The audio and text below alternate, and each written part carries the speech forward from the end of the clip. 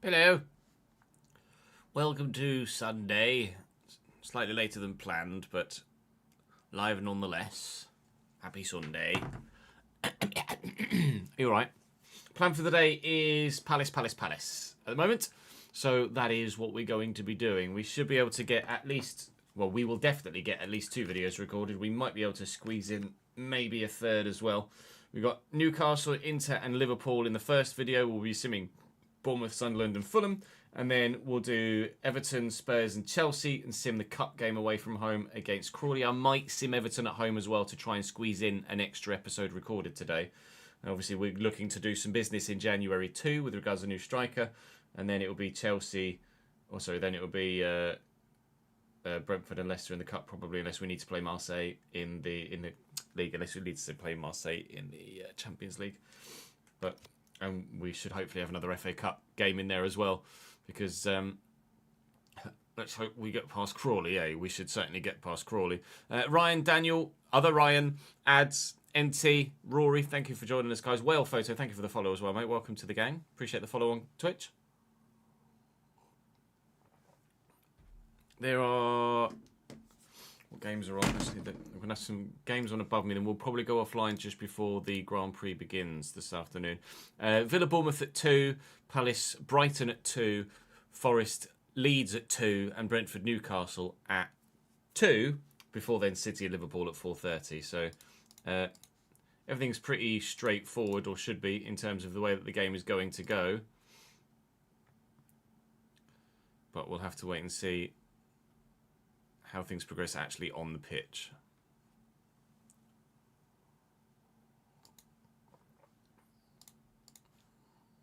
Prediction for the Grand Prix today. I mean, Lando is the in-form guy at the moment, isn't he? But what's the weather supposed to do in Sao Paulo this afternoon? Let's have a look. BBC weather. Sao Paulo, Brazil. So, 40% chance of rain.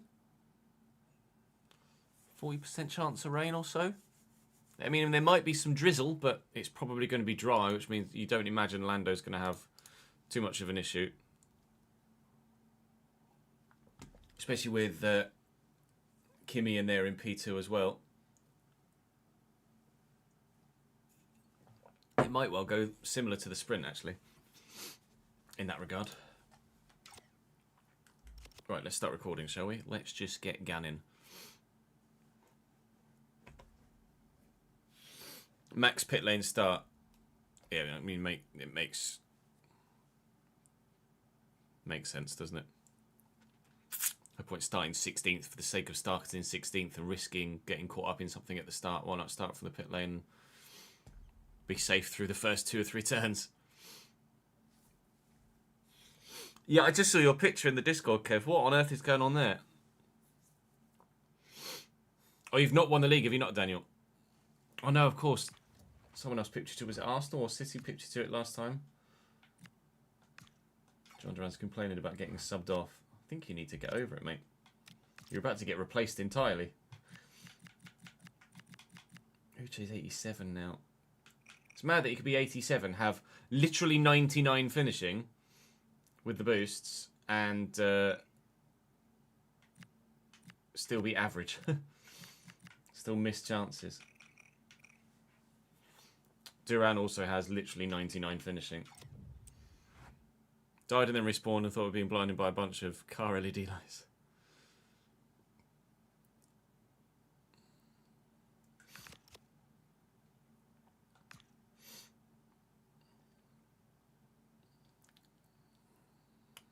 Was a bit bright, yeah. Just a teeny tiny little smidge.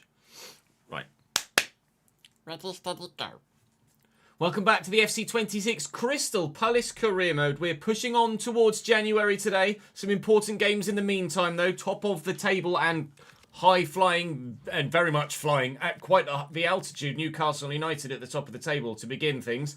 10 wins in their first 14. They've only lost 1 all season so far. We'll aim to try and make that 2, but whether we can or not, obviously, remains to be seen. We've got Liverpool a little bit later on in the episode as well, so things don't necessarily get any easier as we progress through the month of December here. There's also Inter Milan in the Champions League too, so there's that as well. Bournemouth, Sunderland and Fulham will be simmed, and then we'll be into the January transfer window where we will be looking to sell on Uche to raise funds.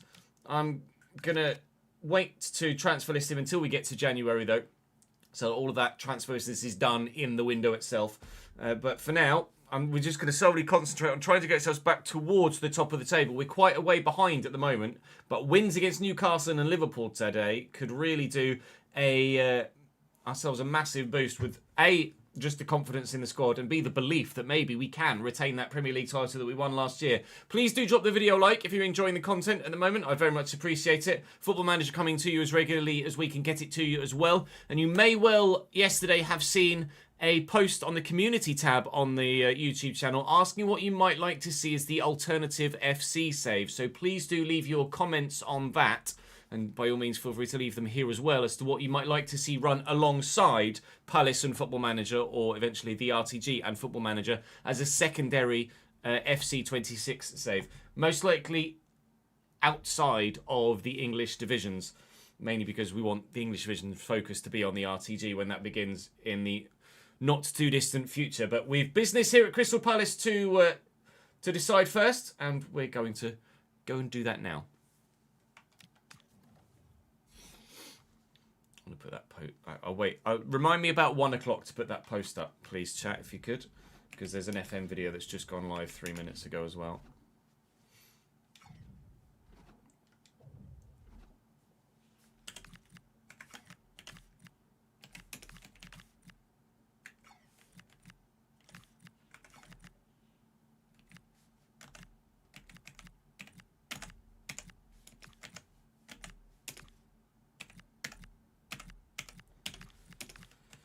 Got there in the end.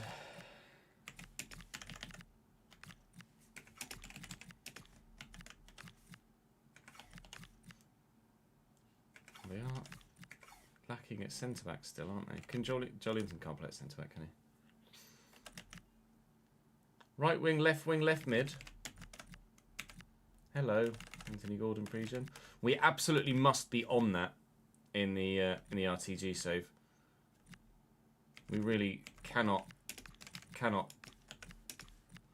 fall off on our attention to detail with regards to the pre-gens. Otherwise, we'll cause ourselves quite the disservice. Amora, Uche, and we'll leave Sarr there. Yeah, go on then. We've got Inter Milan midweek though.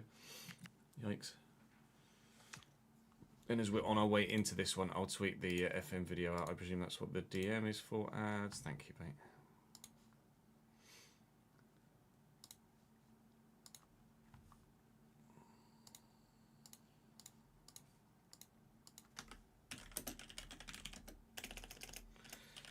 Well, manager video.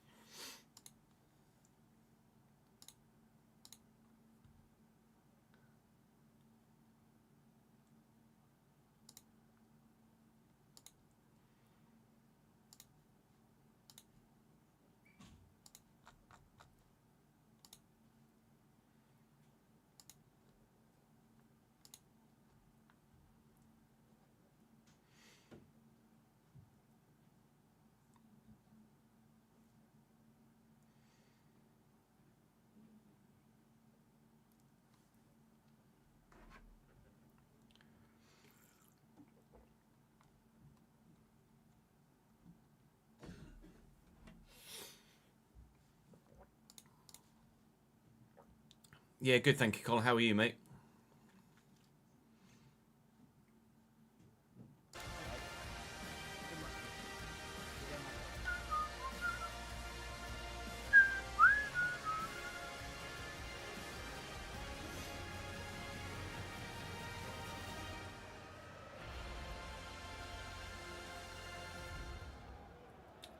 It's a surprise to see Newcastle doing so well, having such an average defence.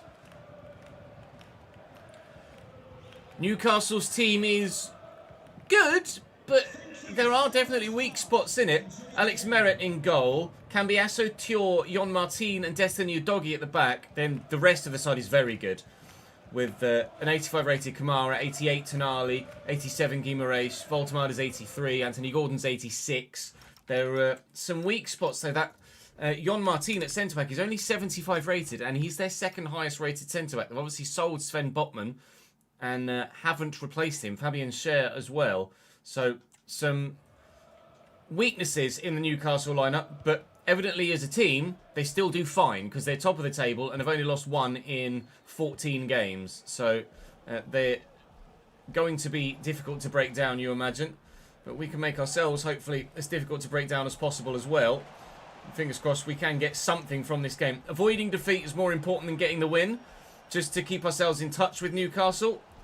But we hope that maybe we might be able to grab the win and that might potentially knock Newcastle's form a little bit and we can get ourselves back into the Premier League title fight.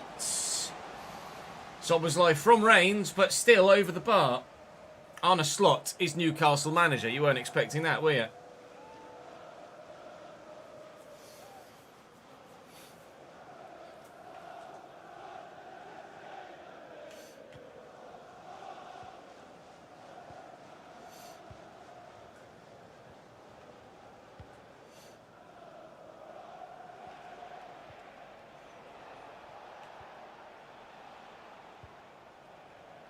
Bruno and Voltemada and Elanga. Bruno to Kamara, forward to Voltemada. He's obviously going to be exceptional with the ball at his feet. He and Anthony Elanga linked up very well there. And Tonali didn't feel like he could get the shot away and ended up going, looking for a teammate. Probably was the right thing to do in that situation, but they haven't still been able to create the chance on goal. Amora is going, but we'll hold off on playing him in yet. We'll play him in now. To be fair to him there, held his line very well with the offside trap, potentially looking to catch him out. She has been vulnerable to thus far this season. And Uche gives us a 1-0 lead. He's 87 rated, Uche, now. He is still very hit and miss, despite the fact with the coaching boosts and form and sharpness, etc., he has 99 finishing. So does John Duran, but you wouldn't really imagine that either of them had a finishing stat that was quite that high, judging by some of the chances they've missed so far this season. But this one's gone into the back of the net, and if he keeps scoring like this, then we should be able to get quite the fee for him when January rolls around.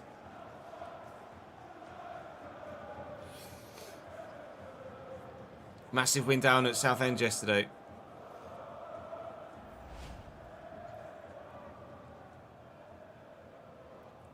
Potentially, yeah. But all you can do is get back up, Kerve. Eddie Howe's at Fulham. He's at Chelsea in this save.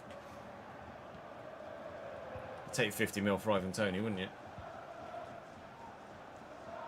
What did Brentford get for Toney? Did he leave on a free? Or did they get a fee? I think they got a fee, didn't they? History beckons, apparently, for Voldemar. That's what they were saying in the top left there, referring to a commentary piece. I'm not sure. I know he was scoring quite a few goals, judging by the... Oh, that was nice. By the graphic we saw in a previous episode, but I don't know as he was scoring that well, was he? It might be if he keeps scoring on average the way that he has been, he might potentially stand a chance of beating a Premier League record, or at least a Premier League under 38 games record. I'm pretty sure Alan Shearer, that might have been at Blackburn actually, scored more goals than the current Mo Salah record for the Premier League, or is it actually Erling Haaland now? It might be Erling Haaland. He's Sandro Tonali, but Dean Henderson is up to the challenge at the moment. We'll check the goal scoring charts after this game to see exactly where Voltemada is, or how many he has scored. Unless, of course, he scores at some point in this game, and then we'll find out with an in-game overlay, won't we? Here's Anthony Elanga now, cutting back, but Danny Slater reads it, and reads it very well indeed. And actually go all the way forward to the striker here, to then hopefully stand the defender up, play Amora in behind, and make the most of this counter-attack. Took a little while to get it under control. We get past Cambiasso. Yes. Deliver the ball. Yes. And straight to the keeper. Well in, Dom. Shoppers like Wharton. Mere? Amora. Mere is the man in goal, says. Shoppers like Sa. I need a right back, really. And he's very reluctant to get forward in that full-back role. Shoppers like, that's gone out. Yeah, all good, thank you, Vince. How are you, mate?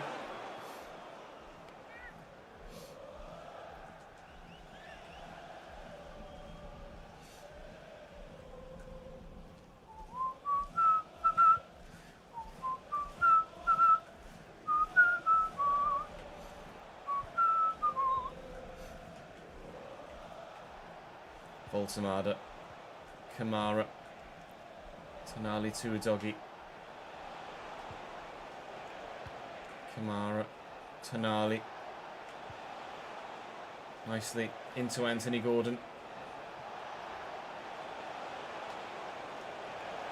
Needs to figure out what he wants to do with it. It was decent. Tonali, Voltamada, well in, Dom. That'll be half time. Got a little bad head, but you're all right. Yeah, feel better soon, pal.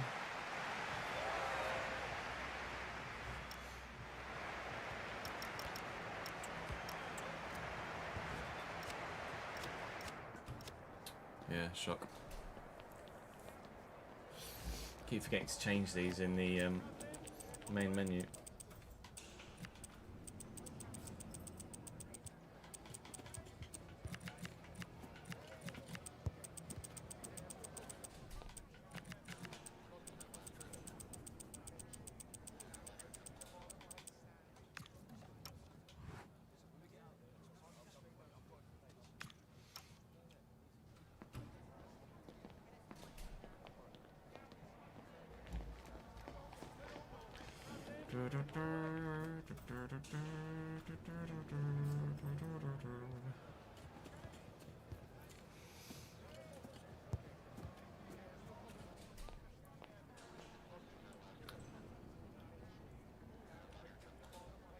You can turn on competitor mode on career mode, Moyes, and get the AI to play like a pro player or an ultimate team.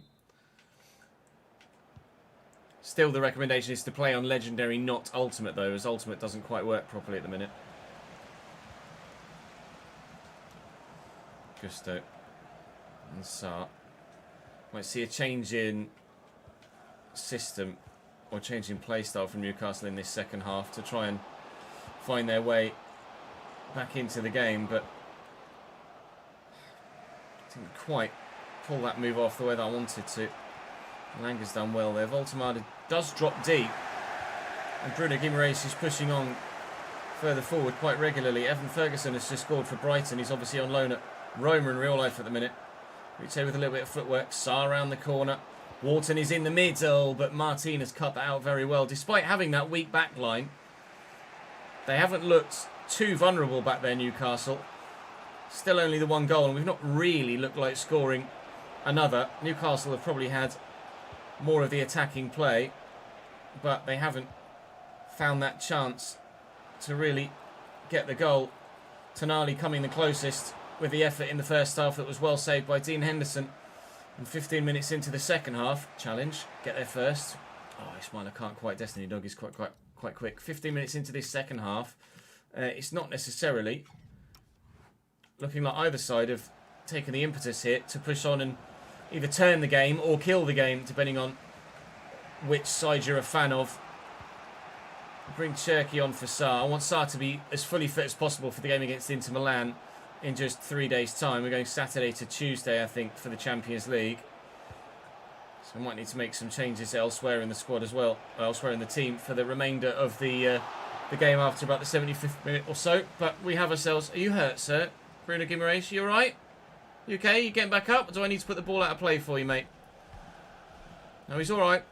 He's okay. I was going to do the sporting thing there, and quite frankly, it would have wasted some time as well, which would be in our favour with the scoreline as it is. We could even make the scoreline a little bit bigger if Amora can find Uche with this ball inside. Then Uche with a first-time finish. Absolutely spoons it. 99 finishing, you say? Bollocks.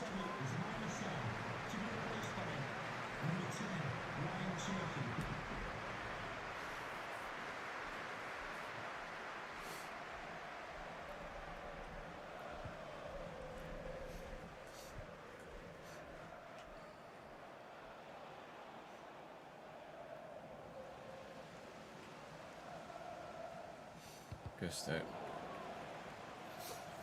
30, 90, 90, 30. Himmers. It's in chat for you there with ads. Who I'm sure very much enjoys using that command. Vivian. Quickly out of Timber's feet. Gusto. Cherky. A bit of a loose touch actually from Cherky there to begin with, but got the ball back. Go on, Ryan. Through the gap. And a first time ball inside. Anuche has spun well. Surely he'll finish it off here. What was it I said earlier?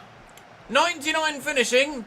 Bollocks. Yeah, not a chance. Again, another wasted effort. And that's why we are selling Cristante Suce in tomorrow's episode.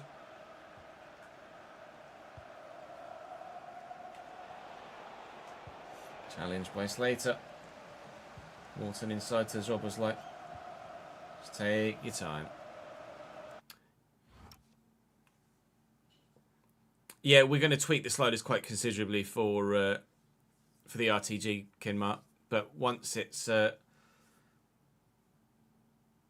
patch in general is definitely a step up. They just need to shoot more.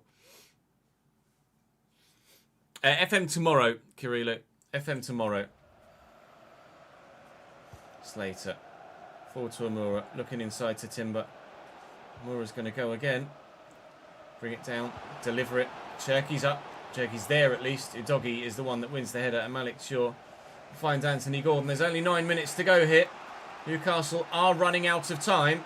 They are headed towards a second defeat of the Premier League season thus far. But there is still time to do something if Anthony Gordon could figure out how to pass football. Sometimes they pass too much. On this occasion, they didn't pass enough. Cherky, well, that is naughty from Destiny Udogi. That is one of those professional fouls that the game has added in this year. That's what we saw a lot of last year, but thankfully we've barely seen any this year. We've seen one professional foul, I think it was in the Valencia save, actually it might have been this save, where a player just kicked out, just with a single leg, just swiped at the heels of a man that was running through. And on that occasion, it was just a straight-up two-footed lunge from Destiny Udogi, who surely will get a yellow card before the end of the game. But there is the end of the game. It should, hopefully the referee will give it to him. But it didn't in the end impact the result. We do give Newcastle their second defeat of the Premier League season. We close the gap on the league leaders. Arsenal draw with Liverpool as well, so we close the gap on a couple of sides above us elsewhere as well. In the Premier League now, we sit... Let's have a quick scrolly up. In the Premier League, we are now 7th and now just 8 points off the top of the table, not the 11 we were previously, and are 5 points off the Champions League spots. It's still quite a way because we've been drawing too many games, haven't we? But it is absolutely recoverable from where we are. Neither ourselves nor Inter Milan have had an amazing start to life in the Champions League phase. We've got 2 wins, 2 draws and a defeat, and Inter have 1 win, 2 draws and 2 defeats. So this is very much whoever loses this game might well be going out of the Champions League this season. This is a biggie.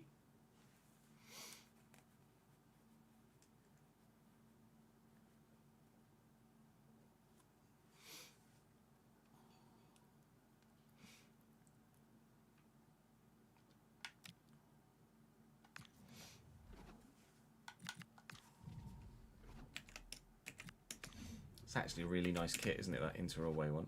What do the rest of the kits look like? Oh, that one's just dead. But that one's nice.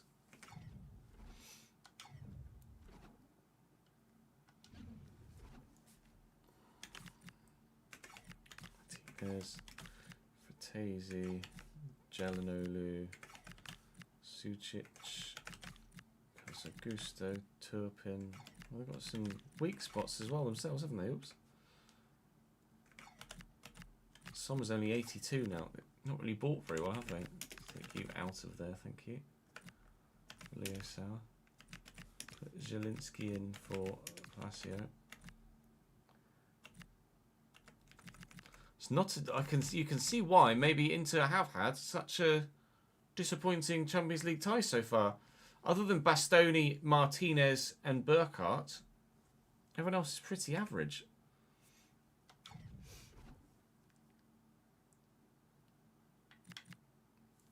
Not bad for an old man gamer, yeah. You better than me, that's for sure. I'm saying bye. Try again, Ben. How did Grimsby do yesterday?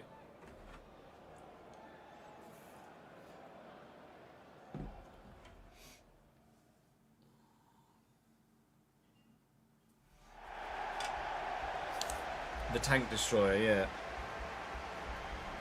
Well, let's do the thingy first.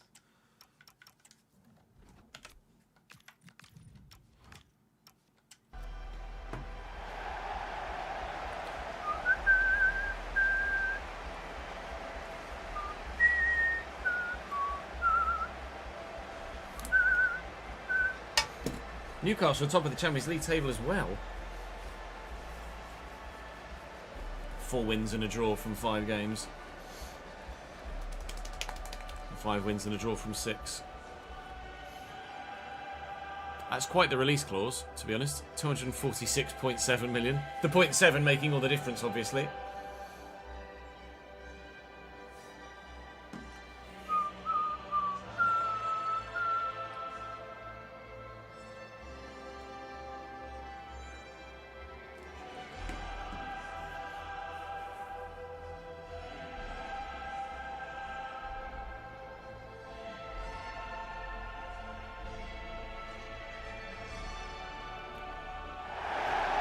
The opportunity to play Battlefield for a little while. Looking forward to playing it again at some point soon, hopefully. Drew 2-2 with Barrow. Not a great result. And you were 2-0 up as well, yikes. 2-0 up after 11 minutes.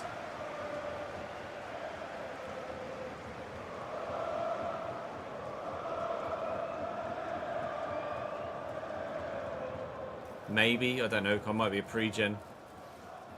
Wouldn't be sure who of though.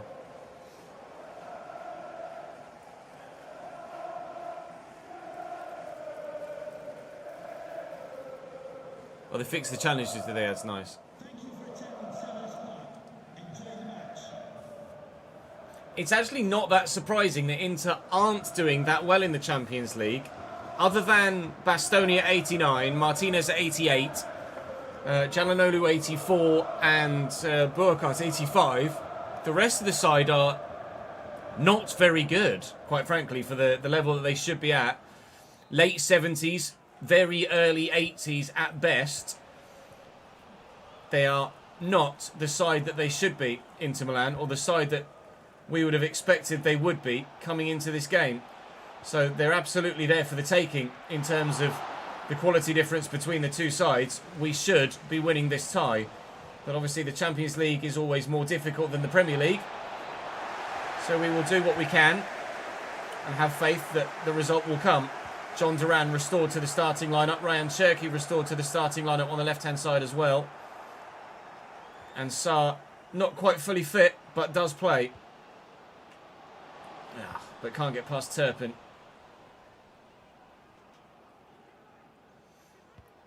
Just double check the settings again. I didn't remember them from game to game. Remember all of them? Yeah.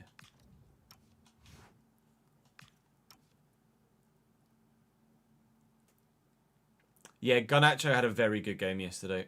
It's not his regular performance level, I don't think, but he did have a very good game yesterday.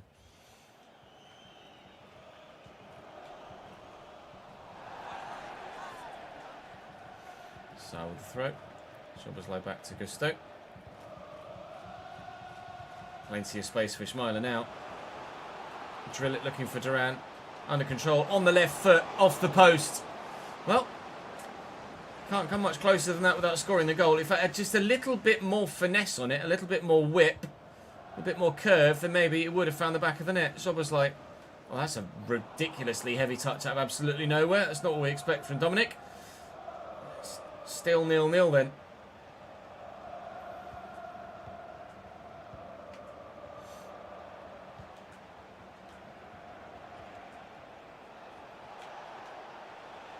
Gusto through the gap to Wharton.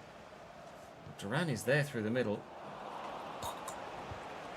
I think exploiting the fullbacks is still probably the way forward against the 5-back, isn't it? Augusto here is one of those two fullback players. We've got Javero, I think it's Javero, Reed on the other side. Not sure of his first name. It's Fratesi though, and Lautaro. And that, through Jonathan Burkhardt, is 1-0 into Milan. The two strikers are their best two players, outside of Bastoni at 89 at the back. And third goal in 4 games in the Champions League for Jonathan. He's rightly keeping Marcus Thuram out of the side here. I mean, I thought Martinez probably should have shot, and if Burkhardt hadn't have scored, I'm sure his teammates would have been furious at Lautaro, but his teammates scored, so everybody's happy. At least everybody that's Italian is happy.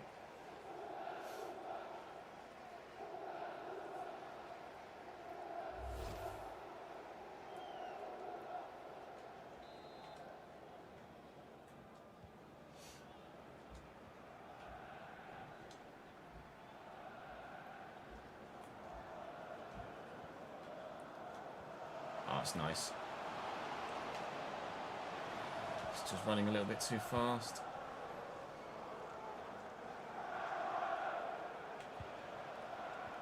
Will in, Dom. Yeah, it's too ambitious.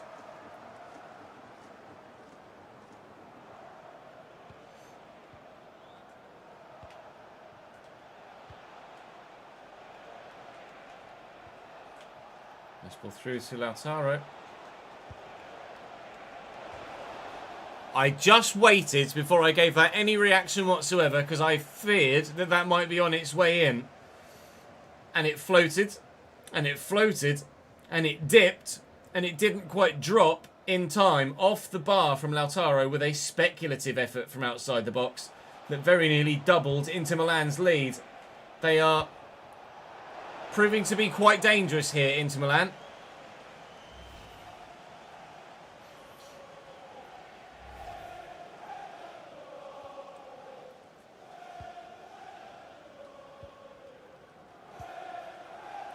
Cherki, Wharton, Duran, through to Cherki.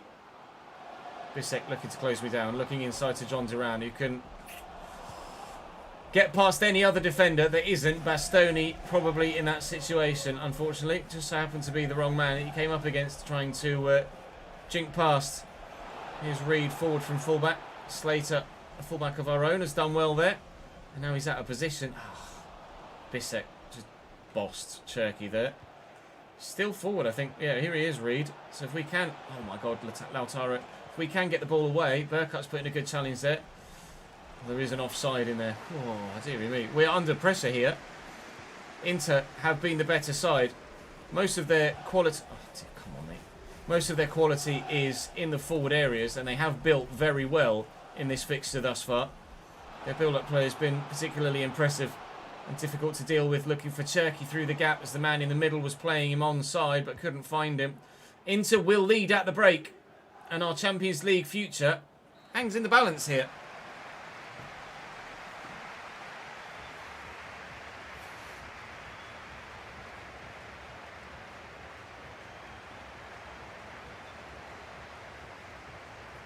Inter playing very well. You can clearly, with just a few slider tweaks, make the AI play better. So I'm looking forward to trying out a few different slider sets for gameplay testing for the RTG.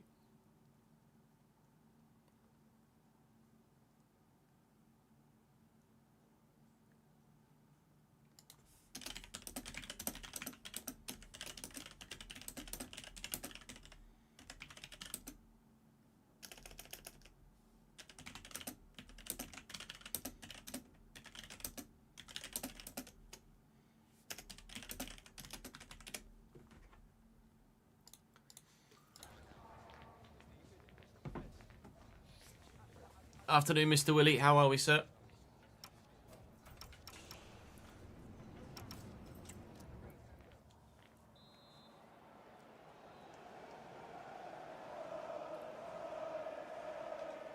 Yeah, it's just brutal, isn't it, Cole? They are ruining so many careers. It's Lautaro. Was picked off well by Timber. Very nearly gave it away immediately again. Oh, stupid heavy touch out of nowhere. Lautaro. And Reed. Lautaro. I want to let the fullbacks for them get forward. Same combination again. Lautaro to Burkhardt. Nearly ended in a goal again. Now I want to let their... Oh, I can't keep it in. I want to let their fullbacks get forward so that we have the opportunity to get in behind... Oh my God, Jonathan. I think that went through his body, but such is the way of things in FC sometimes. So we can make the most of their 5-back being a little bit open, which it is now. But I just can't quite find that one pass I need to fully unlock their defensive unit. The 5-back is still relatively vulnerable if you can find the right passage of play to exploit it. If their fullbacks get forward, you can get in behind. If their fullbacks are very defence-minded and hold position, you can't. Lautaro Martinez apparently can do whatever the hell he wants, and I can't get near him. He's still going here. Finally, we get the ball off him. I can't get the ball away. And Lautaro loses possession once more. Çalhanoğlu, Sucic, Burkhardt. Don't. I don't think that is a genuine penalty, but we will have a look at VAR.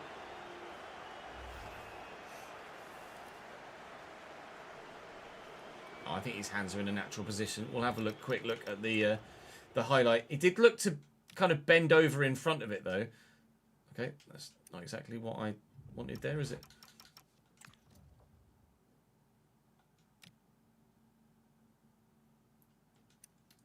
Good. Okay. Thanks for that. Let's try something else then.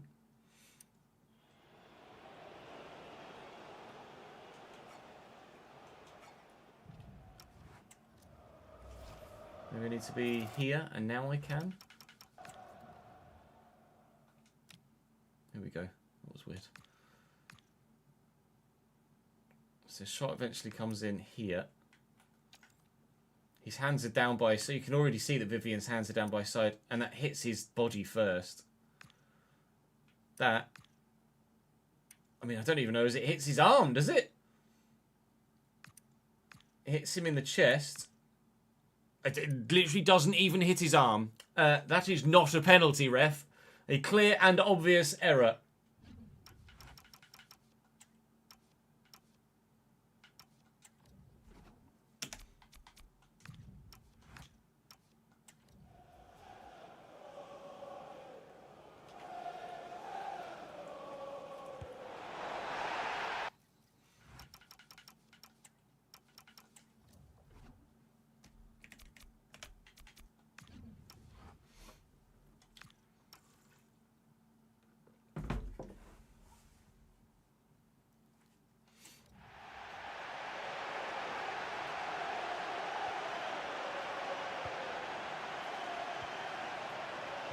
Was like, Sar's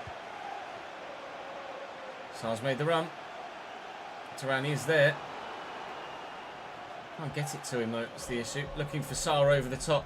Get there, get there, get there, get there, get there. Oh. That's bullshit. I agree. Who do I go to off the bench to change it? That's the question. At the moment, I don't know.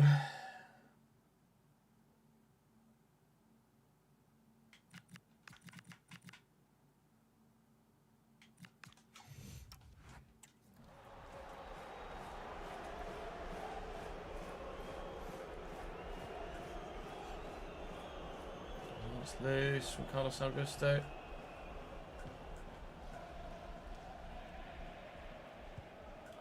Just every pass they play just makes its way through at the minute. One wasn't even close to not making it through. Çalhanoğlu, Lautaro, thank you. Run Ismaila. Oh, that's not a great ball though. We've not been at it. Got the win in the league against a better side, quite frankly. But this has been quite the defensive effort from Inter Milan here. Shows that the 5-back in the right situations now does genuinely work. Monaco 3-0 up against Dinamo Zagreb. Still 1-0 down here. I think a point is probably the best we can hope for at the moment. Oh, I should have played that through the air. But a point keeps our Champions League dreams alive. Obviously, I think we might end up being in a position where I'm going to have to play, save that, one of, if not both, FC Copenhagen and Marseille in the next episode. Duran, Sarri's going, time it right. Doesn't matter whether you time it right or not. If you don't aim it right, ball is released at the right time, but at the wrong angle. That was a really genuine chance there. Again, that was meant for Sarr, and it went towards Duran. Just not getting the luck in this one, it seems. Really not much time left to go at all. And if they grab a second through Burkhardt, with the through ball there, it really would have been toast. Such a bad touch by Malo Gusto. Everybody's bottling it, including me. Burkhardt, Lautaro, post. That's as close as we've come to having the game and the result absolutely sealed and certain. Amura beats Reed. Run. Don't stop running. Just keep running. Run, run, run. Just keep running. All right, sick. I'm going to lose. I'm going to lose at home to Inter Milan here, which, on the face of things, if you were just to look at the result, you'd say, all right, fair enough. If you were to look at the stats, you'd say, all right, fair enough. But the calibre of player, this on paper, this is a game we should have won. And we've not only not won it, we couldn't even take a point. Defeat in the Champions League with 2 games to go in the league phase. I think we're certainly not going to finish top 8 and will be hard pushed at the minute to make it into the top 24.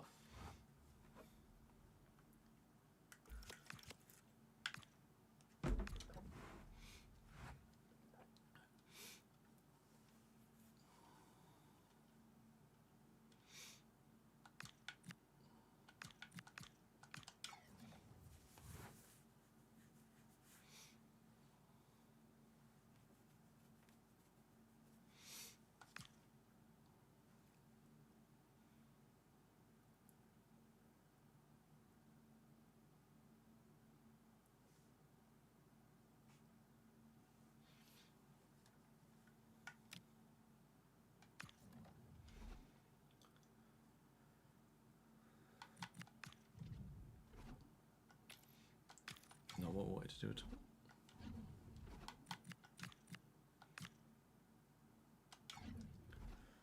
It's Bournemouth next in the Premier League, and with a full strength, Dean Henderson's now 88 rated in goal. With a full strength side, you would imagine the result would go that way. Amora with 2, Slater with 1, and Gusto. So 2 goals from fullbacks in that game. Szoboszlai missed a penalty after Evan Nielsen had equalised for Bournemouth, but a straightforward victory for us. Newcastle beat Liverpool, who are our next opponents here. 2 player roles available. Henderson's now 89 rated. It only just made it to 88. Now he's 89. Go on, Dino. Curtis Jones is not far away from being 84 with regards to the progress bar, but quite clearly a number of weeks away from being 84 rated, unfortunately. It is Liverpool that we face next then. We are 6th in the Premier League. They are 7th, a single point behind us. And the gap still 8 points to the top. 2 points now to the top 4 as other sides start to wobble. Let's beat Liverpool, please. Certainly going to have to play better than we did against Inter if we're to do that.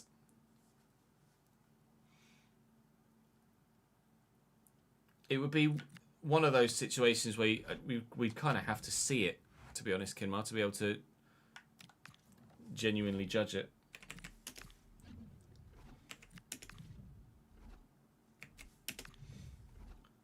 Liverpool's away kit? We can play that one.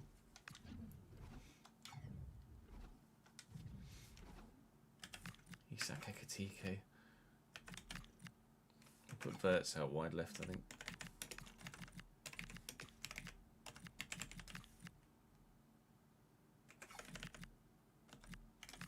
Marco. Kanate. German? Oh, they got Rudiger. It said Rudiger pre-gen. Fucking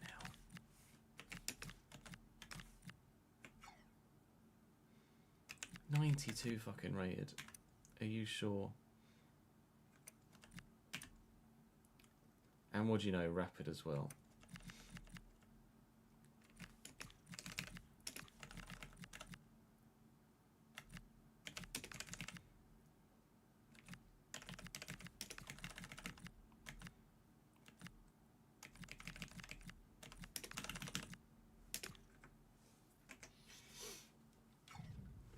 Tomorrow, Ben. FM will be back tomorrow.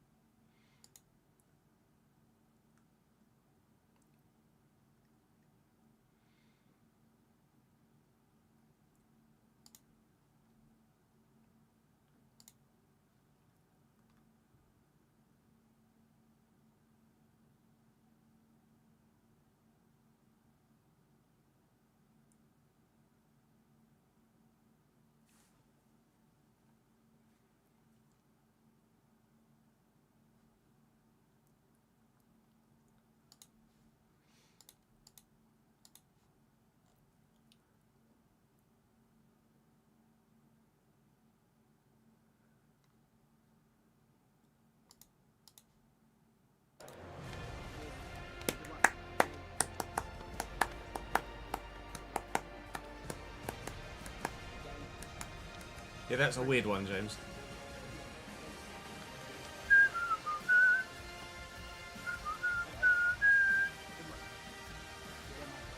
How far through are you in your Chelsea save, Reeps?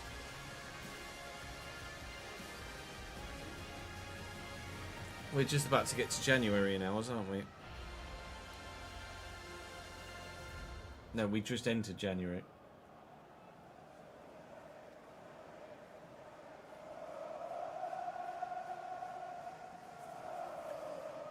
Right, Liverpool right behind us in the league, but they are strong. Mamadishvili, Joe Gomez, Ibrahima Konate and DeMarco. Fisher is a Rudiger regen. Salah McAllister, Klavenberg and 93 rated Verts. Ekatike and Isak up top as a duo. Pretty scary. They've got Enzo Maresca in charge. We have beaten Liverpool in this save a couple of times. We've lost to Liverpool in this save a couple of times. You know which one I'd prefer today.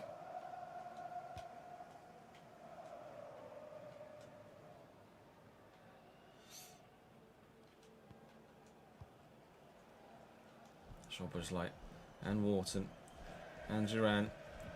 Hit hand, I think it did. You hit my hand, good.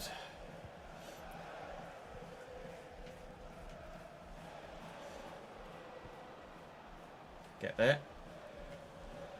Quite so well gotten to. He sat. Oh, blimey. Salah. Salah's on his way out, so to speak. 85 rated in this save at the moment, and still dangerous technically, whilst not having the physical attributes, of course, to match what he's like in real life or previously in his career. We'll take this short to Gravenberg and then get it back again. Liverpool on the attack early doors. I think Liverpool are going to be on the attack for the most of the game, to be quite frank with you. It's going to be another very difficult one. We've had 3 particularly tough games to play in today's episode. Just trying to stay away from those that are around me there with Turkey. We've done well, and Timber will find Turkey again.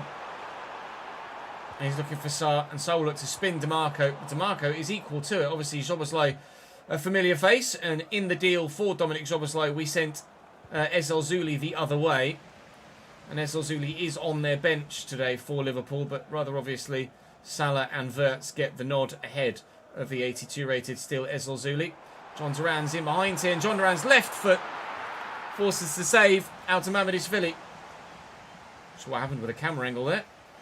Diamande's up with a header. Can we keep that in play? No. Can we get to the loose ball? No. And we certainly won't be scoring yet.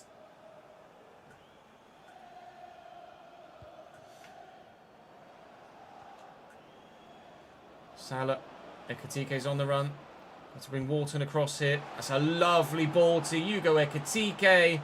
And Vivian stands him up well. That was supposed to go all the way to the front line. It didn't. Hasn't cost me, thankfully. Duran. Oi, oi, oi. Salah. Done me. Ekatike. Decent save. I'm finding it really tough today. Results and performances along with them aren't coming. Yeah, Sunderland are ridiculous at the minute.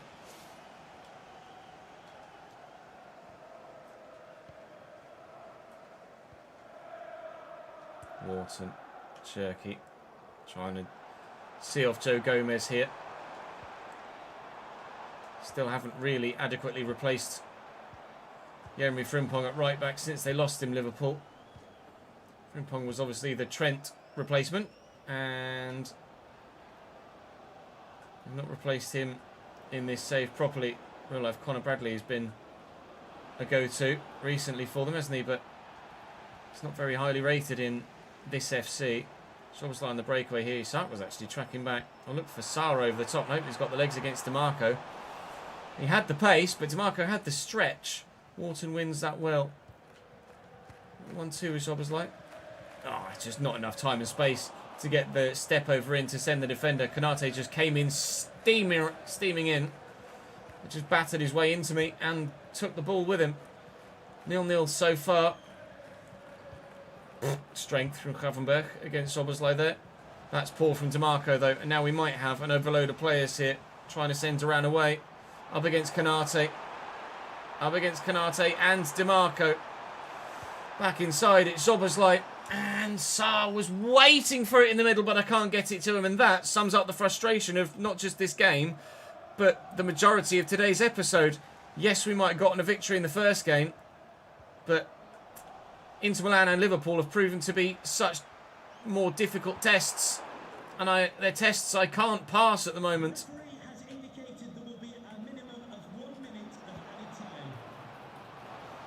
Danny, stop playing everybody on side, please, Mr. Slater. Isak, Wirtz, Henderson with a save, and away.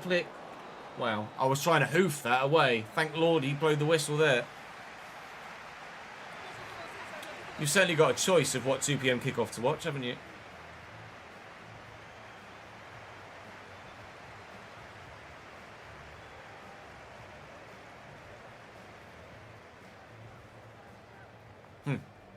Nice try, Star.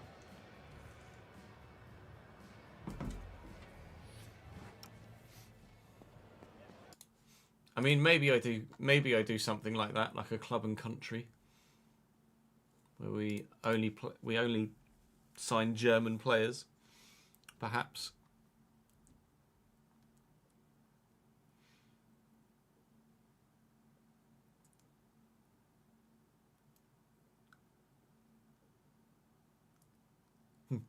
You can indeed. And I don't doubt it will be the last time. Won't be the last time. In fact, I was going to put out a community post at the top of the hour, wasn't I? So let's just do it now.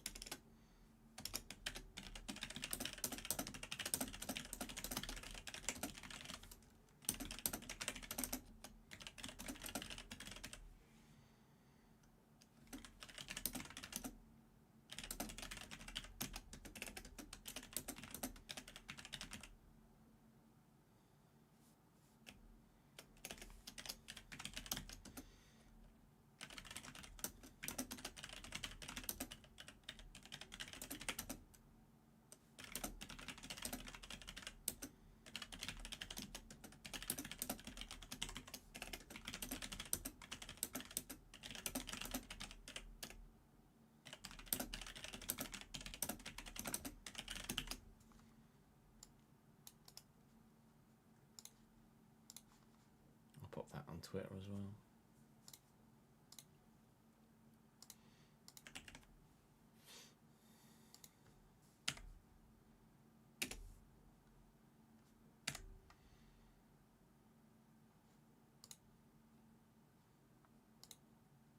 Oh, it's just a wall of text. That's not translated well at all.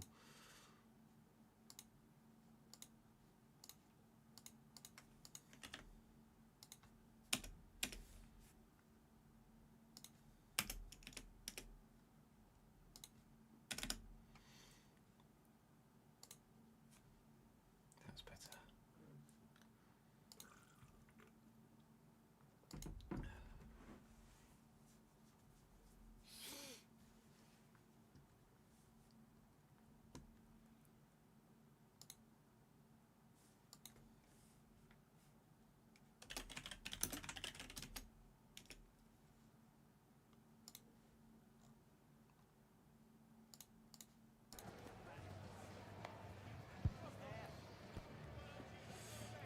We could use mods for Italy.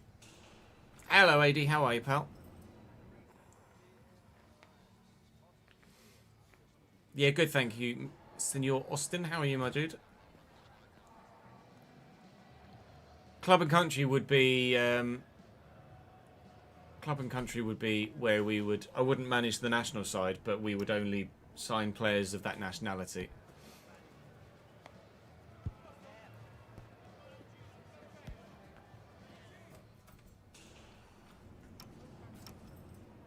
I wouldn't. Yeah, I would. It would be club and country in a sense that it would be only signing players from that nationality. I wouldn't be looking to utilise the national side. 5 minutes, bloody hell! Go on, lads. That's great, Eddie. Was the info accurate enough for you? It was actually there was a wider because international football was just boring. No one actually genuinely cares about international football in FC.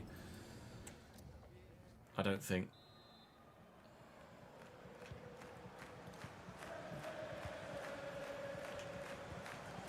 Nice interception at the beginning of the half. Liverpool giving the ball away. Is that a sign of weakness here in this second half? That maybe there might be a way through for us. We'll try and pin them in here.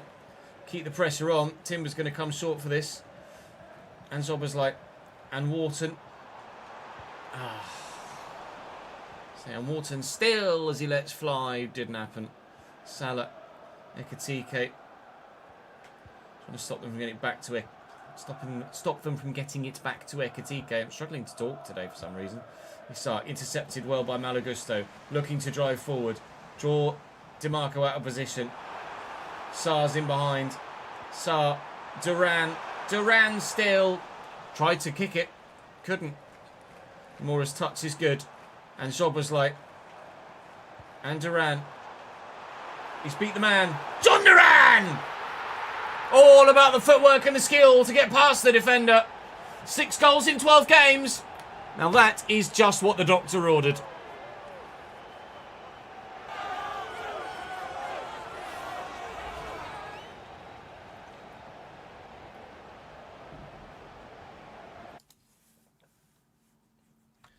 Oh yeah, I forgot that it does that.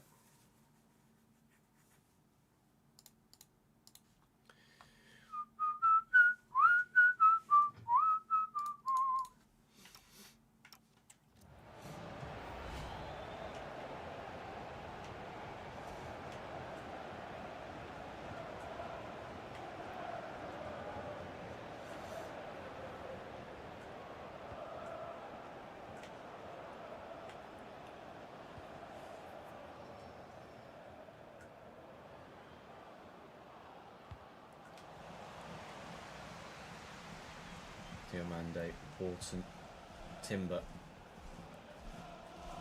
Szoboszlai to Malagusto. Sarr, Duran. Go on, Ismaila. Can I squeeze it through a gap? I'm not confident enough to. I can get it through that one. Ha ha! Back.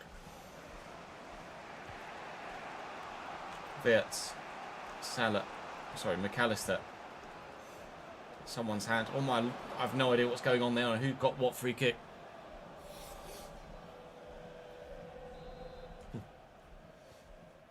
What did you put, Daniel? Slater, Wharton, Cherky. Oh, he's caught on it by Fisher before he could get the pass away. McAllister. Find Ekitike here. He's just used the exact same skill move that got me the goal to get past me. Salah, Ekitike, Dino. To the rescue once more. Excellent work by Liverpool in the breakaway counter-attack. But thankfully, having an... Oh my God! Deary me, having an 89 rated goalkeeper makes a difference. Corner comes in. Ekitike's up. Sometimes you need an 88 rated CDM centre mid as well on the line to clear it when the goalkeeper can't get near it.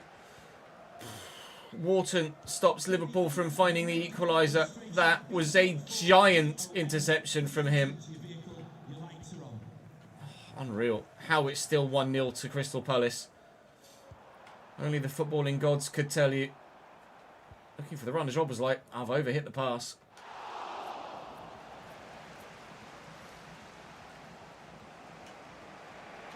That's with a very heavy touch. Looking for Sarr. It's tried to play it to Zoboslai and messed it up. Wharton turning away from the couple of men that were around him. Hit. Salah. Do I chop him? Do I not? Worried that if I go for a physical challenge, he'll just dribble around me. Ekitike tried to squeeze it to Isak. No, Isak's there. It's not sure who it is actually that's further forward there. Ekitike's done me twice. Isak. Diamande's too strong. Oh, holy moly. I think it's just a case of hang on now. I hadn't even noticed the in-game time. 86th minute. Let's just see it through, please, gents, from here. Be a massively important 1-0 win. Things in the Champions League are going indifferently for us.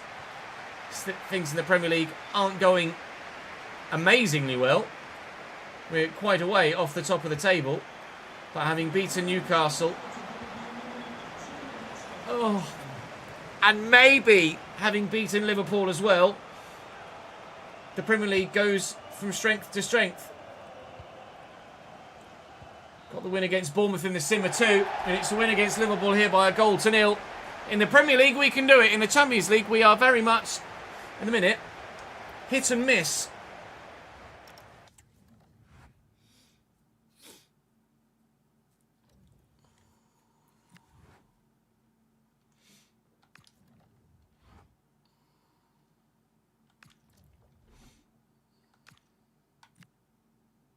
What are you currently on? 34. 70?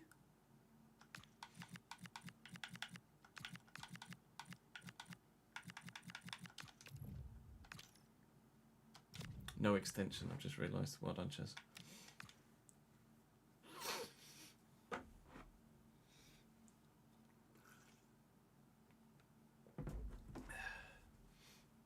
It'll be the realistic RTG with Cambridge start.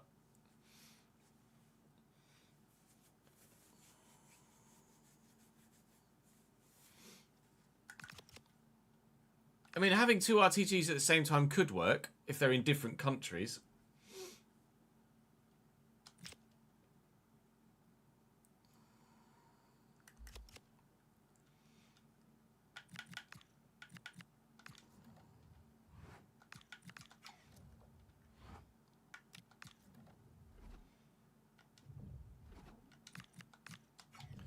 Amura's come to me and asked to play here against Sunderland, and I'm quite happy to pop him into the starting lineup. Might even throw an 87 rated Uche in up top ahead of John Duran to try and get him in the shot window a little bit more. It's a narrow 2-1 win, but Uche did get the first goal of the game.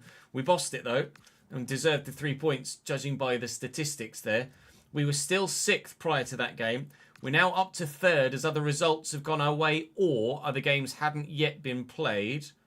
We are genuinely up to 3rd. Yeah, other games have been playing. Arsenal have had a little bit of a wobble of their own.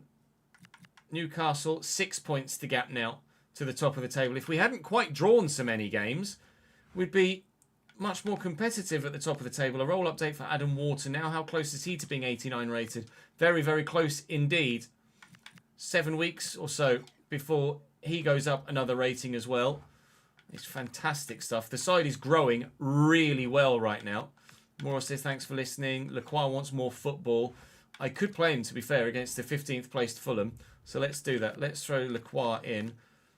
And we'll throw Amora on the right as Sar's slightly tired. And we certainly still should be good enough to get a result here at home against Fulham as well. But we don't. It's only a draw. And it's only a draw thanks to young Reed off the bench. Kevin gave them an early lead. Newcastle win 4-3 against Wolves. Arsenal drawing with City's good news for us. Two sides around us taking points off each other. But unfortunately, we've just taken points off ourselves by only drawing that game against a lowly Fulham. So we're exactly halfway through the league season now. And I think actually Arsenal had a game. Was it Arsenal? No, Villa had a game in hand. So we're exactly halfway through the league season. Gap at the top has now opened back out to 8 points. And it's 7 points from first to second. Newcastle is absolutely the title favourite right now, isn't it? Chelsea, Manchester City, ourselves and Arsenal all within 1 point of each other, sharing 36 and 35 after 19 games apiece. It will take a turnaround at the top, but it is doable. We will try and retain our Premier League title if we can. In the Champions League, we've dropped to 21st, which is still good enough to get through to the playoff round. But we're going to have to make sure that we pick up some results. So, against FC Copenhagen and Olympique Marseille, we will need to do something in the next episode. But we will also be doing something in the transfer window in the next episode. We're going to be selling Christian Tsuche. We're going to be hopefully buying a very good striker as his replacement. I've only got 27 million in my transfer budget at the minute. But Uche is valued at 86 million. And we certainly will get a decent fee for him, hopefully over 100, which means I could sign someone else for hopefully over 100. It's going to be probably the only deal we do, but it might be the deal that decides how well we finish in all competitions this season. So don't miss January's episode tomorrow. Do check that community post that went live on the YouTube channel yesterday. I'd very much like your feedback on that, please, if you could. But for now, that's all for me. Drop the video a like, subscribe to the channel. Come and join me on stream here on YouTube or on Kick or Twitch. And I'll see you next time. Right, don't go anywhere, lads, because we're obviously still going to be recording some more content today. There's Palace 3. I want to say episode 9, actually. It might even be episode 10, but I think it's episode 9. I can delete those FM videos.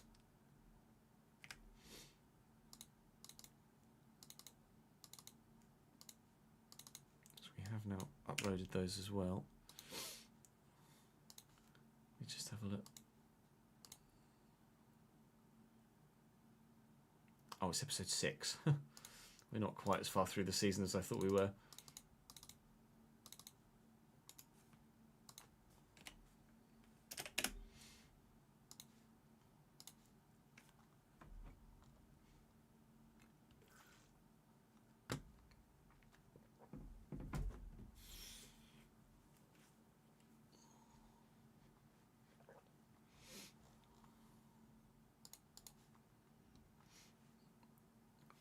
There's a community post up at the minute, and I have posted on Twitter as well.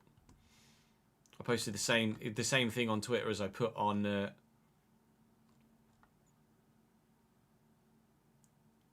YouTube. And so far, 1, 2, 3, 4, 5 replies on Twitter, all saying Journeyman.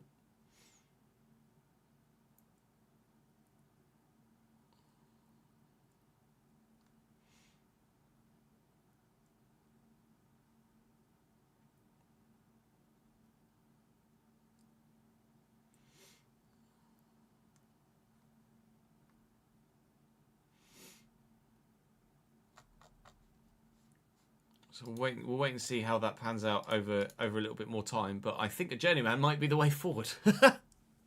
I'm just going to go and have a toilet break, lads. I'm going to make some food as well. So do feel free to go and have a toilet break and a snack break of your own. And I'll be back in 5 to 10 minutes.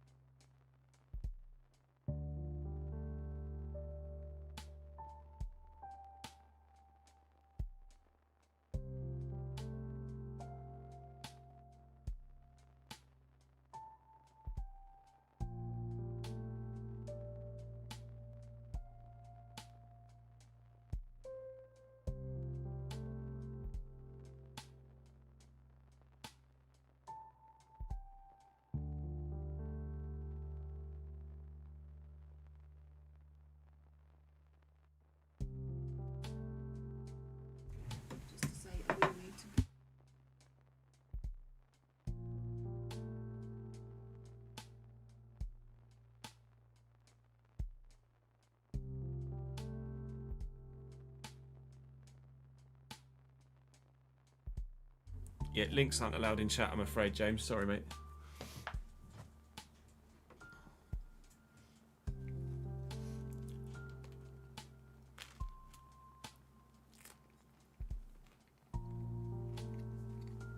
Yeah, well enough to be back at work today, Ben, with regards to your previous question. Yeah, a double RTG could become boring. That would be the fear, Diabolo. Thank you for the follow, Glock. So we'll just Journeyman seems to be the most popular. It's just a case of where you start and what we do with it.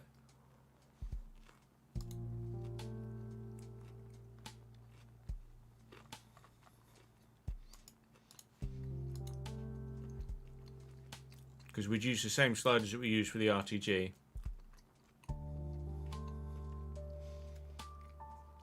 To make it difficult and genuinely have a risk of getting sacked at every club we're at.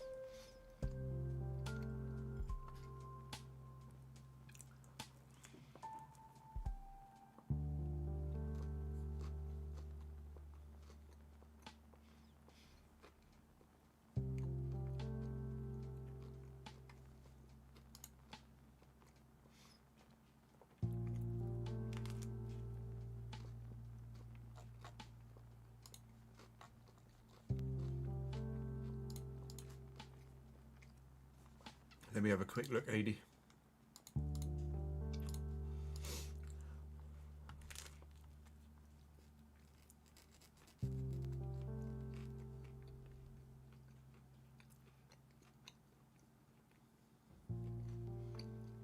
Oh, yeah, I'll check my calendar and we'll sort something out for sure.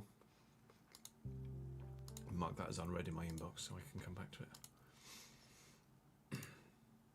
I'll have a look I'll check my calendar whilst I'm editing tonight.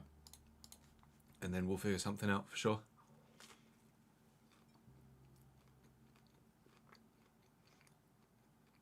Oh, today's the last fixture in the. So is the type? I presume the title's already decided. Is it, Daniel, or is it still open for? Let's have a look. It's Allsvenskan, isn't it? Or Allsvenskan. Oh, Mjolby won the title ages ago.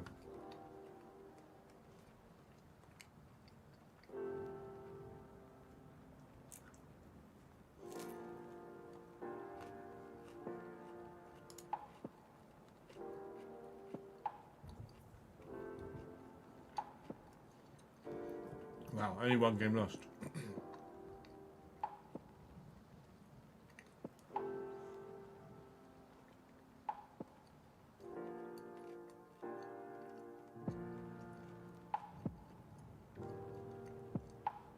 Who's... I don't know who... I recognise the badge. Oh, Göteborg's. Göteborg's Atleti. There's an IF... Yeah, I was going to say there's an IFK Göteborg, isn't there? I recognise that name.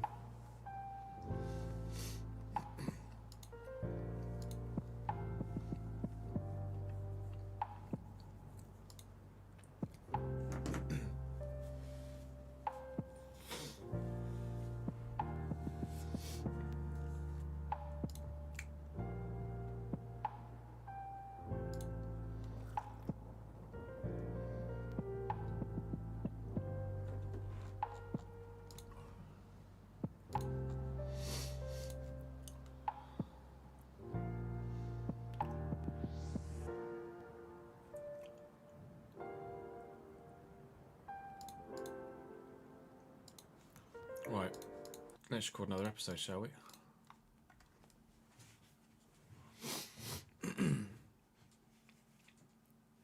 Hey Kazoo, thank you for the follow, mate. Oh, I was only on pole for the sprint because it was reverse championship, Kazoo.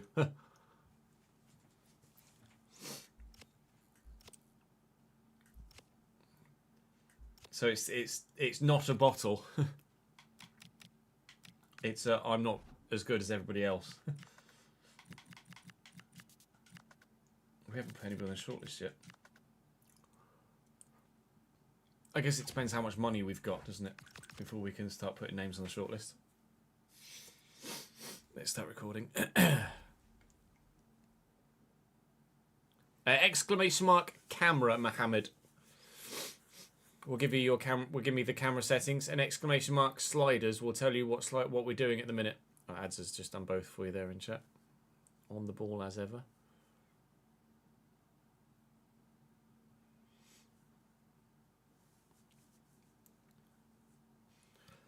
Welcome back to Crystal Palace. Welcome to the January transfer window. Our league position has improved. Our Champions League position has worsened. And we've a very busy month of January ahead of us on the pitch. Off the pitch, we're looking to sell Cristantis Uche to try and find, hopefully, the clinical striker to lead us to Champions League glory. We need to turn around our form and then go up a few gears in European competition this year. We obviously lost to the Conference League final in a previous season, so we'd very much like to go a little bit better this year in the Champions League if we can.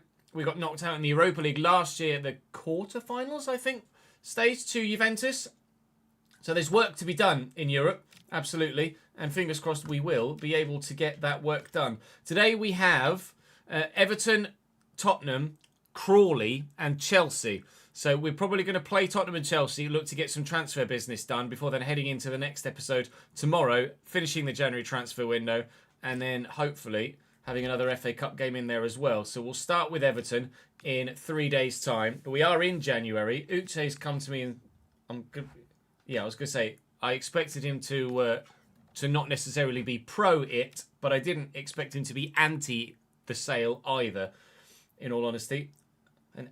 We are on January the 1st now. No bids for him yet, but to be honest, I didn't expect them to come in the immediate moment we put him on the transfer list. We should be able to get a win against Everton, though, and we do quite convincingly. Szoboszlai with a hat-trick. Go on, Dom. From midfield. What a signing he's been, by the way. If we can have a signing at striker be as influential as Dominik Szoboszlai has been, then we will be very, very happy indeed. I might be not quite so happy to sell Uche to Chelsea, quite frankly. And if he is to go there, they are going to have to pay a premium fee because I would rather sell Uche abroad so that he doesn't necessarily come back to bite me. But yes, I know Kepa's contract is expiring. It's fine. Actually, if I do this, and then I can just dismiss renewal, and then I won't get the notification about it anymore. So what have they bid for Uche? Okay, Esteval, who's valued at 65.5 plus 6 million. Now, my chief executive reckons that we could get considerably over 100 million for him. And because it's Chelsea, I'm just going to reject that outright. Like I say, I'm not necessarily wanting to sell him to someone else in the Premier League. As now Newcastle come in with 55 million plus Ilanga. Again, I'm going to reject. We're looking to sell him abroad if we can. Now, Tottenham have come in to bid for him. Well, he's clearly popular with Premier League sides. 114 million they've bid. Again, I'll reject. We're continually hoping to be able to sell him to someone abroad. But at the minute, nobody in a foreign land is wanting to take the punt. At the moment, Tottenham are our next played opponents. And basically, Uche is going to go and start against them now and maybe show them exactly why I'm not wanting to sell him to a domestic rival. Although, at the same time, he's so inconsistent for me, maybe I could sell him to a domestic rival, and actually it wouldn't cause us that much concern at all. Regardless, Tottenham to come next. Do please drop the video a like if you're enjoying the save. Of course, make sure you're subscribed to the channel so you don't miss out on anything else on the channel, whether that be this save, Football Manager, or the next saves plural, RTG to follow this, probably Journeyman to follow the Valencia save here on the channel. Come and join me on stream as well. Links in the description to Twitch and to Kick. Stream here on YouTube as well, obviously. And let's go and play Spurs. Realistic RTG will be Cambridge this year, Josh.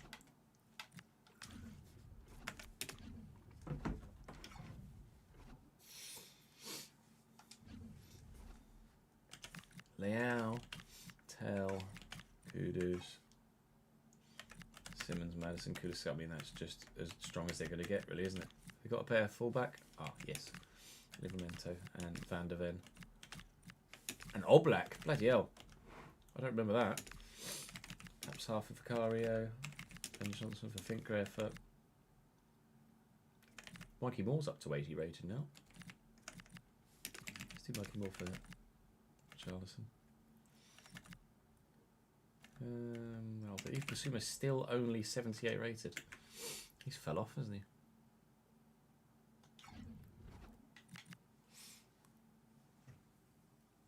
I have no idea where I'll be looking to start the journeyman, quite frankly, Taps.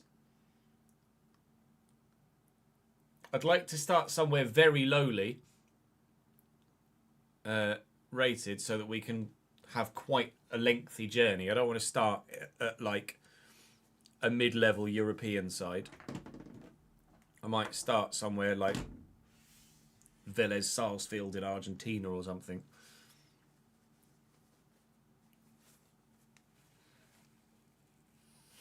But we can put that to a vote.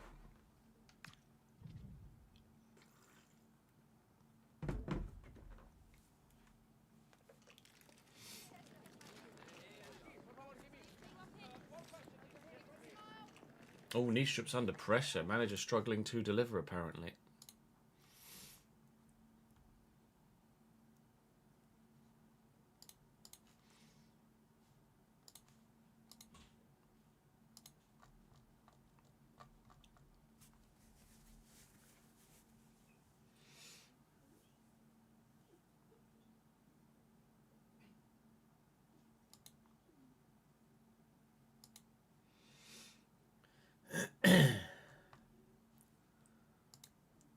I wouldn't. Where would you guys? Like last year, we started the journeyman. We did the journeyman on the second channel last year, didn't we? We started that in Australia. I don't know as I'll be looking to do that this year. Start quite so far afield.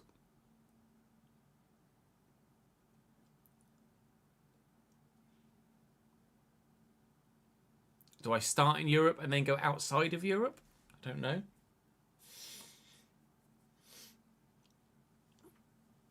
Do I start outside of Europe and then come to Europe? I don't know. We don't rightly know what to do. Tottenham Hotspur are decent. Apparently the manager is under pressure, but they are doing all right in the league. Jan Oblak in goal for them. Wesley, Simakan, Van der Ven and Tino Livramento. Kulusevski and Madison in a deeper role with... Well, deeper. 2 centre mid roles with Xavi Simons at a cam. It's a 4-3-3 attack, basically, for them. They are very good. And this is going to be a real test. A lot of games against the big sides and now genuine, really difficult tests since the gameplay patch, which is refreshing. And we'll have a full test of gameplay and find a proper custom slider set for the RTG and the Journeyman when they both begin. But for the time being, we're sticking to relatively basic sliders for the rest of this season and save. So hopefully the challenge is still there for the full year, which it has been so far this season. But we can overcome the challenge and still win something. Most notably, hopefully, the Champions League. Amura delivering it, looking for Uche, trying to flick it back, can't get there. Wesley gets to that, try and keep the pressure on if we can get to that first with Slater, which we can't. Matthijs Tel has absolutely dominated him in the air, but he is twice the size. Tiny Danny Slater isn't the biggest of players, is he? Hudson-Odoi's just scored for Forest, but then 1-0 up against Villa, but it's not necessarily Aston Villa that we're that bothered about when it comes to finding out about other results. It's the big boys, the usual candidates are those at the top end of the table. Szoboszlai apparently the player to watch. Well, yeah, after a hat-trick in his last game. No surprise there, really, is it? And Ismail Assar's in behind here. Can we tuck this back here to Uche? Should have gone for a first-time shot. I delayed with my inputs, and as such, we haven't taken a 1-0 lead.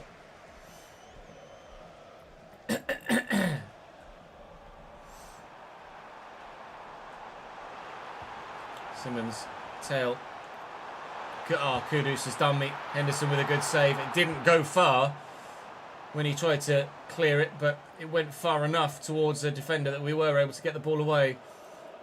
I think it's Maddison's gone down there. No, it might be it's Van der Ven, I think. It's gone down, and he's in quite some discomfort, and he's going to have to come off here. I can't say as I'm unhappy about that, but I never aimed to injure anyone. It was just a genuine 50-50 aerial challenge for the ball, but the Dutchman has very much come off worse there. That looks rather painful, actually, as he fell awkwardly.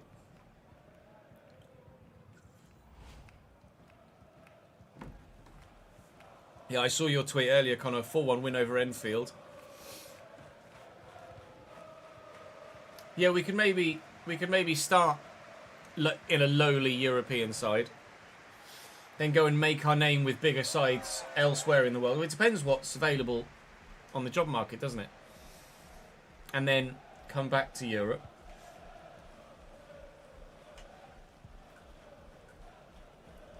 Simakan, Maddison, and Danso.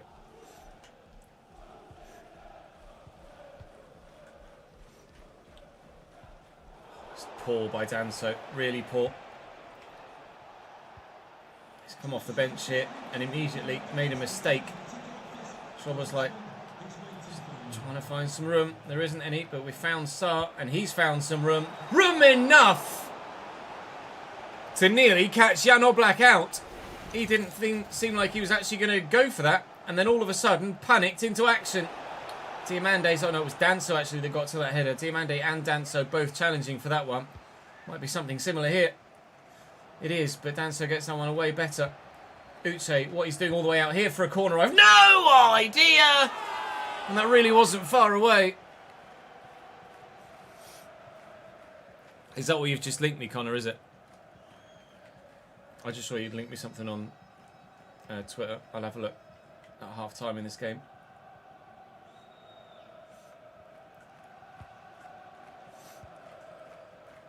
Simakan and Kudus into Matthijs Tel. That's poorly given away. Let's wait for Moura to be back on side. Walton caught on it as we're trying to turn and find some room to find a pass. And Matthijs Tel down the line now to Mohamed Kudus, who at pace is causing us problems. Tel with a good turn. Simmons! Henderson saves. Again, it doesn't go far. And the ref's given a pen, I think. No, he's given a free kick going the other way. I heard the cheers from the crowd and thought that he's given a pen. He hasn't. He gave a free kick the other way. Thank the Lord. Oh, nearly. Simmons. It's a no through ball. Tel. They're overdoing it a little bit. Spurs. Simakan's header's not great. There's just no room. There's no room in midfield to slot a through ball into any sort of channel at the minute when they've got a full roster of people back. But we've caught them on the counter here and they don't have a full amount of people back. And Uche's held off the defender. And Kevin Danso has had an absolute nightmare since coming on for an injured Van der Ven. He cannot deal with us whatsoever. Kevin Danso is not up to the pace of the game, whereas his teammates are. But he's the weak link, and the weak link has broken.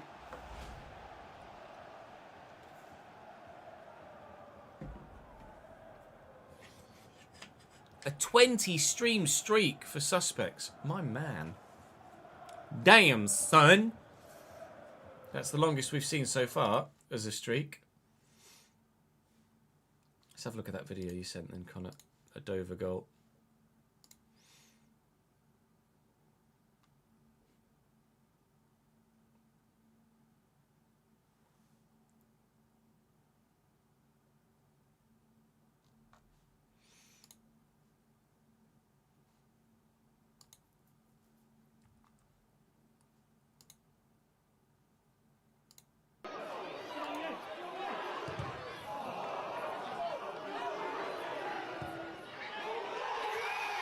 Yeah, that's decent.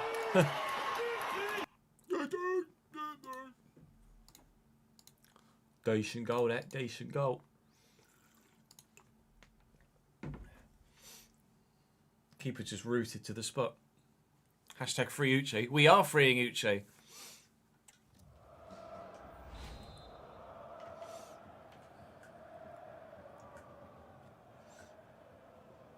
The fourth official has indicated there will be a minimum of 2 minutes of added time.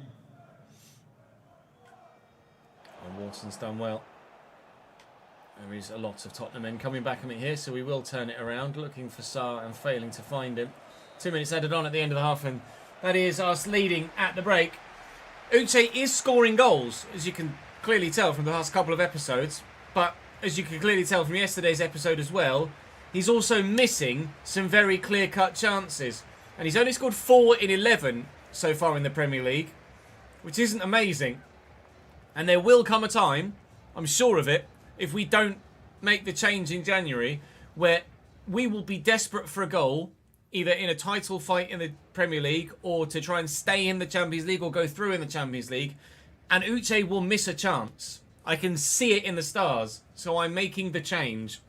Even though, yes, he's picked up a couple of goals recently, it is still, I feel, the right thing to do to move him on and bring in someone else who's going to be more clinical.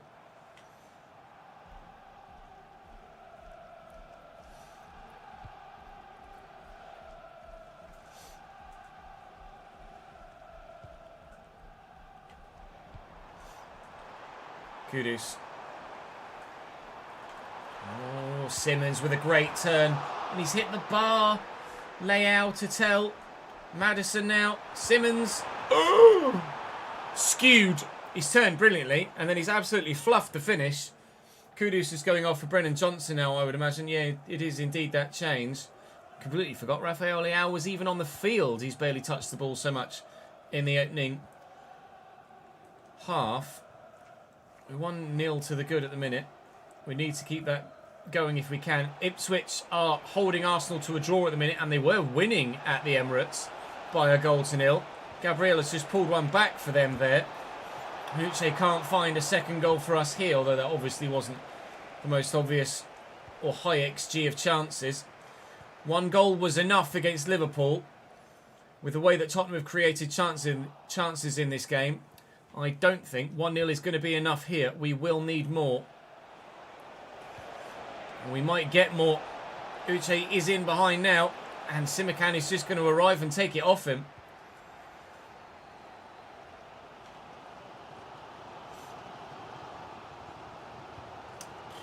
Alright, Rafa. Chill, mate. Vivian in the way. Vivian not in the way. Leao bags. Told you one wasn't going to be enough. It didn't take long for that premonition to come true. Tottenham 1, Crystal Palace 1, and Rafael Leao equalises for his team. Judging by the response to my question so far, Grace, it looks likely, yes.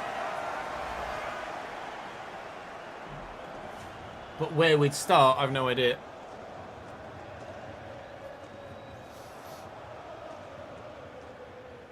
Where are you managing at the minute, suspects? Glad you're enjoying the game, though.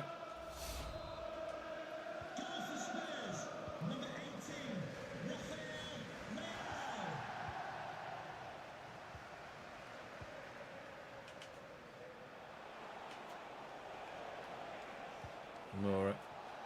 Wharton. Oh, that's poor.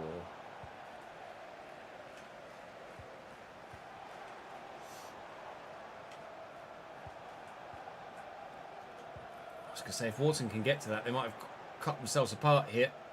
Uche. Please be onside. Please be onside. Fucking hell.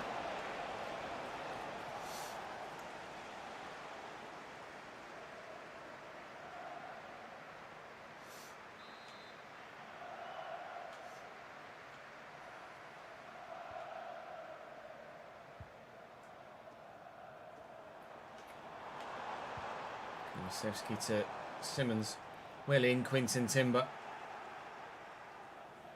He's done really well. Looking for Wharton. He will look for Amora. Soft fucking side again. Right, enough. Amora, I don't care if Cherky's more fatigued. Amora's coming off. He just needs to be onside more regularly, please. There's a reason Turkey starts ahead of you, mate, and it's because of that.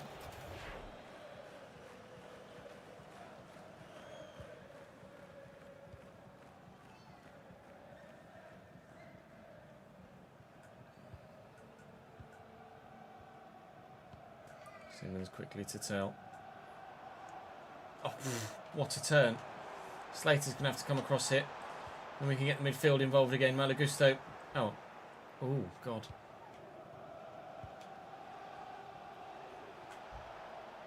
Gusto. Through the gap. Sarr. Can we leave Livramento behind? The answer is rather firmly no. No, we cannot. Well in. Zobra's like Uche. Can he isolate Danso again? No. Tottenham's backline have been so much more solid in the second half.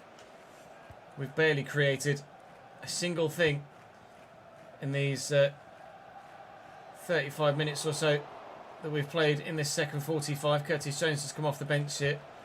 Uche into Zobra's like, who has Sarr down the line.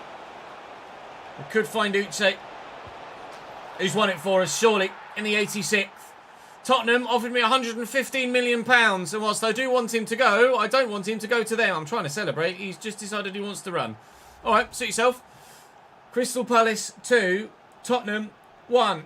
That might be game.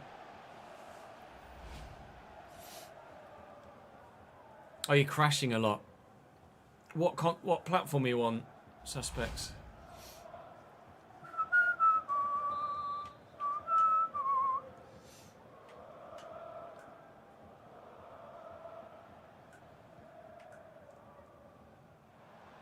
Pat.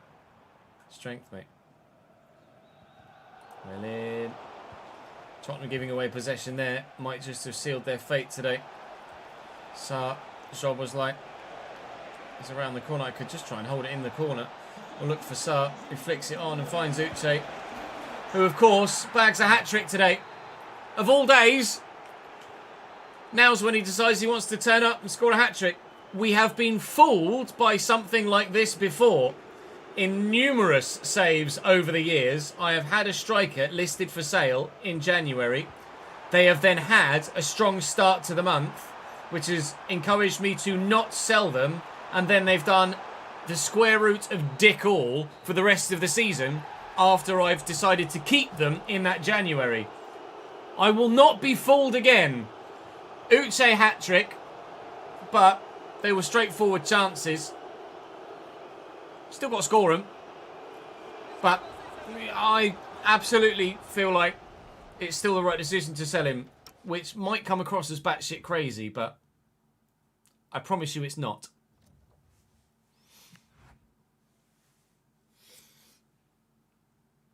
Oh, you're on Xbox, yeah. Console version is very heavily balked at the minute.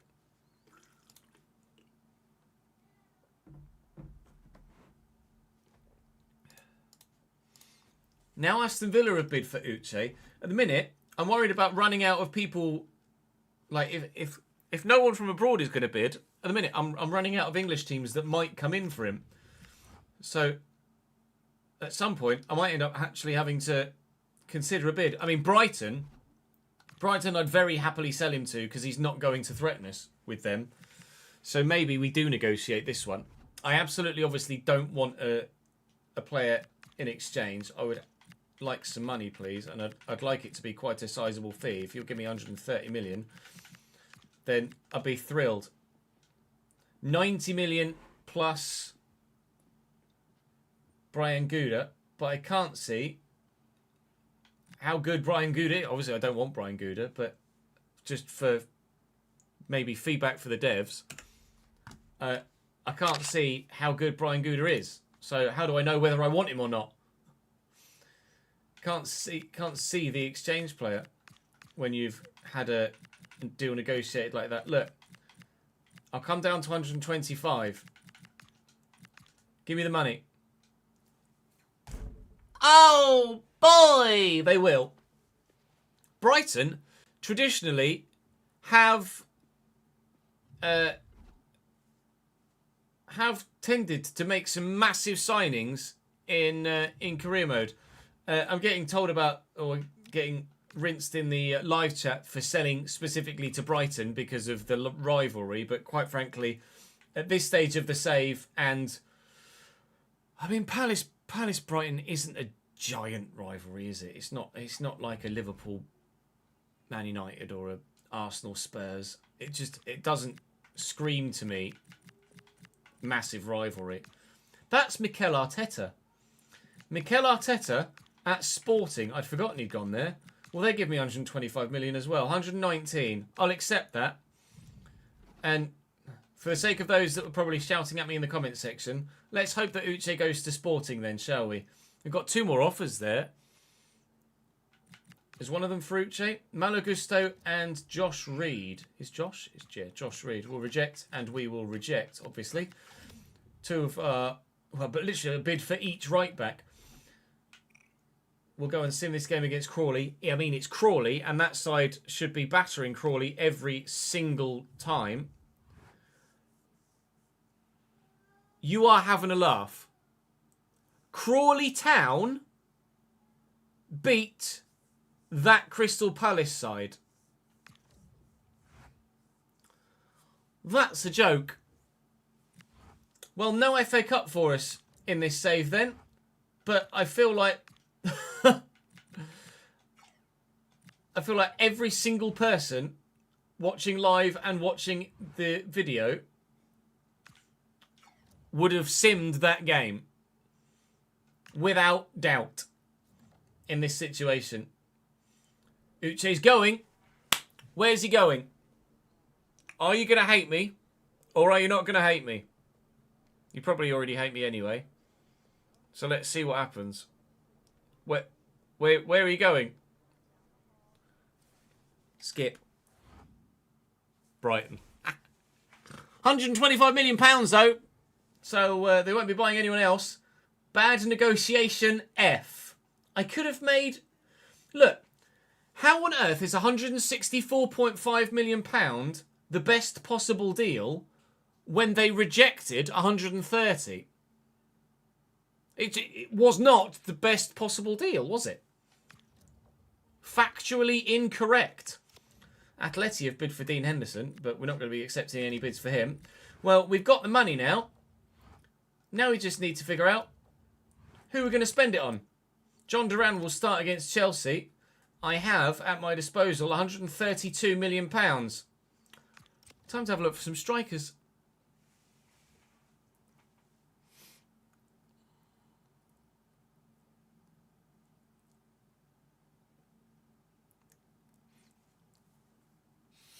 The clubs do business. Glenn Murray went to Palace from Brighton and then returned.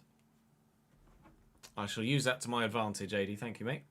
Big Sexy Was. Thank you for the follow, pal. You got FM'd in FIFA? Oh, no. Leon, thank you for the follow, pal.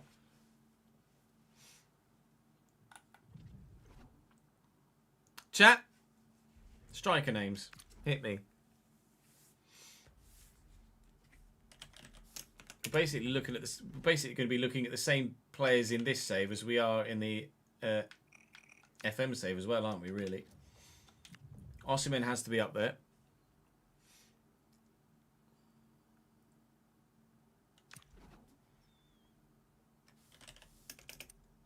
Marcus Thuram was 85, wasn't he? Martinez is 88, but he's at Spurs.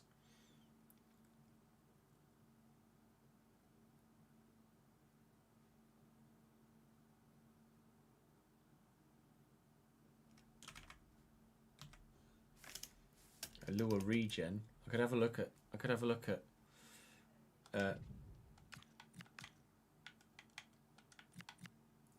Nationality. We could have a look at Poles.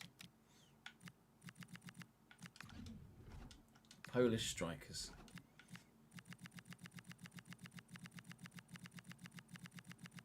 No Lewandowski regen.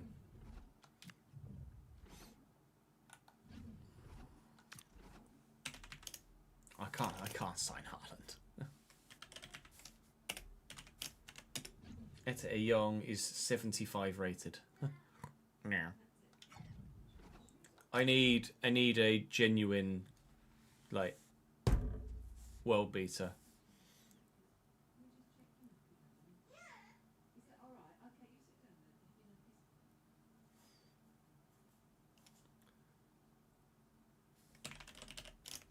Marmoush might be a shout. He doesn't play at City. He's only 85 rated though, but I bet he's absolutely deadly.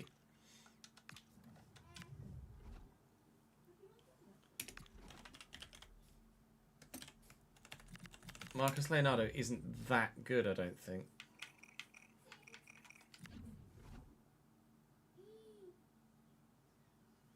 God. Is it 2016 already?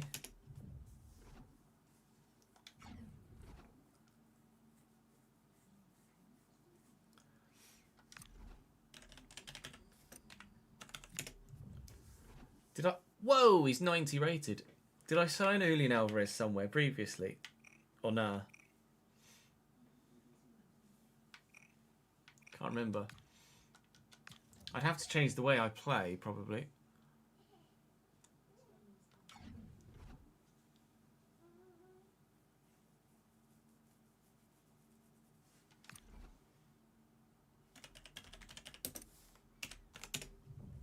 Gonzalo Ramos is 84. Meh. Mateta.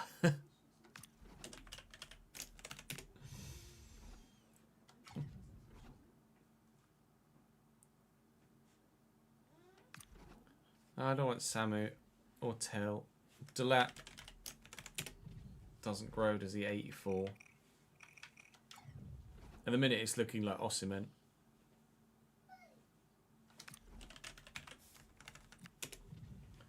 Ferran Torres is 86.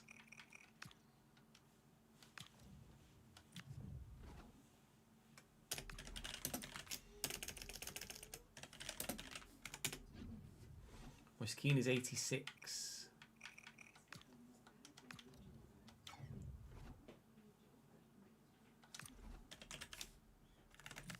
Oh, Harry. You can't move. He's in decline, boys. Team stats. Still got 12 goals in 16 Bundesliga games, though.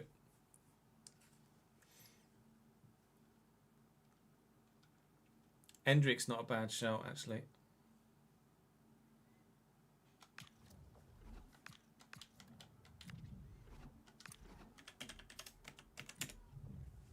Hendrick's 84 at PSG.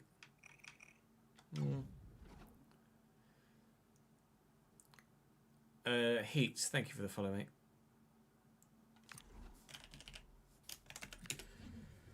Colin Moani's at Wolves and he's 82.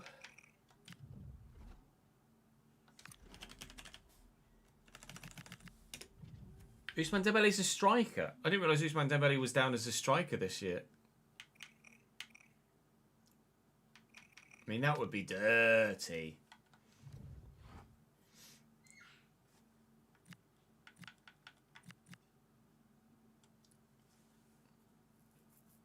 He's been at striker all year, has he? Since release.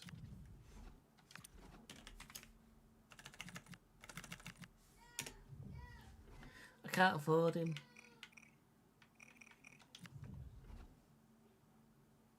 Ekatike starts for Liverpool.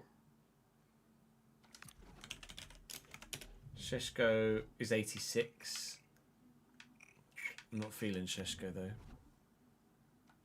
Girassi's not my sort of player. He sucked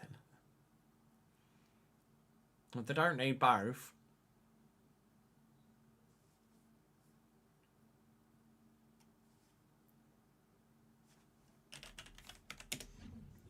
There was a Pender's 85 still at Leipzig.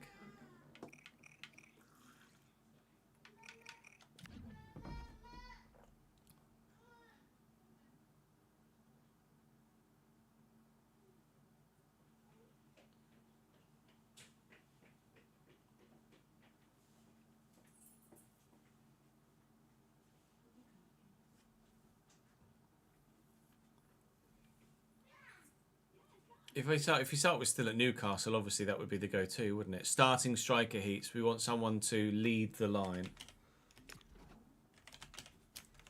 I want the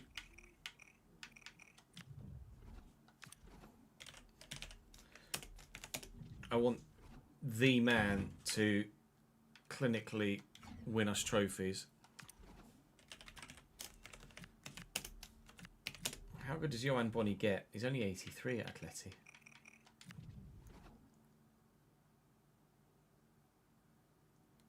Liverpool play 4-4-2, Connor. They both start alongside each other.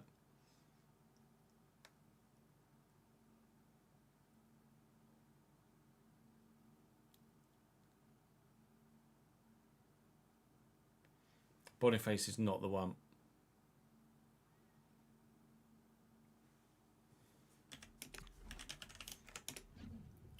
Bay is 84.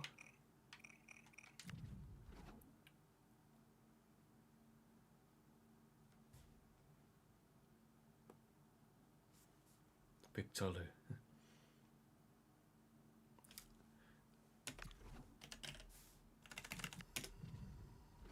Esposito's only 80.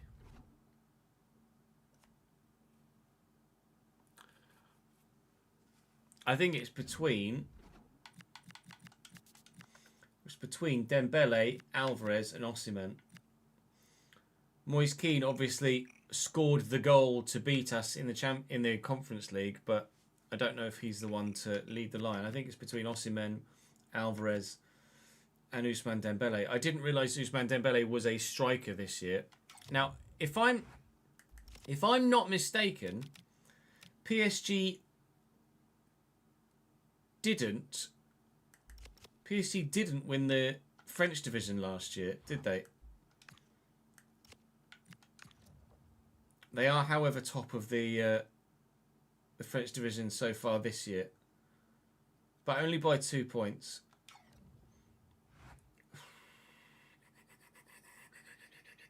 Yeah, the most realistic would be Osimhen.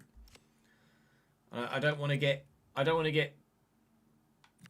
like, what killed the Valencia save was being too unrealistic, even though that was the have fun save as opposed to this one, which was supposed to be a bit more realistic. We're at Atleti. Let's have a look and see where Atleti are in Spain. I mean, Osimhen is the more like for Uche going out in terms of like physical frame and style of player. Atleti are third. And, well, let's be honest, I don't suppose it matters where Galatasaray are, does it, really, for us to consider Osimhen. Galatasaray is second in Turkey. Fenerbahce lead the way. I think I'm going to go Osimhen. I think we're going to sign Victor Osimhen. It's probably the one that will please the comment section the most. It's probably the most realistic. He's rapid. He can't turn that well. So I'd be a little bit concerned that he's maybe too like Uche and John Duran. But hopefully he'll be more clinical. And that apparently I could get him for undervalue. He must be in the last year of his deal or something. I've no idea what Galatasaray are doing, letting him get to the last bit of his deal. 85.3 million. I mean, I would be absolutely stupid not to. Now, I believe Osimhen is still only at Galatasaray because nobody else would meet his wage demands. Do correct me in the comment section and in live chat if I'm incorrect there.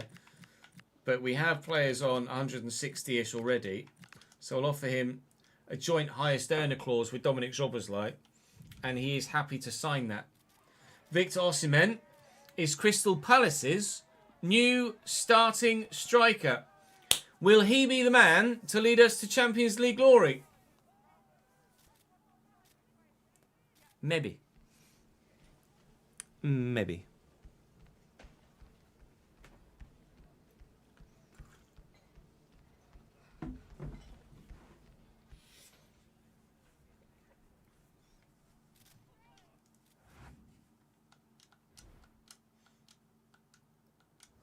What number is Osimhen at Gala? Fuck off. I offered 80 and they wanted more, so I couldn't get him for 60 odd. Could I? You stupid fucking game.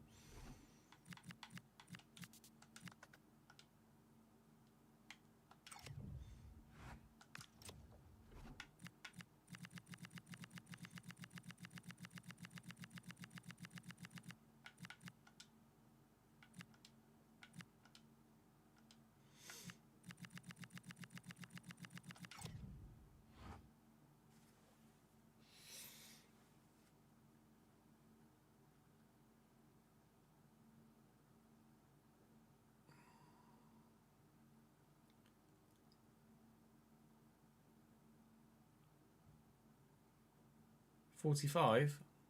What did it... Oh, no, sorry, yeah, he's number 45. I was like, why is everybody writing 45 in chat? I forgot that I'd asked the question. Is there a reason why he's number 45? Or is he just number 45?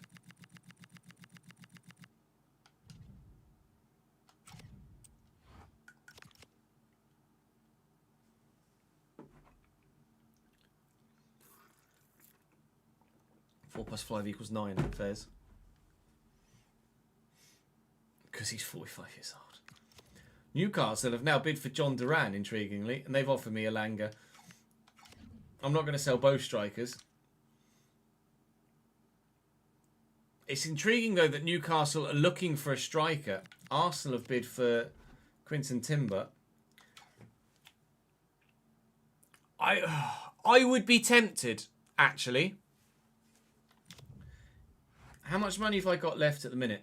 After having not spent everything on a striker and having 40-odd million left, Quinton Timber doesn't do too much for this side, does he? I don't feel.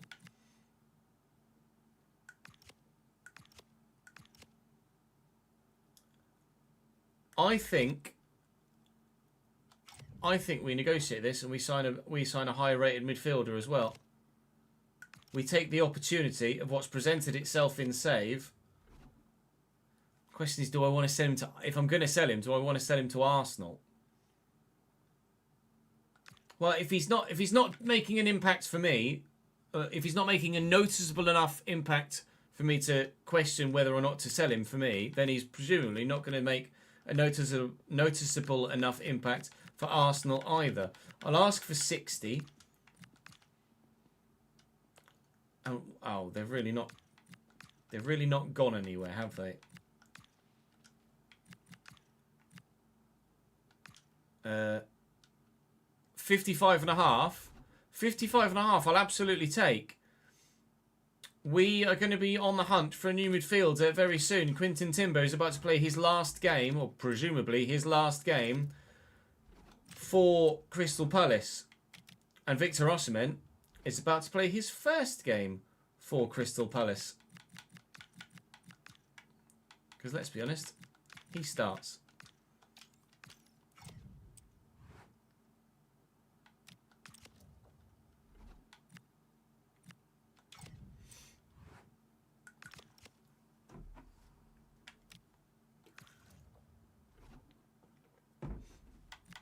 I don't believe they still have Urian, no.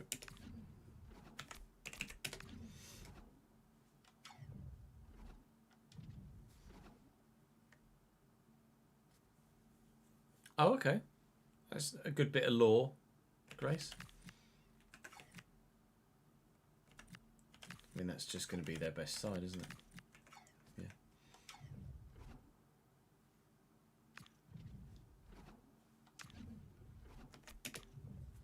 Afternoon, Ben. How are we, sir?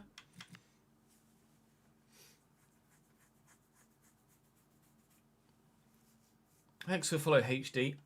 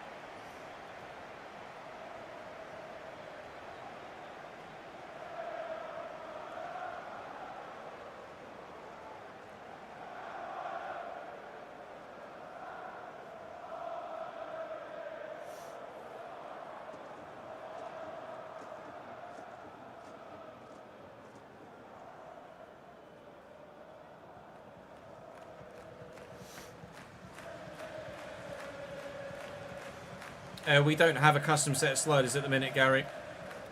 We're going to be setting some up soon. Absolutely, Grace. The console version of FM is not worth it at all at the minute. Honest opinion. PC version is worth the fee at the moment. But it's not as great value for money as it usually is. Exclamation mark slide, as Gary will tell you.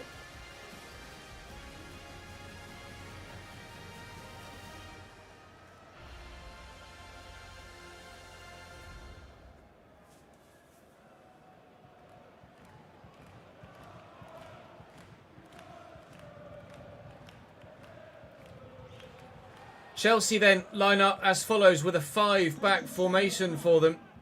It's Philip Jurgensen in goal. Fresneda, Mancini, Colwill, Fofana and Harto. Santos and Fernandes, Delap, Estevao and our former Jeremy Pino. We're playing a lot of championship rivals at the moment. Some go well, some don't. But at the minute, more often than not, they're going for us. See if that trend continues. Well in Adam Wharton. Good start. Switch. That's a bit floaty, to be honest. Kind of wanted to drill that. Never mind. We'll build again. Ismail Assar. Osimhen's on the run. It's a good start. Go on, lad. I'm not supposed to go to Sarr. Fuck my life.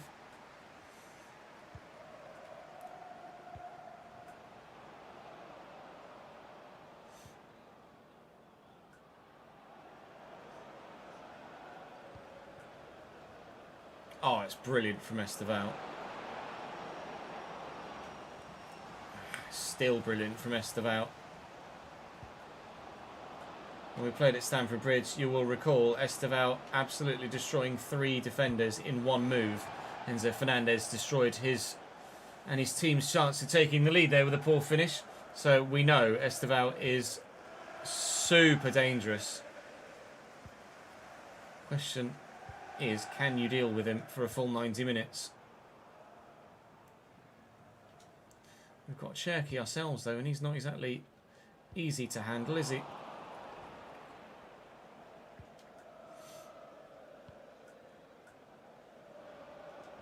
Ah, I missed the ball. It's going to be a yellow card for Wharton, and rightly so. Might even class ourselves lucky not to get a straight red for that. That was a little bit wild from Adam Wharton there. Trying to get to the loose ball. Ah.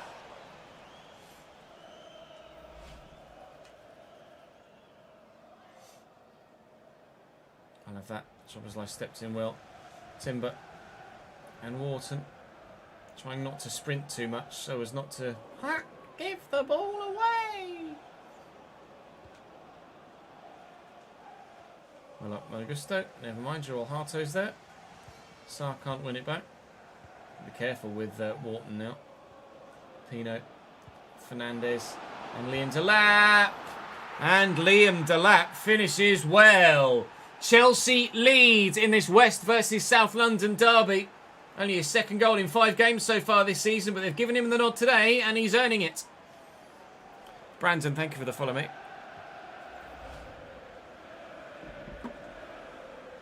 Oh yeah, no, FM on PC is still really not very good at all. But it's definitely better than the console version.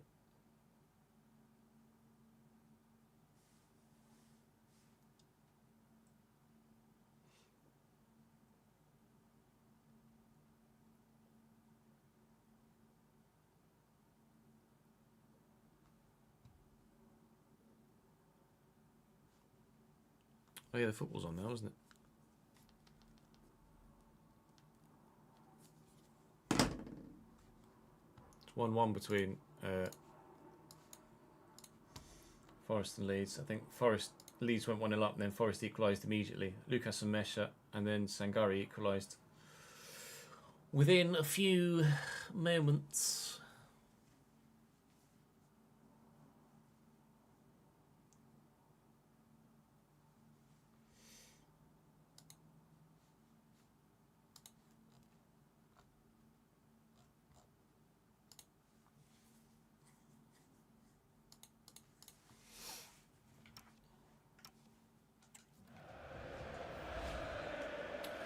Right, that's not a great start, is it?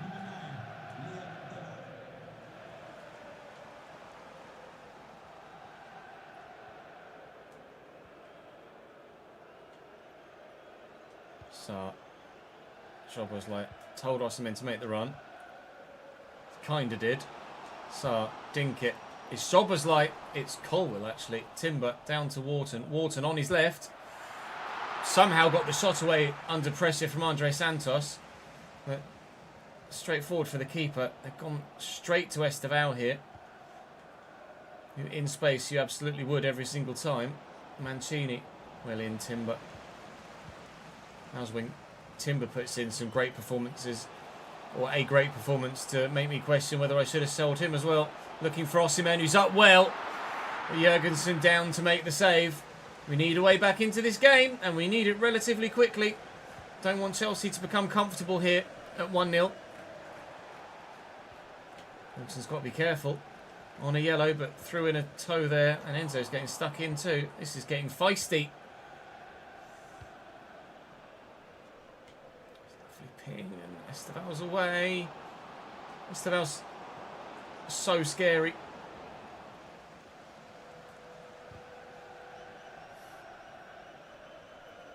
I couldn't tell you, Ryan. Not for a while.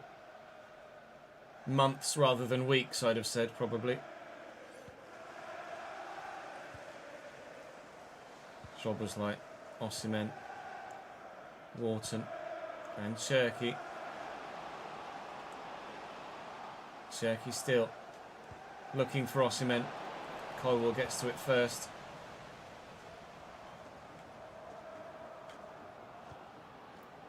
Delat. Gusto's there. 1 minute added on. 1 minute is close to being played already, but we'll look for Cherky out wide here. And Fresneda's made a mistake, and we could punish Chelsea. Oh, but haven't. Osimhen's shot well saved. Right. Let's find someone in a Palace shirt in the middle, please. That's Fofana. He doesn't play for me.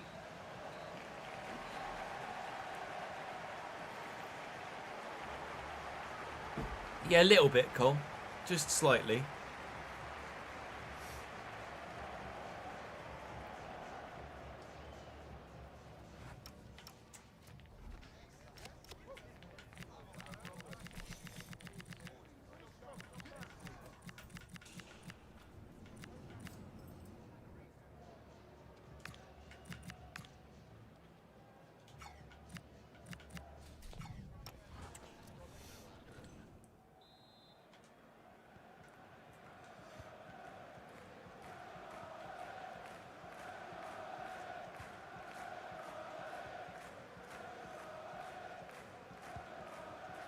Gusto.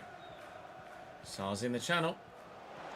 And using the run of Osimhen, he got caught there by Enzo Fernandez late, and it's a definite foul.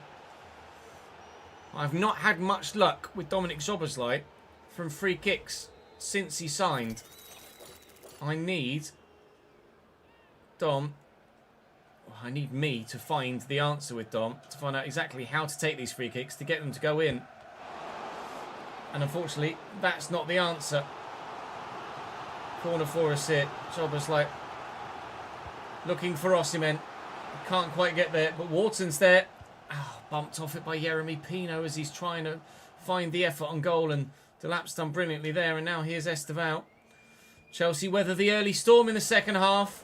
Pablo Garcia's moved to Liverpool apparently, and I think you'll join me in saying, who?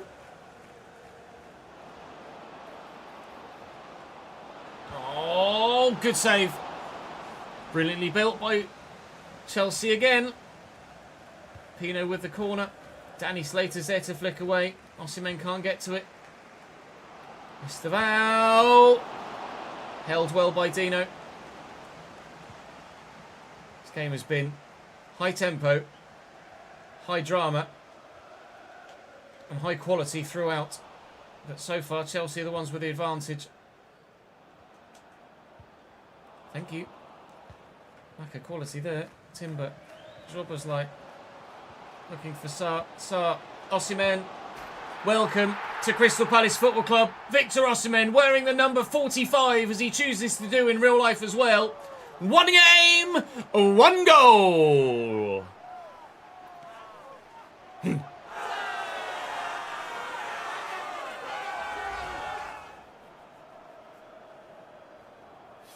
Whose 100-year video, Ben?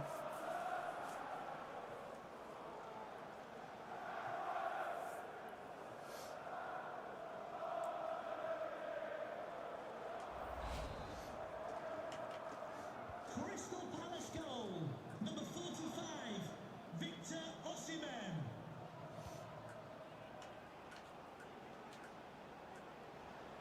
Go away.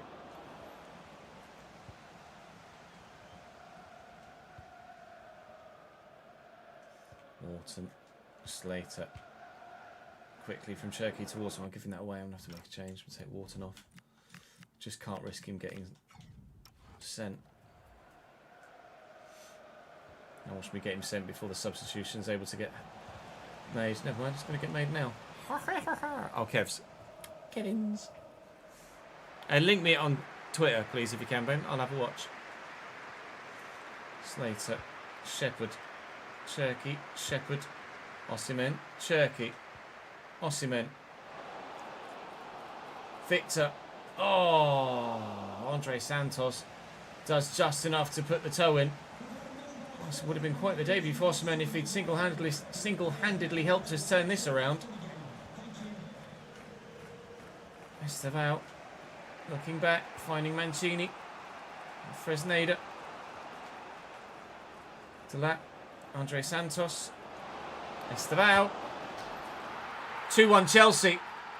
They are exceptional. And so is that young Brazilian.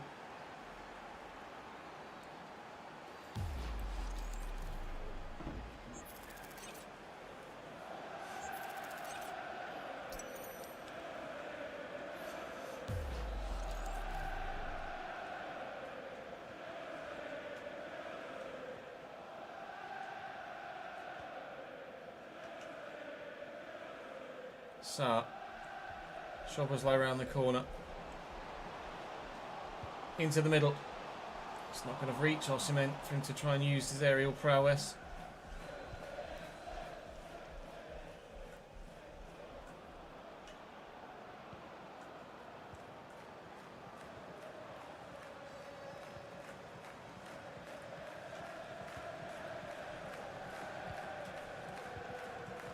Really good from Chelsea. Their football has just been another level today. Yeremy Pino turns, drops the shoulder. Delat tackled. Szoboszlai away. Lay that in front of Shepherd. Osimhen's going. Victor Osimhen through the middle.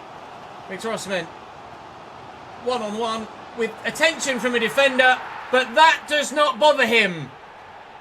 That is the sort of chance that I feel Uche would have not taken. And based on that, I feel decision justified. Also worth pointing out, as was pointed out to me in chat by a Brighton fan, Crystal Palace and Brighton have done business in the past with Glenn Murray. So it's not unheard of for strikers to move between the clubs. And I'll use that to my advantage in my argument against you as well. Yes, Victor.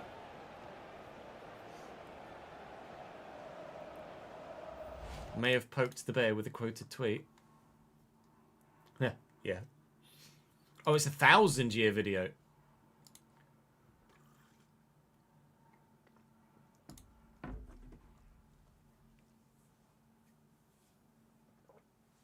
Harvey Barnes has done a madness, apparently.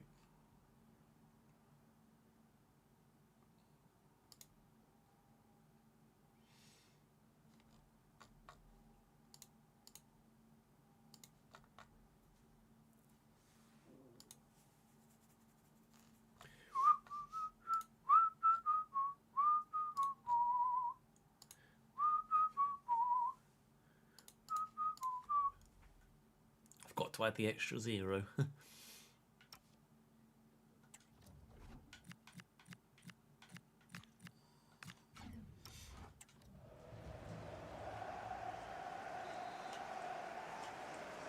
Crystal Palace goal. Number 45, Victor Osimhen. Delat. Lynn Malagusto. Pino's given that to Sarr. Couldn't get away from both Chelsea men around him. Vivian's won that back well. And then somehow ghosted past Enzo Fernandez. Are you onside, Ishmaila? You are not. Oh, the chance to maybe win it. Taken away at the death by the linesman. Unfortunately, correctly so. If Curtis Jones can get this down and we can get it forward, there may still be time in the 3 minutes that remain. Osimhen. Curtis Jones and Sarr. Please. Please give me the chance. Osimhen! Victor Osimhen arrives with a hat-trick on debut to win it against the Blues! Decision justified! Cult hero already. Absolute cinema.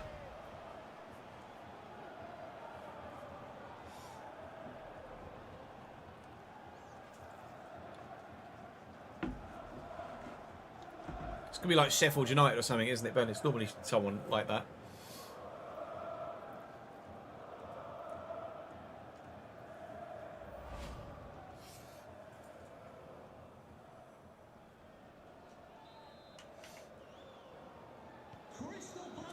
Final kick of the game. Have that. Crystal Palace's title retention campaign pushes on yet further still with Victor Osimhen on debut scoring a hat-trick. Man he replaced scored a hat-trick in the last game that he played to give us the win, and his replacement does the same. Wolves have bid for Dean Henderson now, which obviously we are going to be rejecting. FC Copenhagen are 34th of 36 in the Champions League, so one would like to think that we can get a win there. We, I think, are going to find out here that Quinton Timber is and has left us. Now then, tomorrow we will sign a top quality midfielder to come into our trio in the middle to further help strengthen our side to push for the big trophy. £55.4 million. He's gone. I'm gone. That's a fucking A deal.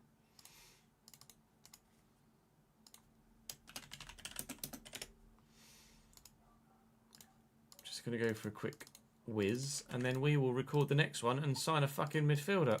All right. The Masked Crusader. Love that. BRB chat. We are fucking me, alright.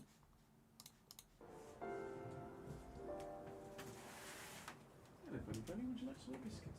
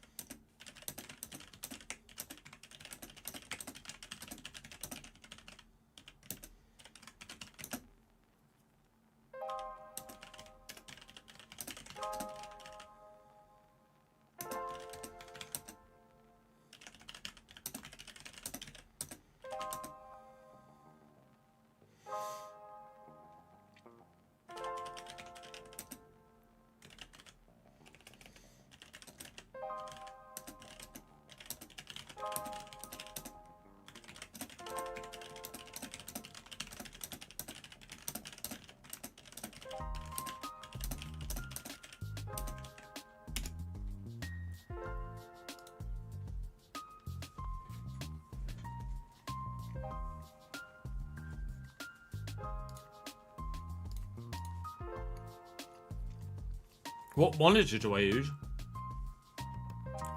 My monitors, well, my two PC monitors are 12 years old, HP. No, it's a lie, 11 years old.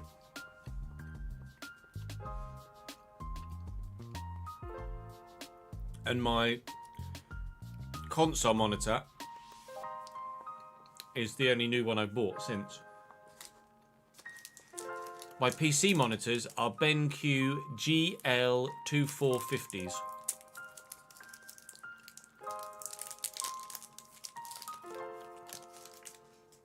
Which are 24 inch, but the console monitor is 27. But the model I'm not sure of. It doesn't say it on the front of the thingy. I could have a look at my Amazon history. Hang on.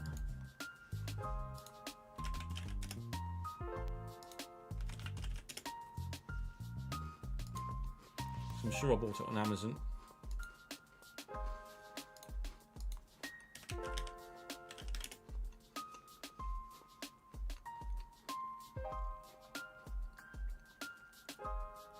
I must not have. I can see my order of the BenQs on the 17th of December 2014.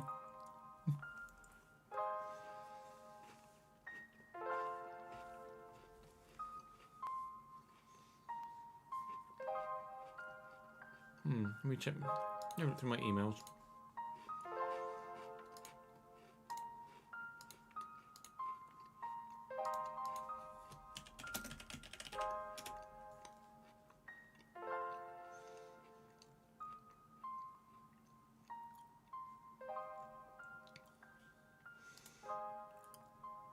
There you go. I bought it in 2020. It's an LG class Ultra Gear 27 GL850B. Quad HD 27-inch nano IPS LCD gaming monitor. Yep. That's genuinely the full length of the model number.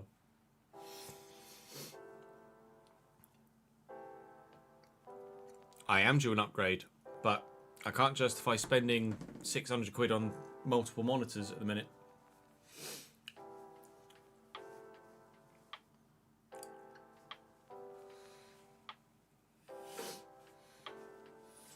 I don't know what I'd do monitor-wise. I could get a curved, just a single curved to do my two PC thingies.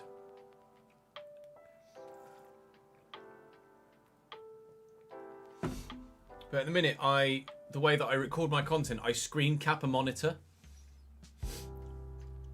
rather than use the program as the input. What do you... If I was to have one curved monitor, could I still screen cap half the monitor if that happens?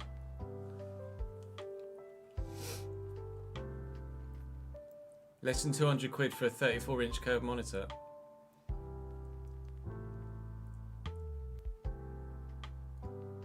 What brand is it, HP? What was your suggestion, Saxter? I haven't checked the comment section of it yet.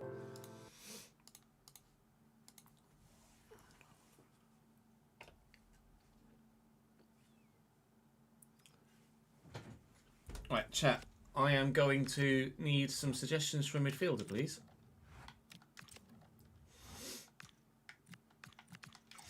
A defence-minded midfielder.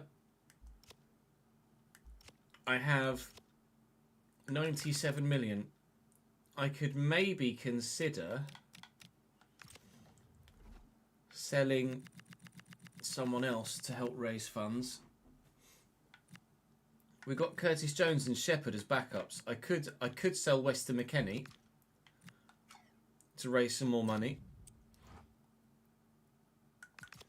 to afford someone even better.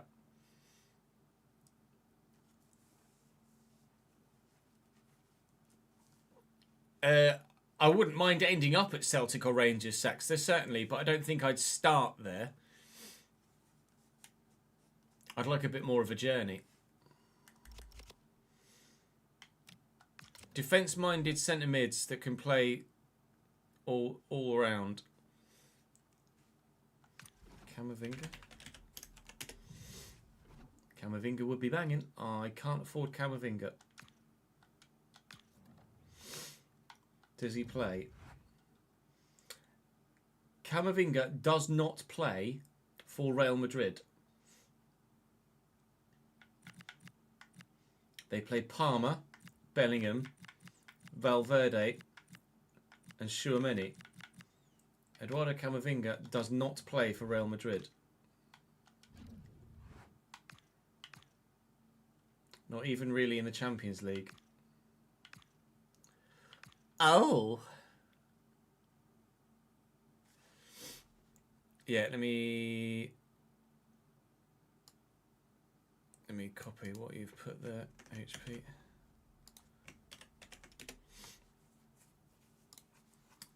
Oh yeah, Black Friday sale. £100 off.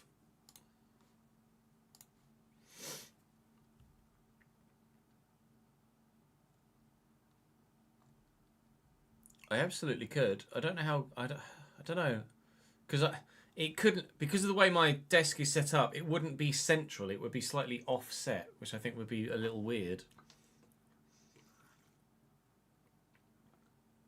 Because I'm a console monitor.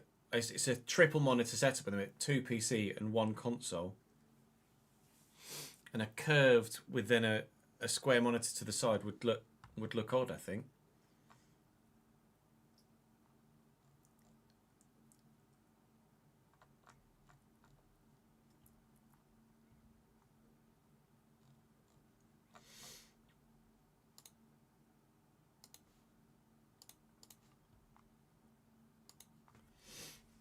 Oh yeah, it'd be banging for sim racing, absolutely. I think you might have done, Ben, yeah. We'll have a look at some other names.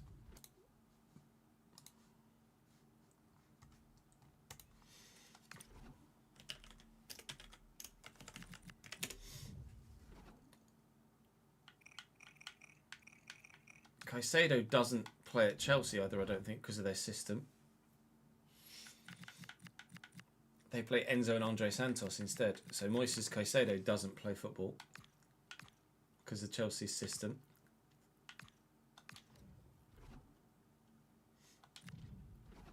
Other options. Not sure you need any more suggestions then. No, I'd like to at least give YouTube something. Be like, oh, I bought this guy.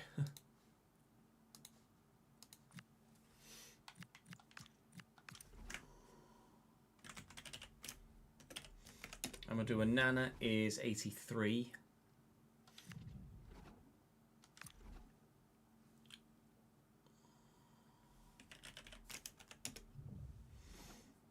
I can't afford him. God, I'd love to play with, to try players like Vitinha or João Neves. Either of them would be unreal.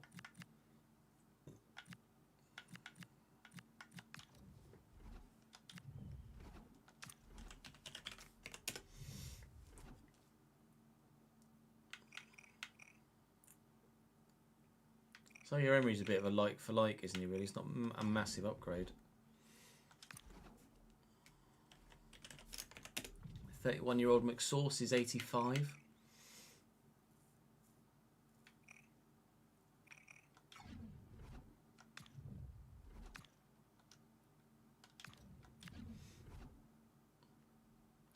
I wouldn't want Bruno, not in a deeper role. Although I could drop. Oh,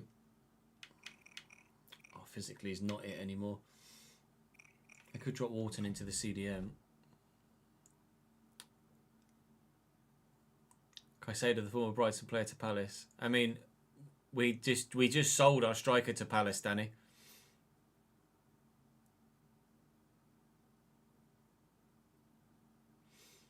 Johnny Cardoso. 85 rated at the minute.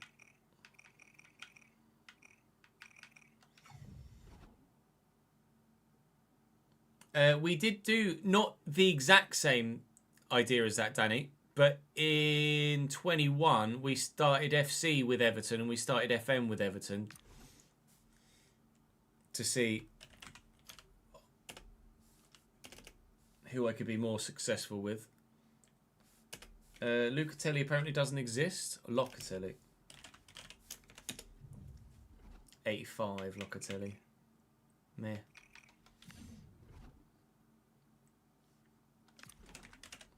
Gavi. Gavi's 88. One presumes he starts for Barca. He does not. They pay Pedri, Frenkie de Jong, and Firmine. Gavi at 88 doesn't play. Ben Doak. Fucking hell. Lamine Yamal has not scored a single goal in 20 games. What in the fuck?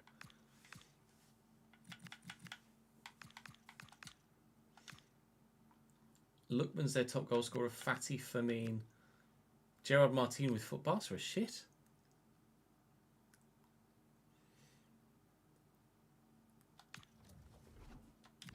Valverde starts for Real Madrid. I'd love Valverde, but it's just not an option, unfortunately. Joe, thank you for the 42nd month. My guy, 3.5 years. New badge with that. Thank you, mate. Your consistent support doesn't go unnoticed. 15th month in a row as well to add to that. Is it Angelo Stiller? It's the guy with the hair lip, right? Yeah. 87. It just doesn't, technically doesn't excite me. He doesn't look that good anywhere, really. His mental stats are impressive. 93 composure, 93 vision. But he doesn't jump off the page at you, does he?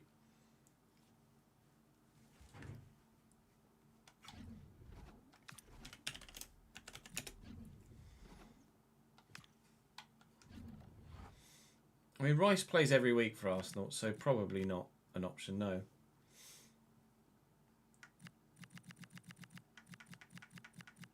They don't still have the other Timber, Urian. I mean, Eze doesn't play for them. I could sign Eze. Get Eze back. Oh, he's only 84, though. Oh, Saj. Joao Gomez? No, not the one. Of the Joaos, I'd like Neves, but he plays every week for PSG. Anton Stash.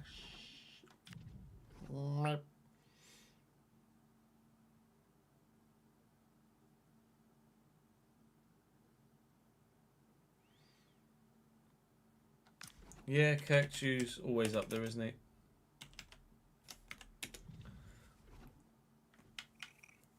Always the bridesmaid, never the bride, Kirkchu, isn't he? There are just always better options. Well, there's only 80. He's nothing special. Ladman, thank you for the follow, mate. And you, Cooney, thank you for the subscription on YouTube as well.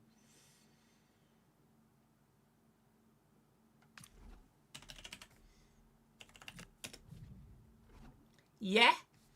Can't afford him. I did just think Job. I don't know how good Joe Bellingham gets. He's only 80 rated. Oh.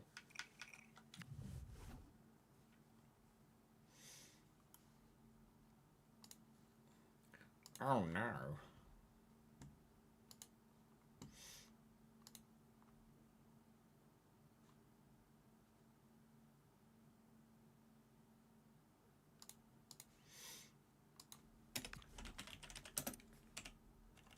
Archie Gray, 80. Just not played.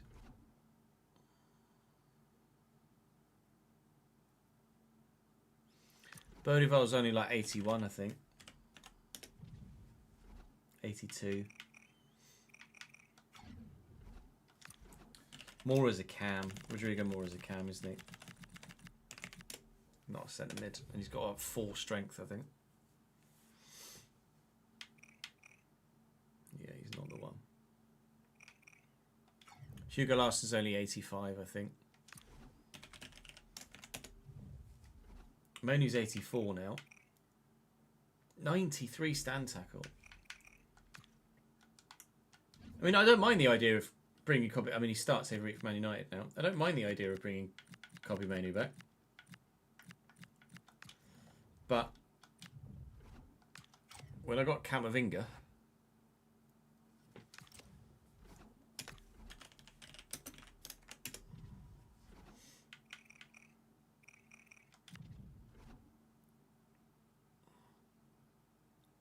Hojek's not a defence-minded centre mid, Ladman. Bonehead Bro, thank you for the follow, mate. McSauce is 85, yeah.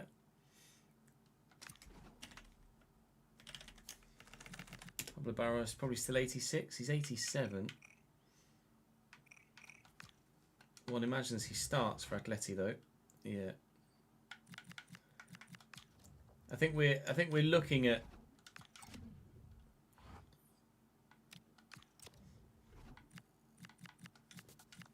you've got an 89 rated Caicedo that doesn't play for Chelsea, and you've got an 89 rated Camavinga that doesn't play for Real Madrid, and an 88 rated Gavi that doesn't play for Barcelona. But how are you supposed to pick? How are you supposed to pick?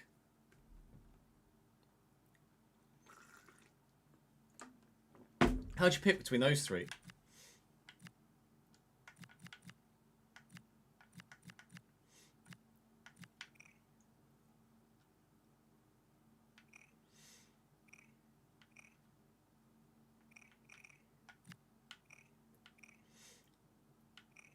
I mean, you pick Camavinga, don't you? Let's be honest.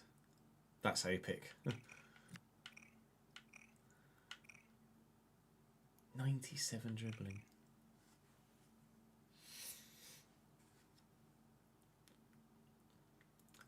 Yeah, Gavi's still 86 stand tackle though. Like, he's still very much going to be able to play in the role.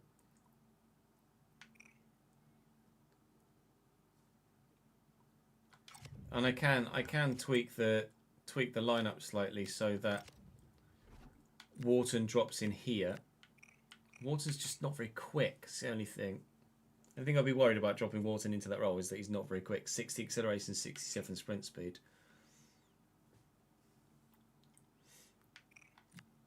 I'd be worried that Wharton in here wouldn't be fast enough.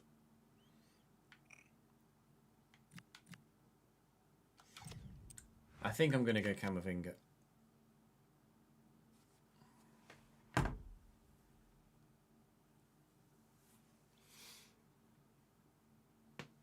Oh, ow. It's a good goal from Leeds for a Mesha.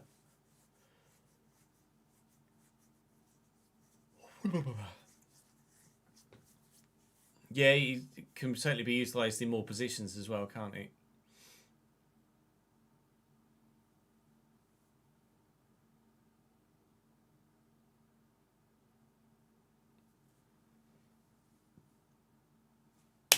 Let's go.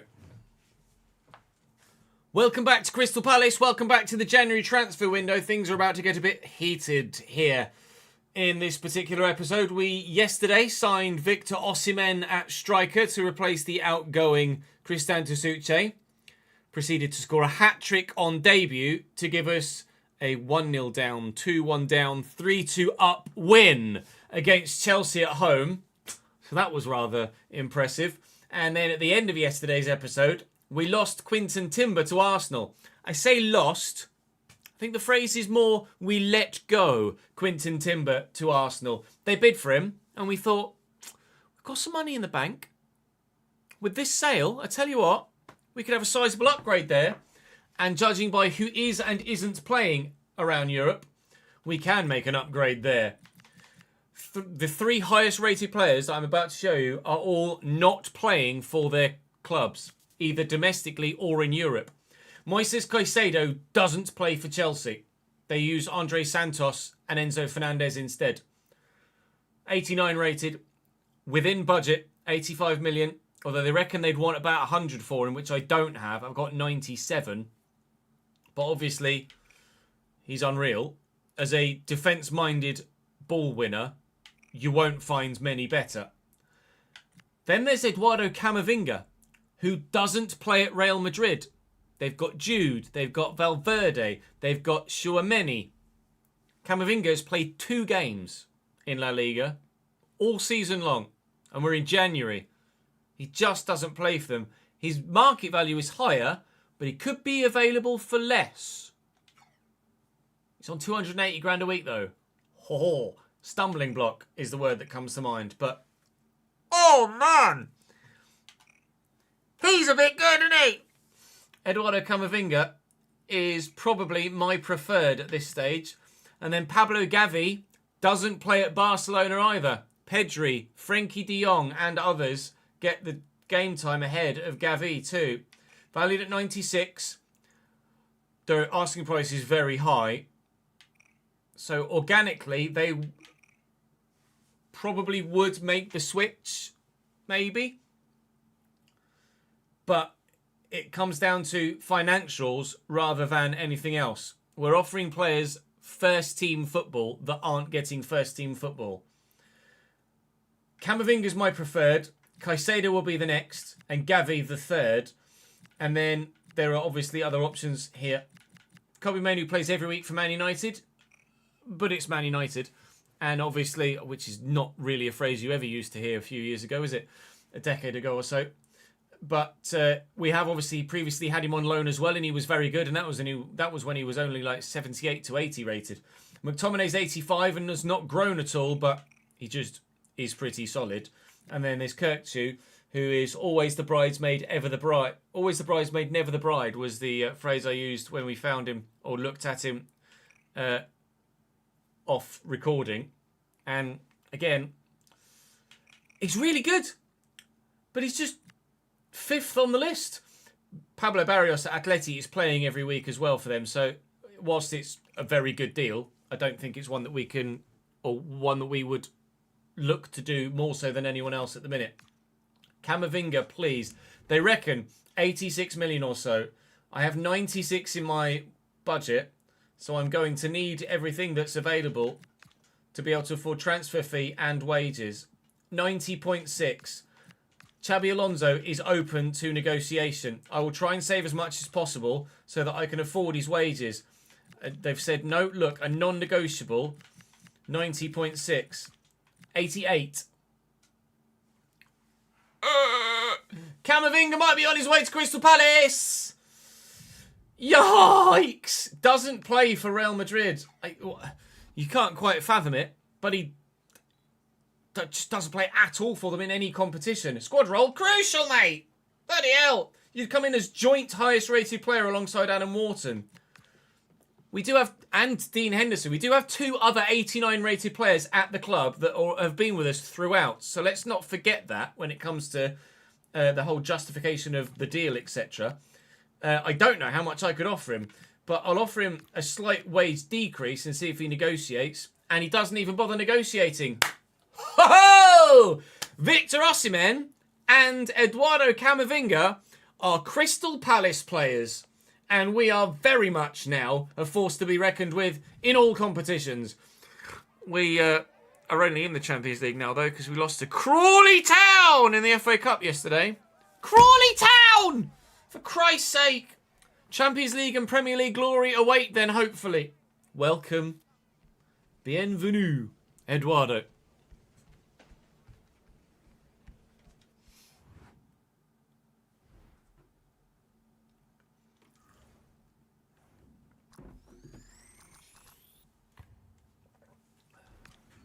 C for chuffing excellent.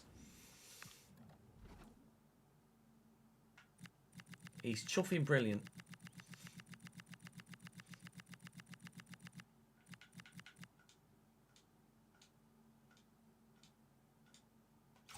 Fantastic. Right, squad. Sorry, Weston.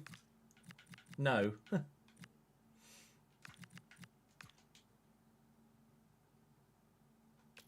Fucking Camavinga, mate. Jesus Christ.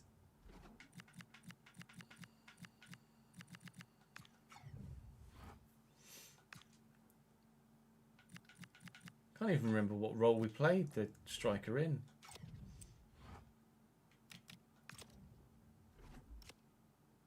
Oh, he is as target forward. Oh, suits you, sir. And what do we play? Holding.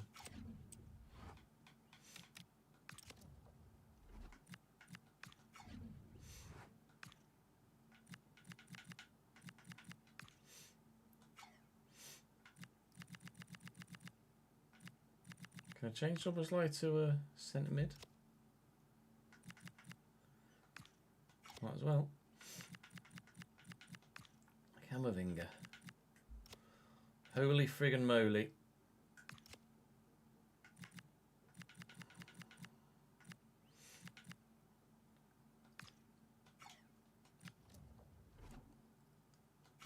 Is he in as a he's in as a CDM, right? Yeah. We can make him 90 rated.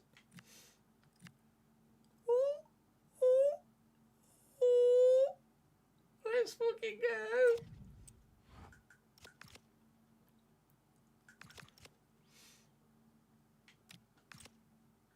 Copenhagen, Brentford, Marseille, Leicester. With all the excitement, the first game is actually going to be a simmer here against Copenhagen, but we're obviously going to rotate a little bit, but I'm not going to rotate too much because we still need a very good result. We don't get one. It's obviously with a brace. It's Copenhagen away with that team, and we get a draw. Well, we're definitely playing Marseille then, that's for sure, in the Champions League, because at the minute we are questioning whether we'll even make it through. I'm 21st, so a win against Marseille will see us through, but we cannot make it to the top 8, so we will have a playoff round in the Champions League. I'm really surprised. Well, maybe I shouldn't be after the... Maybe I shouldn't be after the Crawley result, but jeez Louise. Man City would like Dino. Man City can get stuffed. I'm not selling my 89 rated starting goalkeeper. Thank you very much. Weston McKennie. To be fair, I did transfer this Weston McKennie just in case we might need the extra funds to be able to bring in another midfielder. But turns out we haven't needed the extra funds. So I'll take Weston McKennie off the transfer list again. You can stay, sir.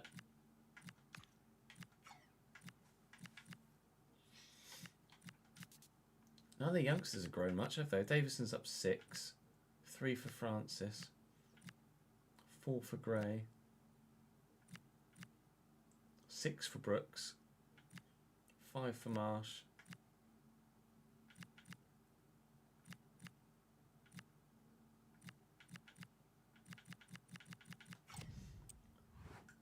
Not a massive amount of growth, is there?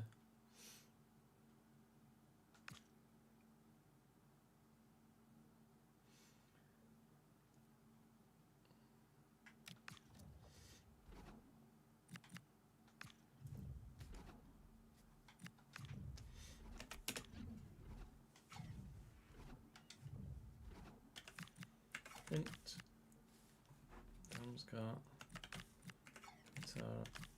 Milan.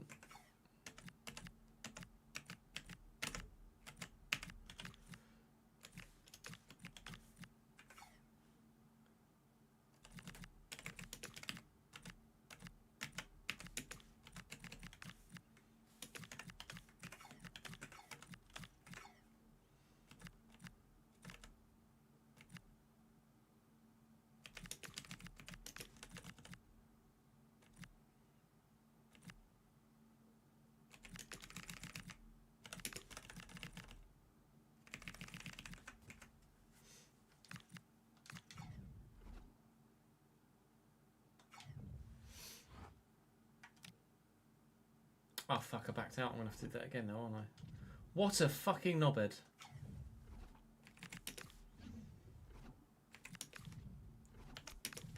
What a bonehead, bro.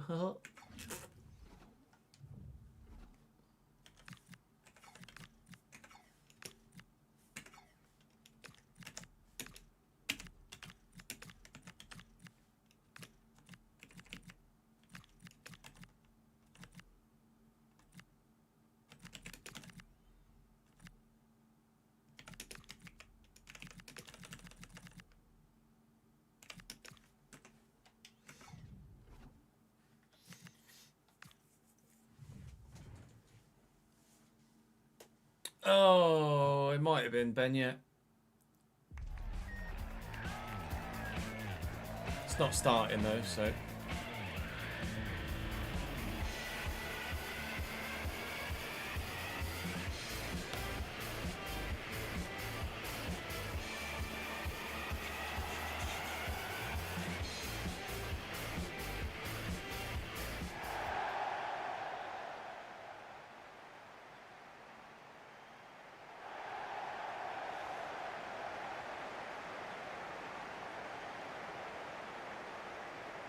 Forest Leeds is getting a bit feisty.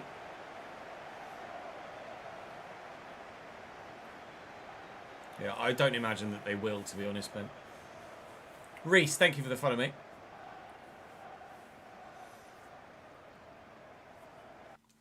Whoa, whoa, whoa,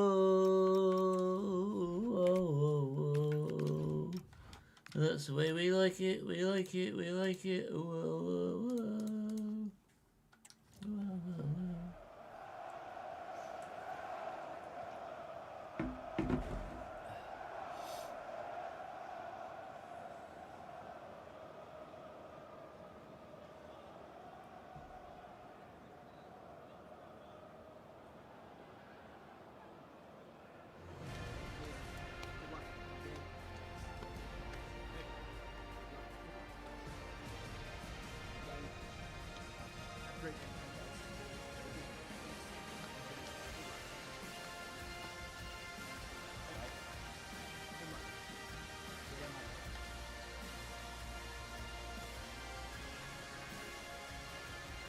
Lucas, thank you for the follow, mate. Brentford line up with a 4-2-3-1 here at the G-Tech Stadium. Quivin Keller in goal for them still. Jed Spence, Nathan Collins, Thomas Rauch and Daniel Svensson. Milambo and Matthias Jensen holding with Marlon, Ouattara and Damsgaard behind Jonas Vint. Keith Andrews is still manager here at Brentford in this save. Now, Osimhen scored a hat-trick in his last game. So, there is your level, Victor. Can you reach that level again? Might have just run his way all the way through their team and scored immediately anyway. I think Victor Osimhen could be pretty bloody good for us, don't you? That is a challenge and a half by Milambo. I'm looking forward to using Camavinga as well, to be honest. I think he might be a bit good too. Job was like, Sa.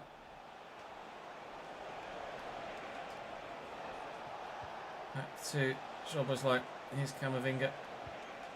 At 1-2. Wharton. Camavinga. Schaubersleit opened up for him. Wham! That'll be a corner then. That one went into the stratosphere. See what we can do here. Delivery from Schaubersleit is not bad, but it's not going to find anyone, unfortunately. Camavinga will or should have won that header, but didn't.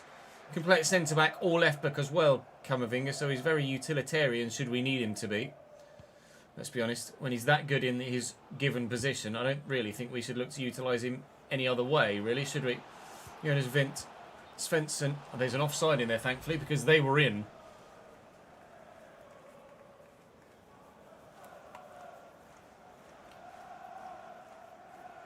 Oi, oi, oi. Open wallet surgery. To be fair, it's only because we made the money that we spent it.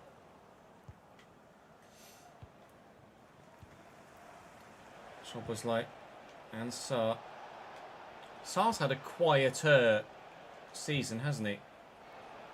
Had a little purple patch, but certainly not as good a patch as he has had for a prolonged spell in earlier seasons. Damsgaard. Nicely to Ouattara. Tango Ouattara's in again, and he's got the legs. Wharton. Comes Dominic. That's a heavy touch. He has squeezed it to Osimhen though. And Wharton. Oh, look to Osimhen again. Victor's in. Two in front of him though. Not that that matters to Victor Osimhen. Oh, lads. He is him. 1-0.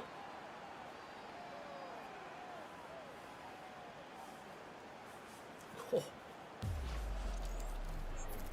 Victor, Victor, Victor. Let's fucking go, mate.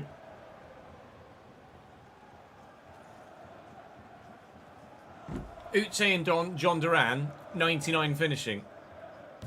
Hit and miss. Victor Osimhen, 88 finishing. Deadly. Goal for Crystal Palace. Number 45, Victor Osimhen.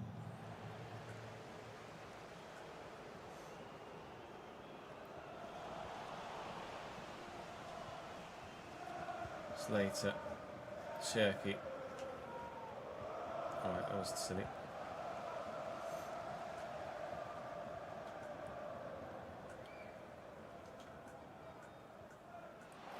Svensson. Straight into the feet of Vivian. It's a bit fortunate. I'll take it.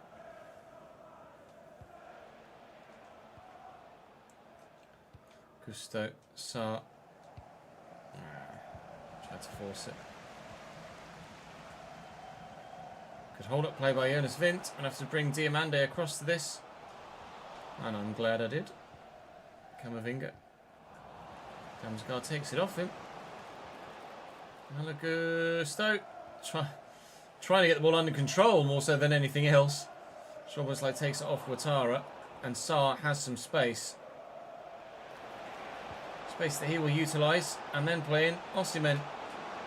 He will then return it to him for a second goal. That's 5 contributions in 1.5 games for Victor Osimhen. He's ridiculous. 2-0. By Dennis Mann. Now. Oh my god. Oh, the goals are coming. The coffee's worn off.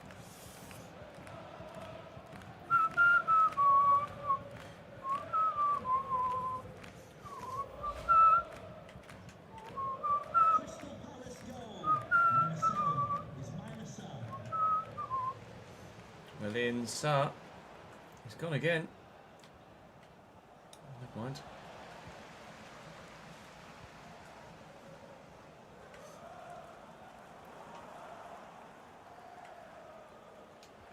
Milan Dom. Gusto. Szoboszlai. Osimhen. Sarr. Looking for Wharton. Well up Collins. Szoboszlai. Camavinga. Spins away from his man well. So does this one. Oh my god. He's a cheat code. Victor Osimhen is officially a spawner tank in GTA 3. He's just ridiculous.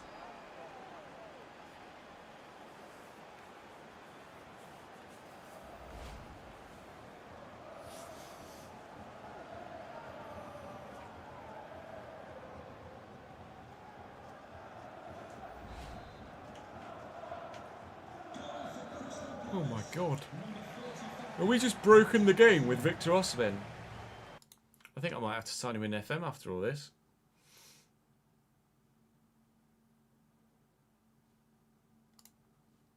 Unbelievable, Jeff.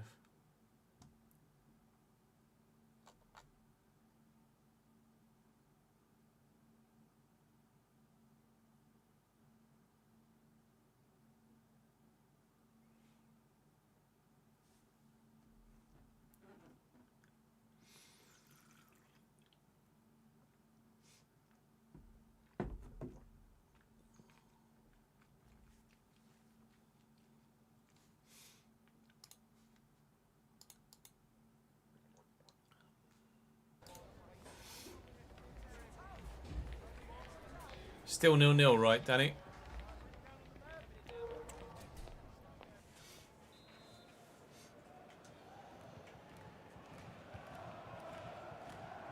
Yeah, somehow. Oh, has it been that sort of game, has it?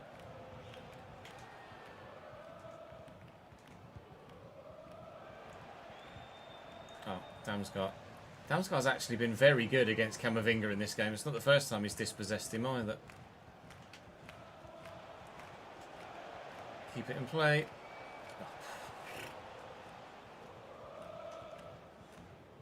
Marlon.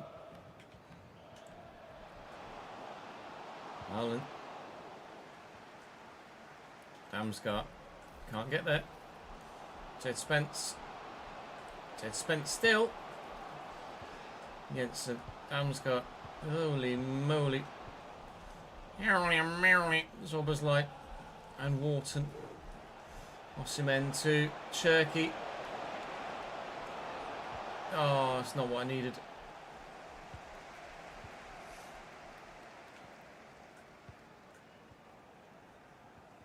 Oh, well in. Wharton looking for Osimhen.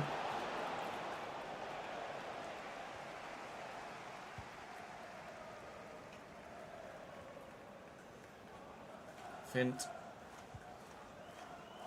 Got me running circles around him. Nickel Damsgaard's been very good in this game as well. Well in Wharton. Onside here. Next to the deep Araujo. Just trying to bully my way around him or through him. That would have been through, not around. Deary me. Oh, it's really well played. Daniel Milan in behind here. A goal back for Brentford, potentially in the offing. But Jonas Fint has missed the target. We've seen games recovered from such positions with enough time left. If that goes in, Brentford have the opportunity. But it turns out that the opportunity they were given, they've wasted. Sarr through the gap. Nope.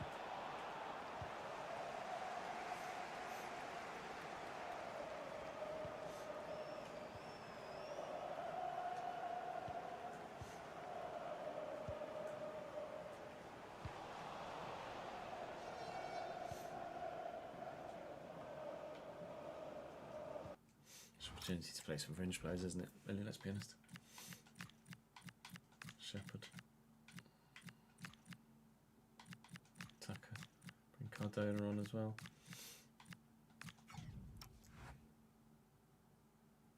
This goal from Osimhen just proves just how good he is. That is unreal. Brighton pen.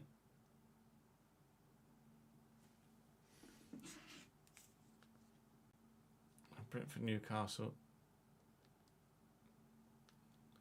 Palace Brighton, here we go, Sky Sport Plus. Rutero went down. JD Cambo's actually getting game time, is he, at Palace? Intriguing. Is the referee going to VAR here? Looks like it.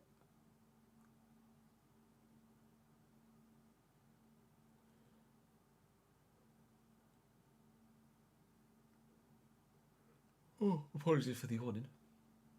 Checking penalty, foul, VAR.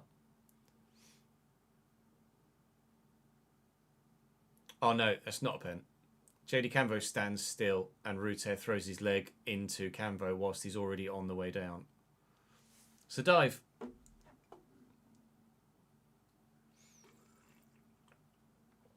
I would book Ruther for diving there.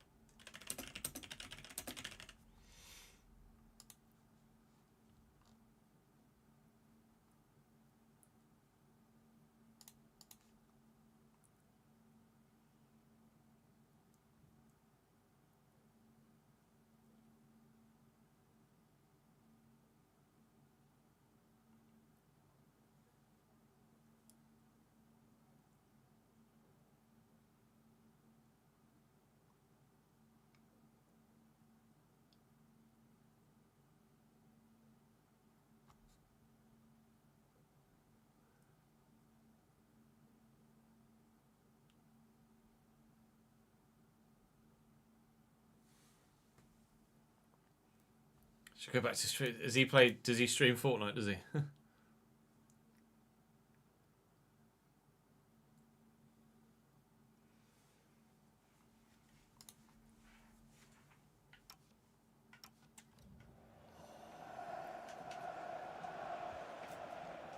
Zobersleit, Camavinga, beautifully through the gap for Osimhen and Wharton, and out wide here for Cherky.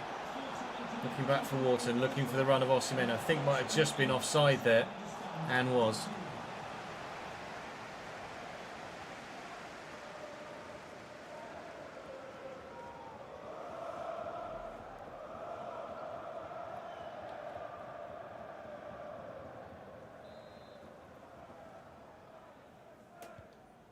Oh, that's not great.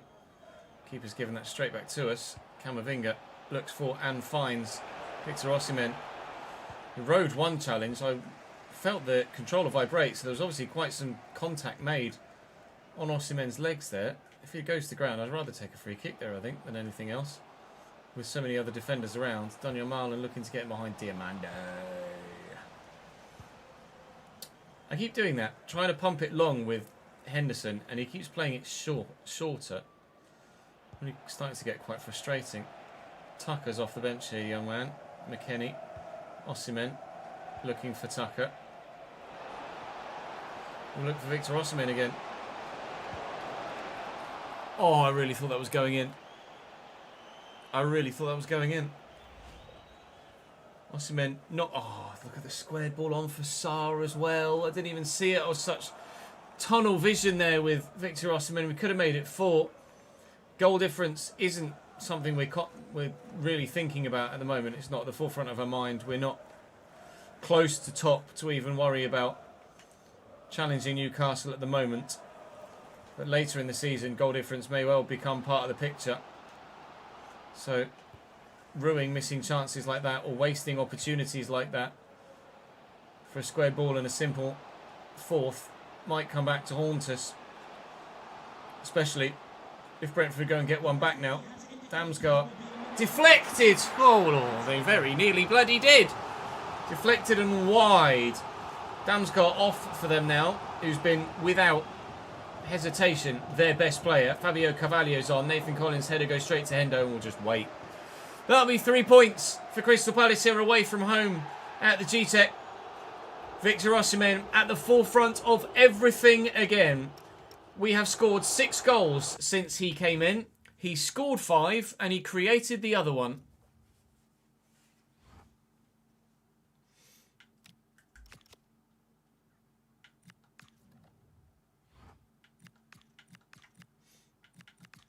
Now Osimhen wants a new bloody contract. To a phase on 57 grand a week. He can have one.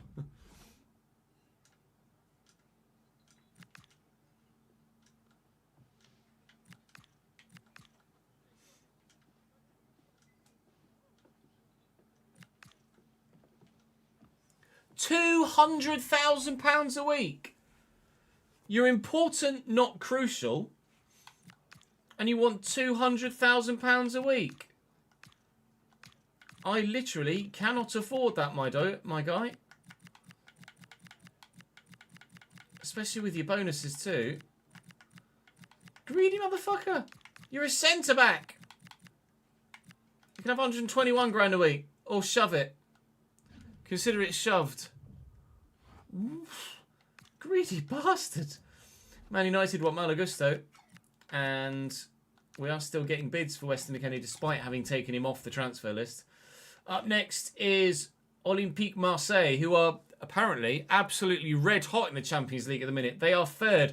And just what we didn't need in this crucial Champions League game for us is this. We haven't had an unexpected event in forever. During your team's hotel stay, it's the Hotel Mayhem with the fireworks again.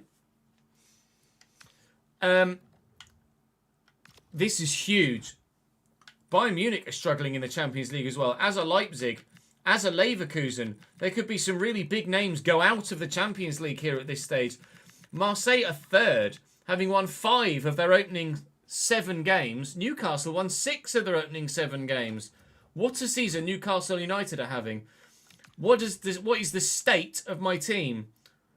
Well, that's the 11, but it's going to be the... Oh my God, everybody! Only Wharton, Camavinga, Diamande and Vivian actually got a wink of sleep. Amora and Riyadh too. Amora for Turkey. And of course the one man on the bench that is fit. It's the same position as the others that are also fit. Oh man. Okay, well Sarr can't do a thing. Sarr till half time, I think. The rest is probably manageable. I mean, it has to be manageable. Our Champions League campaign is drowning.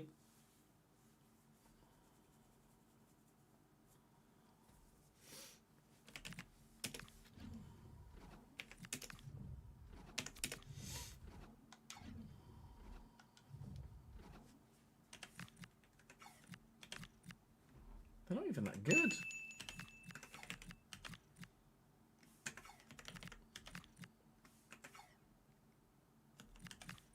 Emerson, Mate, Castro, Onyeka.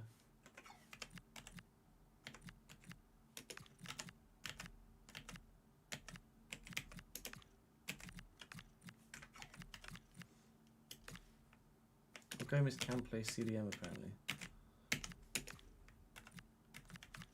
Pickford. Thank you for the bits. I will read that in just a second. I'm just sorting this lineup out. Was that Barkler? Oh, Bakala. Oh my god. 10 minutes from now, you should invest in some loop earplugs for the team that they are great for blocking out background noise when sleeping.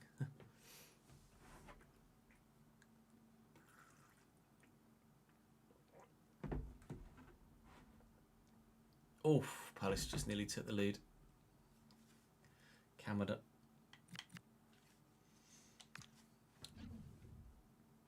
Yeah, I have had some players ask for some pretty batshit wages recently.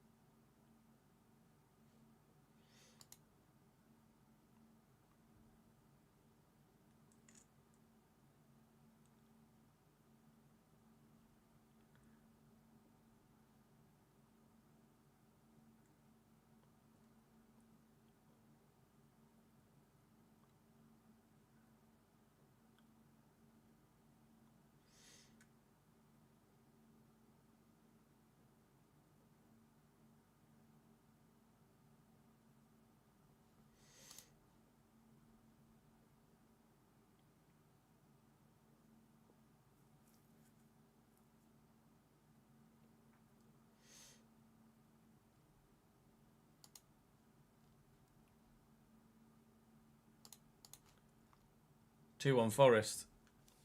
Every time I change to a different game, something happens in the other game. Gibbs White. I've missed it now.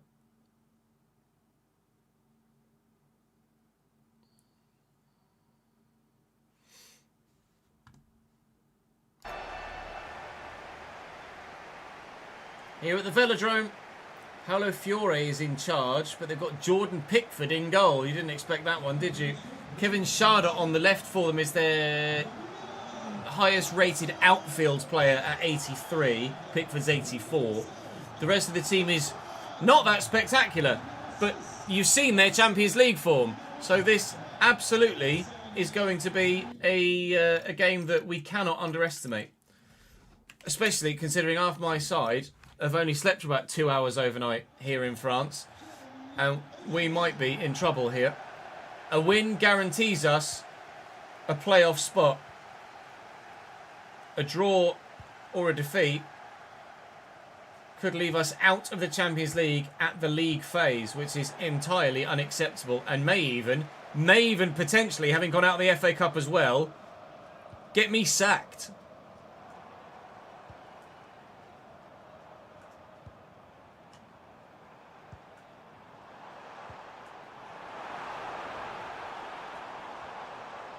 William Slater. William Slater.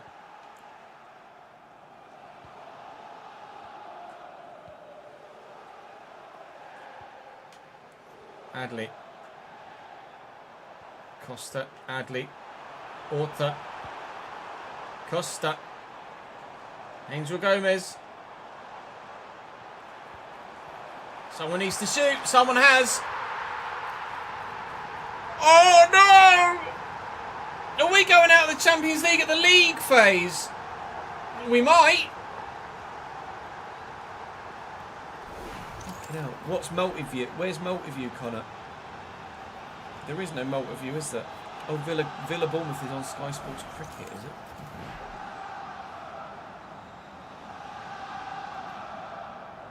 Multi-view's on the Golf Channel. Is this something new they're trialling?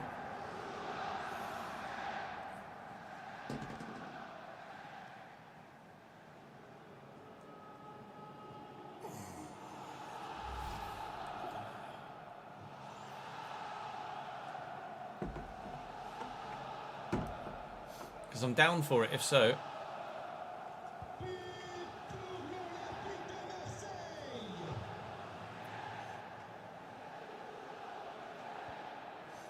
Gusto. Jean-Boslight.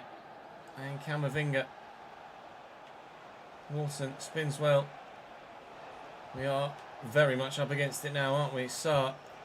Oh, God. That is tired legs that's done that. Jean-Boslight has somehow kept it in. And so have they. Adley. And Scherder. Barcelona go 1-0 up against AC Milan through Ademola Lookman.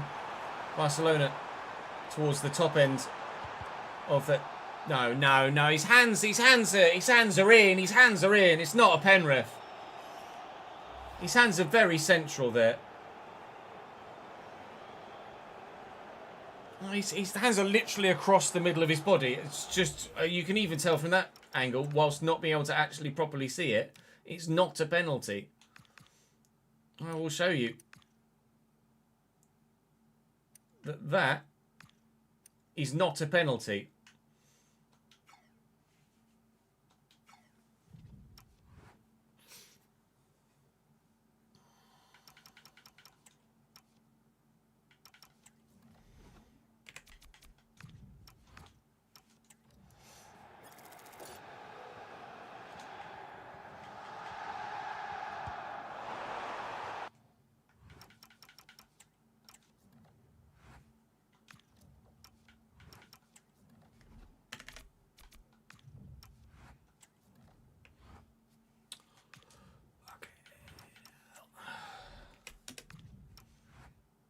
Although actually, to be fair, let's screenshot that.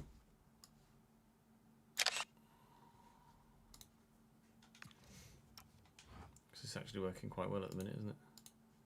In terms of adding some difficulty, apart from that Brentford game.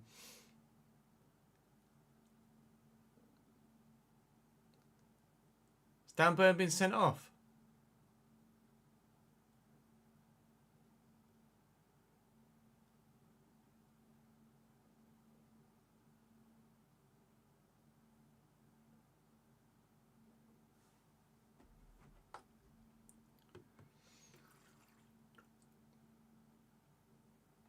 I mean, he's definitely kicked Ouattara there.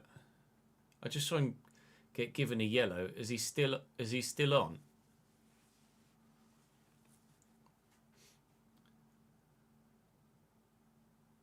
No, he's gone. Red card. You could tell from his reaction immediately that he knew that he was in trouble. Joe Willock and Elanga coming on. And they're taking Nick Pope off for Aaron Ramsdale.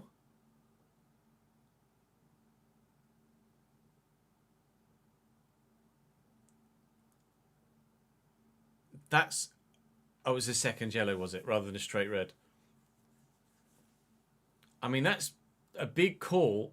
It's always a big call to take your goalkeeper off for someone else to try and save a penalty. That's huge. Oh, Pope picked up a knock earlier, did he?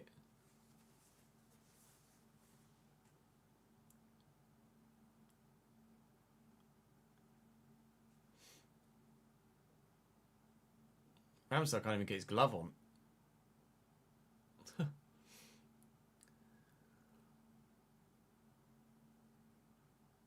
Barnes for Lewis Hall. Not sure who Elanga's going to come on for. Oh, Jacob Murphy by the looks of things.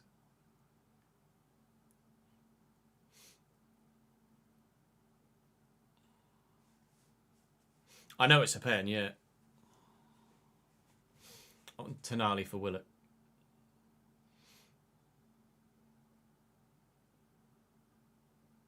Joe Willock. I feel like Joe Willock's barely played for Newcastle in recent times.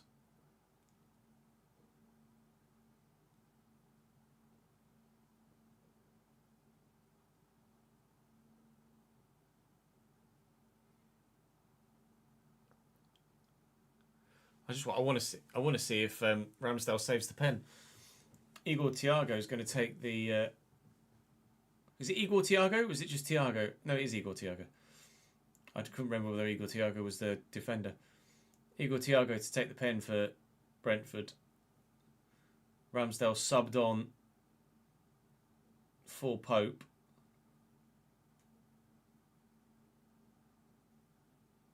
Goal. 2-1 Brentford.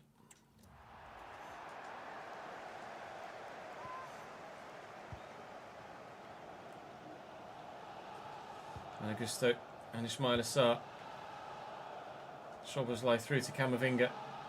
Wharton is there. He's telling me to go the other way, actually. But I'm not going to listen.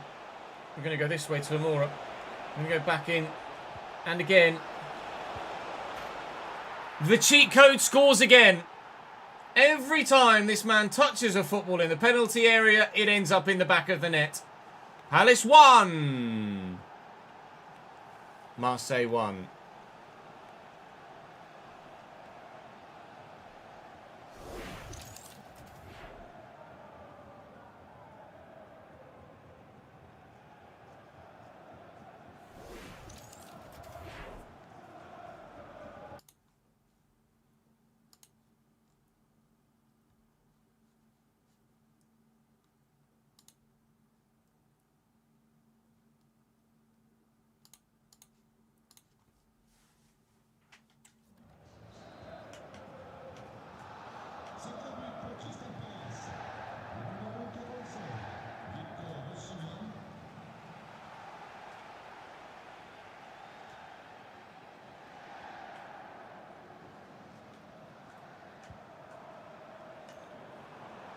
Costa.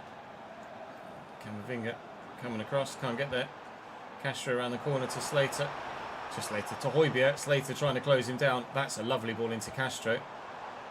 Højbjerg, they're toying with us here on the edge of our own box. Costa. Camavinga in the way and out. Anywhere will do.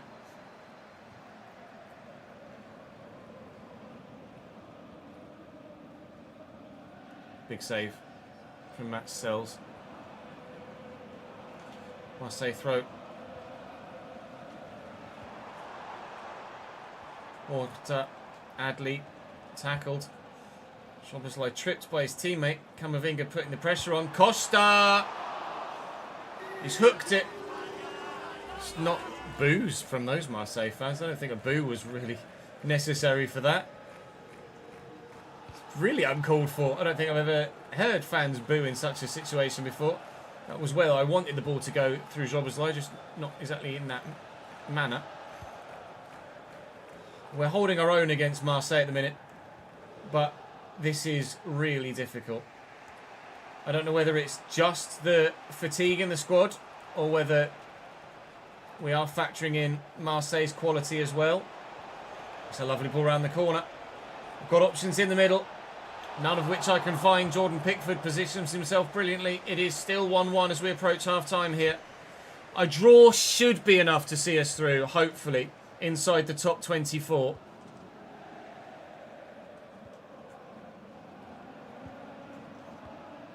Adley, Orta, be careful here not to draw too many people out of position. He's off. He's off. Huge. Absolutely massive. But the linesman has put his flag up there. I think it was tight. It wasn't as tight as I thought. Both of them offside.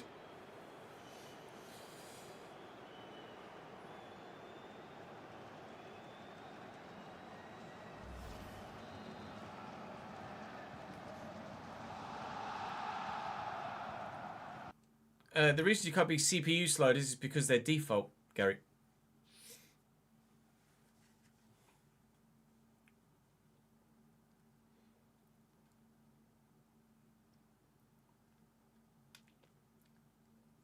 But Leno's literally the best goalkeeper in the game. Oh, Villa have scored a third. Oh my god. Authentic, Gary. It literally says in the like just read the thing.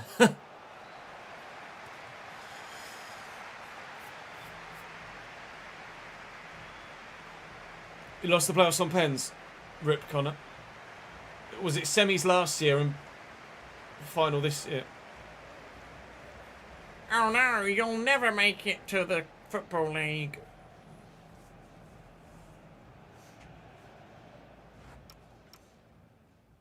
God, I'm going to have to take Ismail Sarr off at half time. It's going to have to be Tucker to come on. Jones, no. Yeah, Curtis Jones, I need the quality. Fucking hell.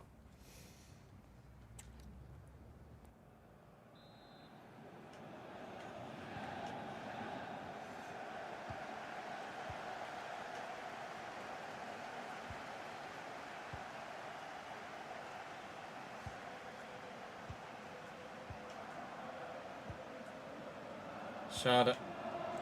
Back to Angel Gomez. And Sharda again, their goal scorer.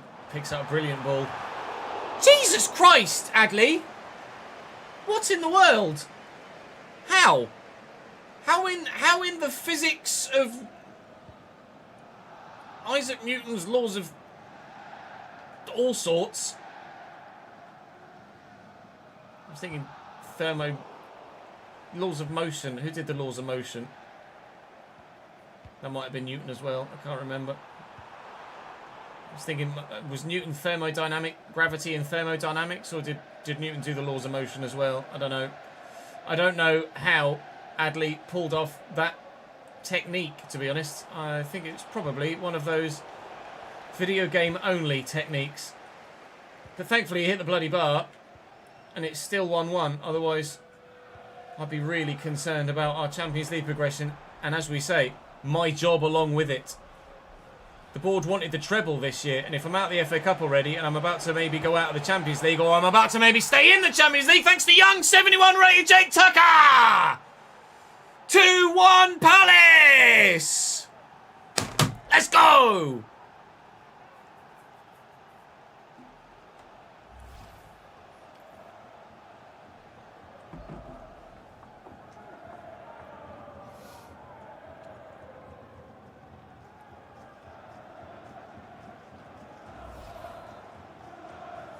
Four 0 Villa now. Bloody hell.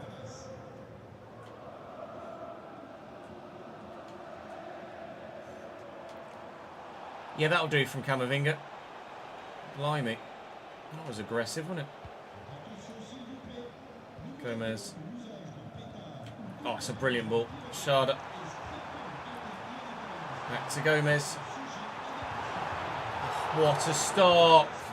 Brilliant play from Marseille. Undefendable. They've got Lille in their next domestic game, but we really don't give a shit about that. What I care about is stopping them putting together moves like that again, because that was ridiculous. The low-driven shot was visually very impressive as well. Looked great. So did the save. Amora has got the fresh legs. It's one of very few that do, but he can't get past Castro at fullback for them. Still got 20 minutes to try and hold on to this.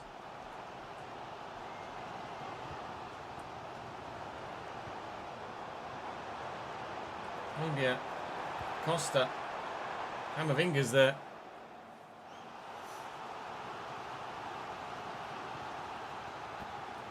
Is Bournemouth's run over?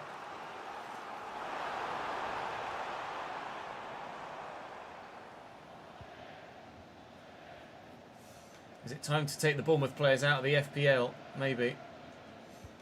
Gusto, Camavinga, Jones. Osimhen, we'll go Jones, then Tucker, then Osimhen. Oh, nearly. So very nearly.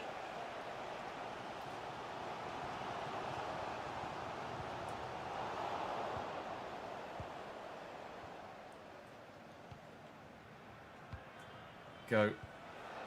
Brilliant. Amora. Oh, Nathan. Nearly Nathan. Adley's off. Adley's away. And in Danny. Bayern doing what they need to against Apoel Nicosia. Saw that they were down and near us in the Champions League, trying to keep their hopes and dreams alive of getting through to the knockout stages. Leverkusen were down there too. There was someone else I mentioned off the top of my head. I can't quite recall who it was. That was equally under threat of going out. But so far, ourselves and the German Giants are doing what's necessary. The fans, the French Marseille fans, did their best to disrupt our preparations for this fixture. But in the end, it's a case of whoever has Victor Osimhen wins. And we have Victor Osimhen now, so we win. Our Champions League journey continues, but it has not been easy to this point, and it will get only more difficult still as we progress into the knockouts.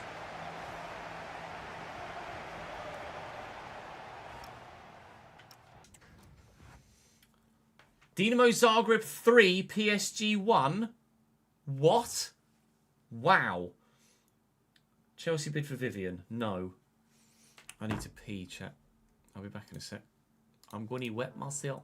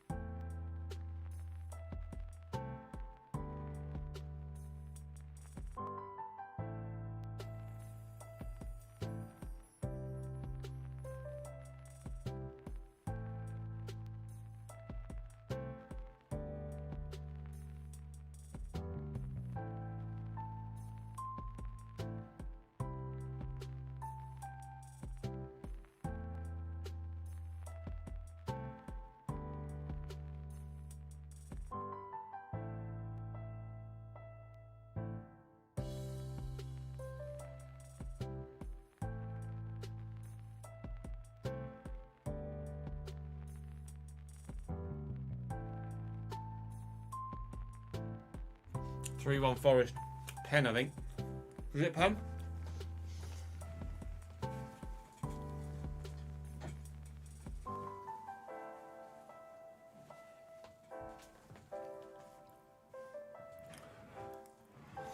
Elliot Anderson from... Yeah, Elliot Anderson from the spot. Good pen.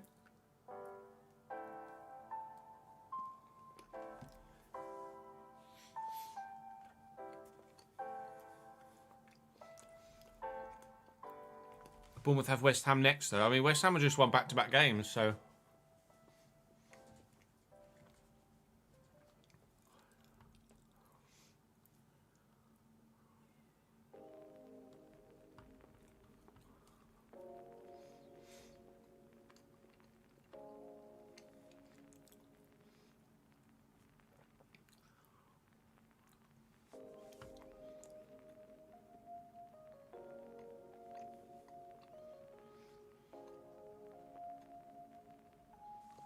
Yeah, who knows what the deal is for Bordeaux at the minute.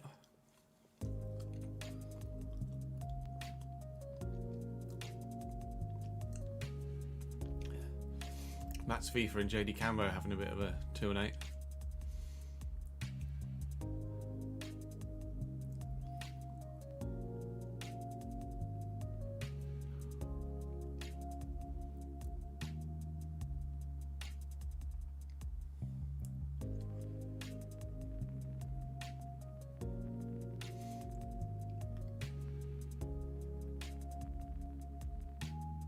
Oh, it's a big save down low from Verbruggen.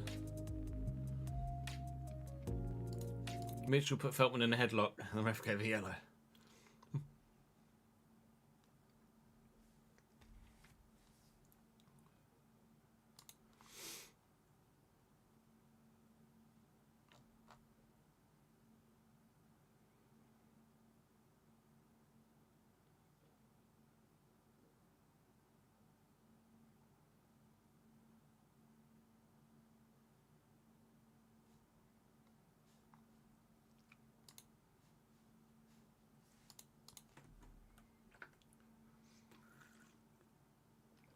Because it's comfy, Connor, okay? You just have to accept that you have a comfy chest. The in-game editor is broken as fuck right now, HP.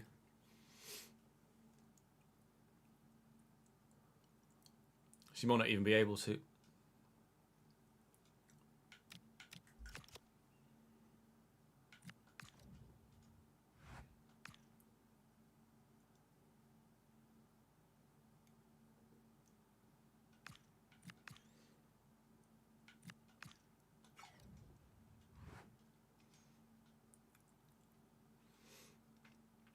Oh, that's the only thing it's working for, is it?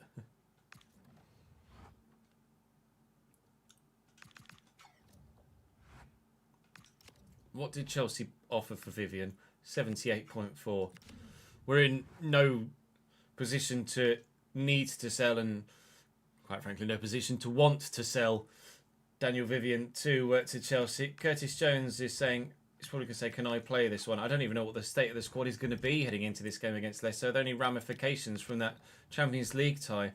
There absolutely are. Ismail Assar is quite tired, as are a number of others. The next game in the Champions League, I believe, has been drawn now. Well, the next round in the Champions League has been drawn. And we've got Ajax, which is either straightforward or not, depending on how good Ajax are at this moment in time. But for January, we're rounding it out with bottom of the table Leicester City. Now, we've been unstuck by some simmers recently. I'm going to put my faith in the system and hope that the system repays me here. Please repay me. Thank you. Just Duran with a brace, firing back at the haters that said Osimhen's absolutely replaced you. And Amora, who we put into the starting lineup there, scored a minute after Mavididi equalised for Leicester. Big result for us. Devastating for Leicester, with Liverpool and Newcastle also winning. Oh, I hadn't paid attention to the league table for a little while. Really throughout the whole episode, I don't think. Newcastle have wobbled heavily. They had a sizable gap. They had a 7-point gap to a couple of others and an 8-point gap to ourselves and Chelsea, I think. I think it was a 7-point gap to City and Arsenal and an 8-point gap to Palace and Chelsea. Chelsea have dropped to 7th. What on earth happened to them? Maybe it was Liverpool. And Newcastle are now not even in the top 2. They're second on goal difference behind us. City now take the advantage in the Premier League. And we are absolutely back in the fight for that. Thank you very much. Well, Newcastle United, what on earth is going on in the northeast? I'm sorry, I can't do it. You just can't. Sorry, Curtis. just no. So as we push into the next month, we've Manchester United to start it. Liverpool's in there, and 2 games against Ajax as well. It's not going to get any easier as we progress through this season, but we're absolutely with an opportunity now to win back-to-back Premier League titles. And we're still in the hunt in the Champions League. And quite frankly, after the way that the league phase went, I'm just happy enough to still be in the hunt, basically. That will do me for now. That will do us. Actually, no, it won't, because let's finish the transfer window. Deadline day on the way.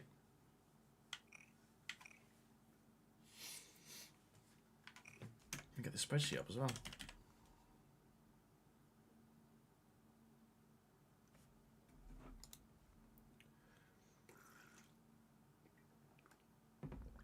Oh, the lemon wipe.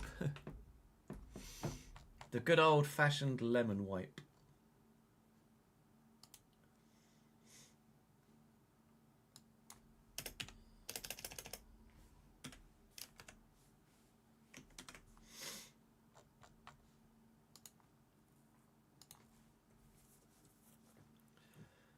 Mark Gahey has moved back to the Premier League to Brentford for 33.9 million from Barcelona. What a waste. I mean, I'm sure he enjoyed his time in Spain, but what a waste. We'll see what else happens through it. Well, nothing at this stage. Just a lot of smaller deals going through. There's Lucas Chevalier moving to Manchester City, however, so that's changed things a little bit. Sunderland have bid for Dean Henderson. Where have Sunderland got £75 million from? I say that having seen them spend significantly large amounts in real life this past summer. Surprised to see them sign Chevalier, though, unless Donnarumma's gone somewhere that we haven't seen. PSG bid for Diamande on deadline day. We've just given Diamande a new deal. He's literally just signed a giant new... Oh, no, he walked out. Ah, balls. He walked out of the new deal, didn't he? I probably should have accepted that. Apologies. I got myself confused. Probably should have accepted that. With Diamande, Diamande, he wants more money, but we're now challenging for the Premier League and are still in the Champions League. Maybe I should have negotiated that, but on deadline day, maybe you can justify why I didn't. That's a weird. That's an odd one. One that maybe I should have done, but maybe not. Dean Housen has gone to Bayern, however, for £108 million, which is a hell of a lot of money for a centre-back. It's a disgustingly large amount of money for a centre-back. Oh, I've annoyed myself about that PSG deal for Diamande. I mean, it means we get to keep Diamande, but probably should have done something with that. I apologise. Maybe you'll think I should have negotiated that a little bit. Right, I'm going to go make sure that the Patreon spreadsheet is up to date with regards to any moves that those guys have made. And then I could show you a full window roundup in the Premier League, or in the transfer window as a whole. Move Jobbers Live from a cam to a centre mid now, just to see if that helps in some regard. I'm not sure if it will or not.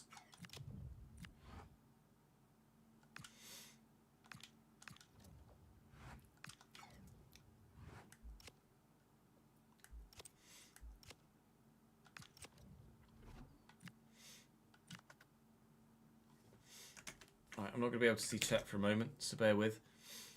Augsburg, Celta, West Ham, Real Sociedad, Tottenham, Ad still at Boca, Betis, Strasbourg, Fulham, yeah.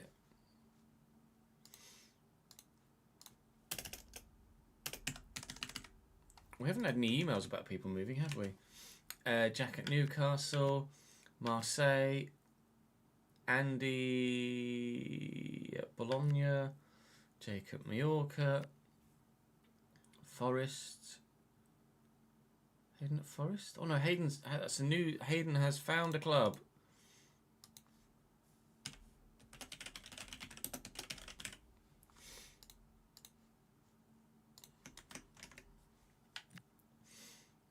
Also Bologna, Lyon, Marseille.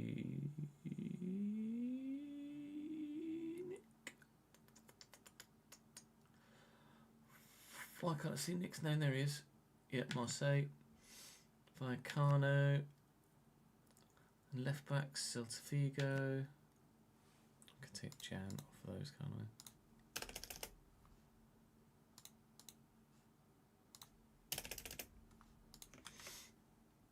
Marseille, Lens, Steve. Oh, Misha's signed for... Who in the fuck is that?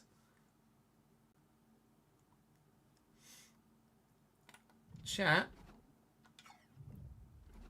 Misha... Oh, fuck.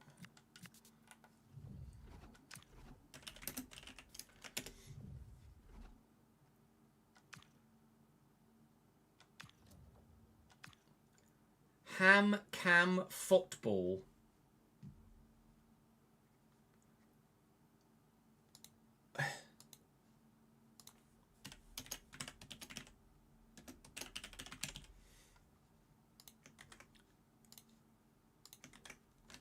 Who the fuck?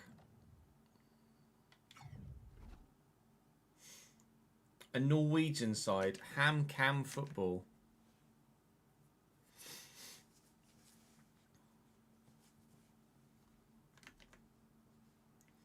Well, that's a new one.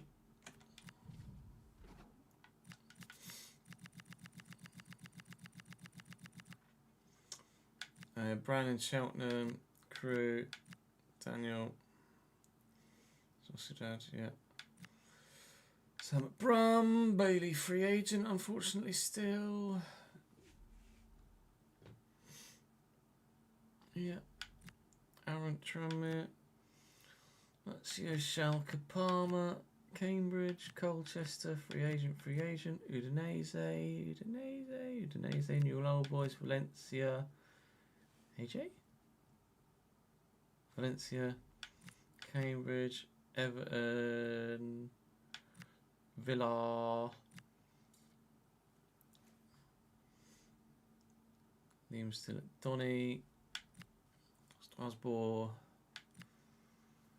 AD's free agent got released. Nolan at Mainz. Newcastle. Shane at Bayern. Whips. Betis. Juliet Villa. Mosley at Bournemouth. Yeah.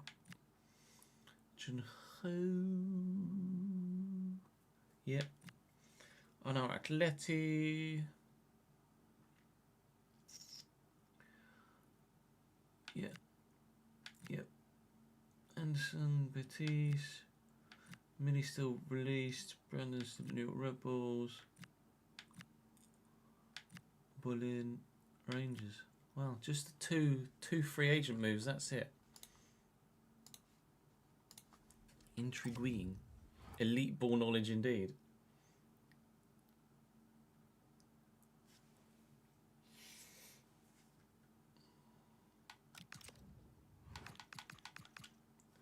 So transfer history all told, we had the biggest deal with Cristante Succe going to Brighton. Dean Housen, £108 million was the next biggest deal. PSG have done a lot of business recently. I'm intrigued to see, well, so have we, evidently, and Real Madrid. I'm intrigued to see if Manchester City have let Donnarumma go. I'd be surprised if they had. Osimhen to us as well is another big one. Barella, Kirkesh to City, Cherki to us. Well, they were in the summer. Let's have a look at the dates first, rather than the Frimpong from Barcelona to Roma. Vlahovic from Monaco to Real Sociedad. It is Javiro Reed. Miles Lewis Skelly to Manchester City is an intriguing one. We've got Jon-Mikel Aramburu from Girona to Fiorentina. I don't know the name. I don't think. Brennan Johnson's moved from Spurs to Atalanta. He wasn't getting first team football at Tottenham. Behind Mohamed Kudus. Brahim Diaz to Leeds. Luis Diaz to Inter. That was on deadline day. At the very end of deadline day, should I say. Anything else in here? I mean, Adley to Marseille. We just played against him. Mark Gay. He's 84 rated still, and he's gone to Brentford. Rico Lewis to Girona. I mean, we're down in the 30s now. Wellington Dano. Be a made-up man, won't he?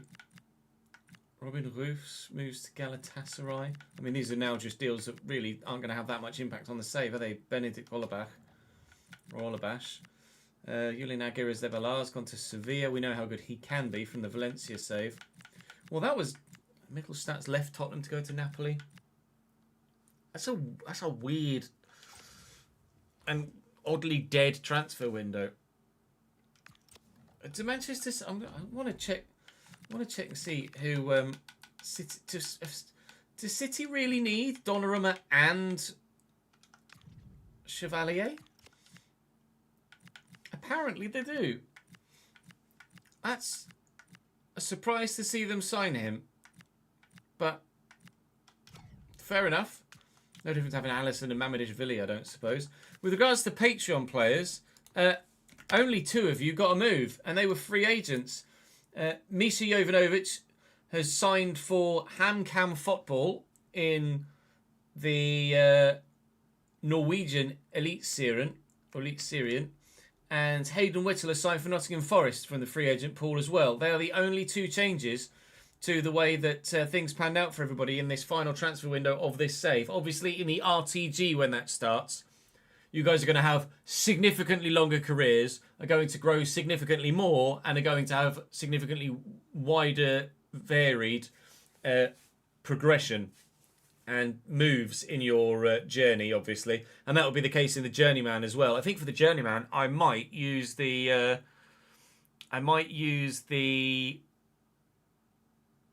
live editor to randomly assign you to a club, so you guys end up all over the globe to begin with. That would be quite fun. Regardless, that's where you are now in this save and where you will end this save at this moment in time. Like I say, the RTG is obviously going to give you, and the Journeyman, going to give you a much more in-depth storyline to your careers.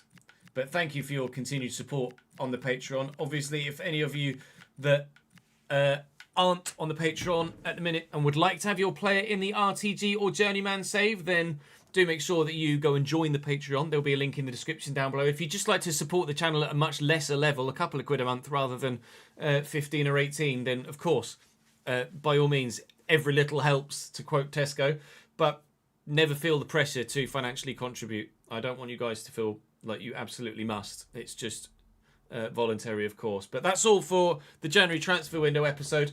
We will push on into the second half of the season now, very much embroiled in a Premier League title fight again, and still hanging on in the Champions League. So we hope for the best.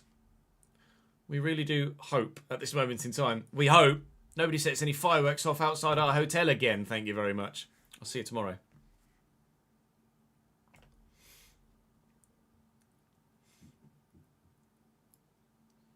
It does when you concede 4 against Aston Villa, yeah. Sorry, Leone. Not gone that well there, has it, really?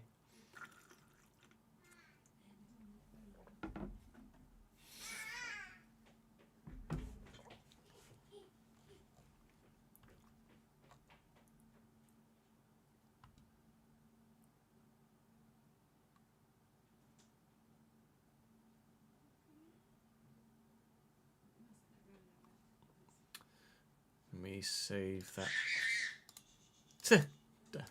I think Jude's home. I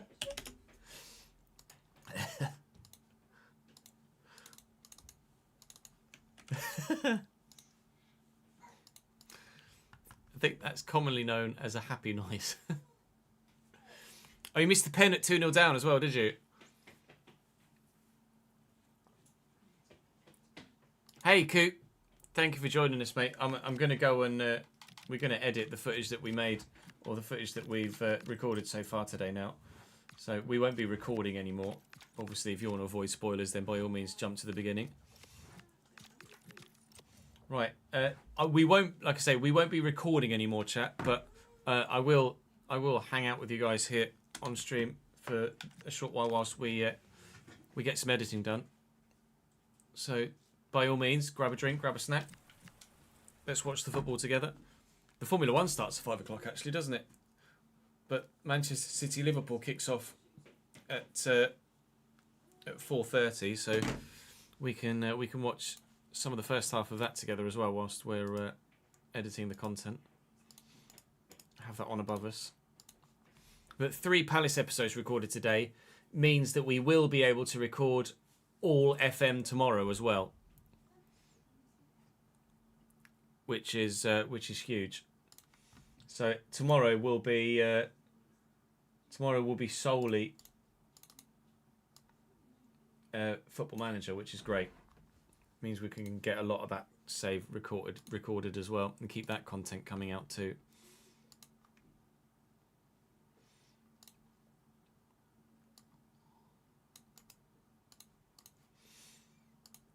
What do we do in this one? Newcastle, Inter Milan, Liverpool.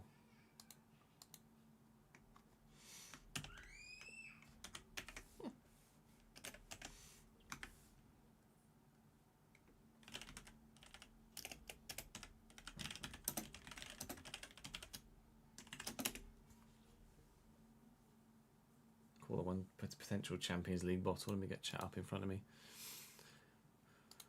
Yes, football shall be managed and screens shall be shouted at. Certainly. Goes without saying, doesn't it, really? At the minute. Oh, yeah, no. Tomorrow we'll be live from about midday, Ryan. About 12 o'clock.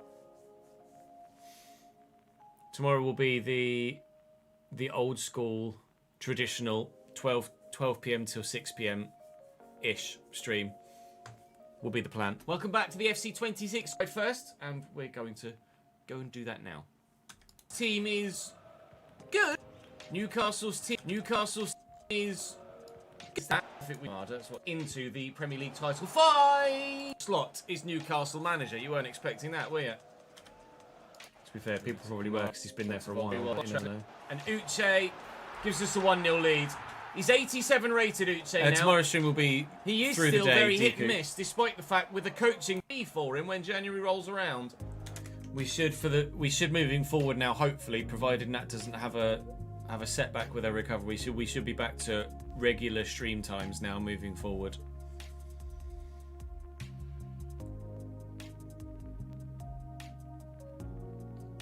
So we'll be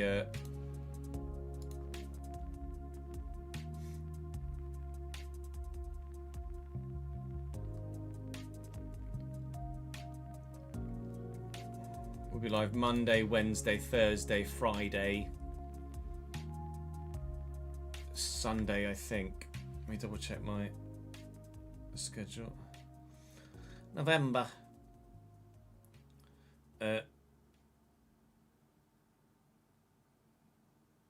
Monday, Wednesday, Thursday, Friday, and then one of the weekend days. Nat has plans on both days, but it depends when in the day those plans are, of which I'm not sure.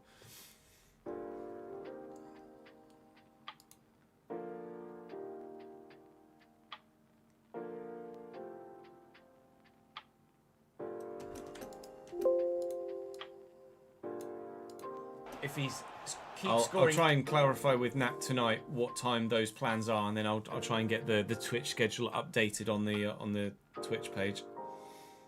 On average, the way that he has been, he might potentially stand a chance of beating a Premier League record, or at least a Premier League under 38 games.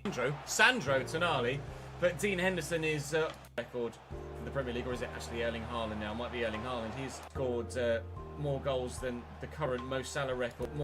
More goals the current Mo Salah. At the moment, we'll check the goal scoring charts after this game to see exactly up to the challenge. At the moment, we'll find straight to the keeper, pour it in behind. Hopefully, stand the defender up. Striker here to then hope stand the deliver the ball. Yes, and straight to the keeper. Might see a check in. What are we saying score prediction wise for City Liverpool then? Or changing play style from Newcastle in this second half to try and find their way back into the game, but didn't quite pull that move off the way that I wanted to. Langer's done well there. Voltemade does drop deep, and Bruno Guimaraes is pushing on further forward quite regularly. Evan Ferguson has just scored for Brighton. He's obviously on loan at Roma in real life at the minute. Uche with a little bit of footwork. Sarr around the corner.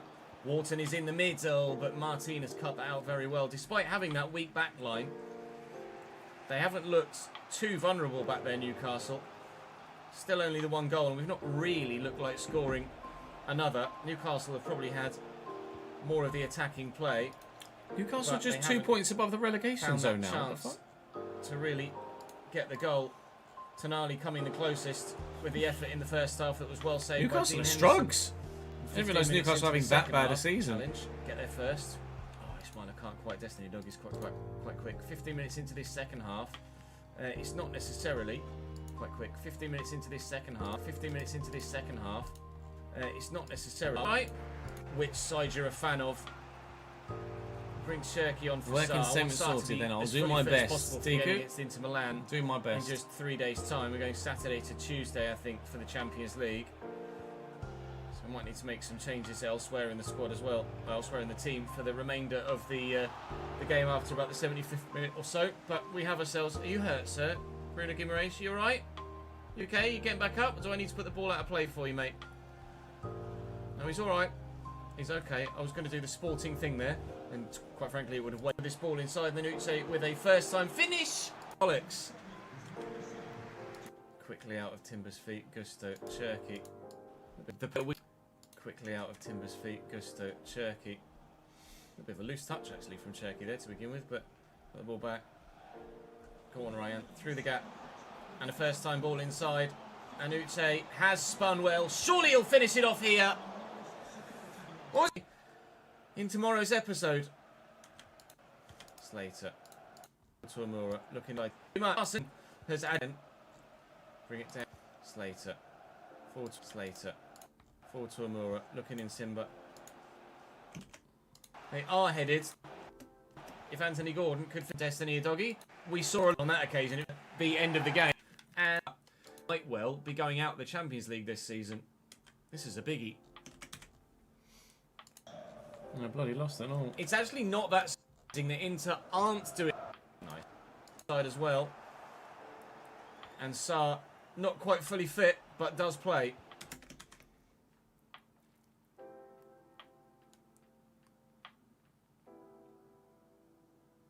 No, I get it, Daniel. It's not the only nation to have that sort of promotion relegation situation, is it?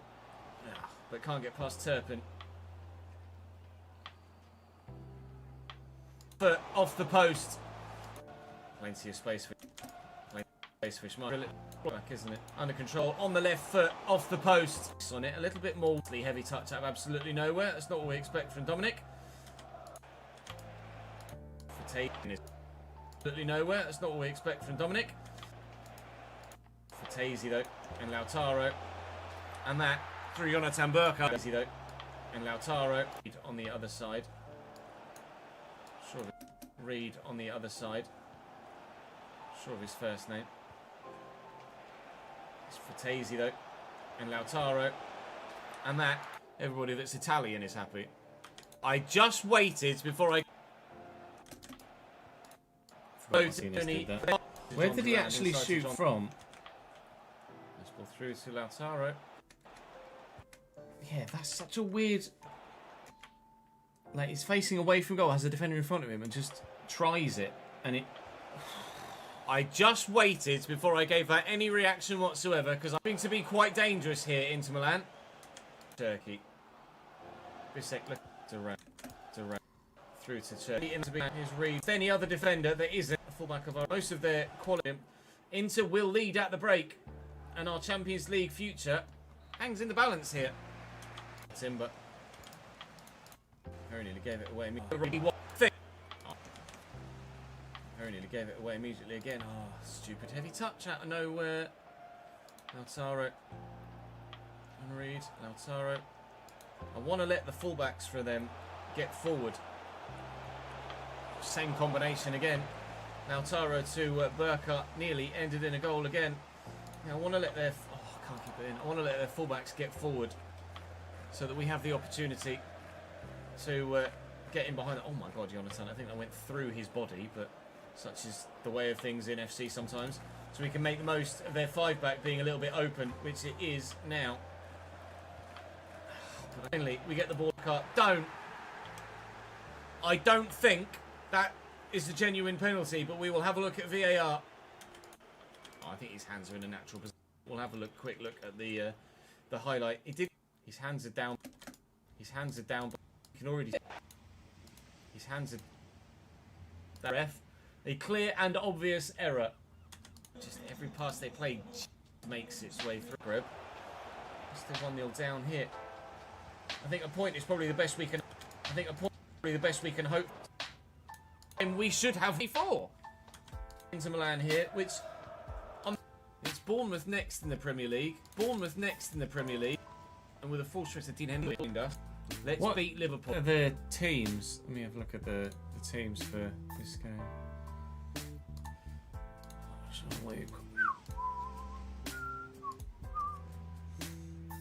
Teams.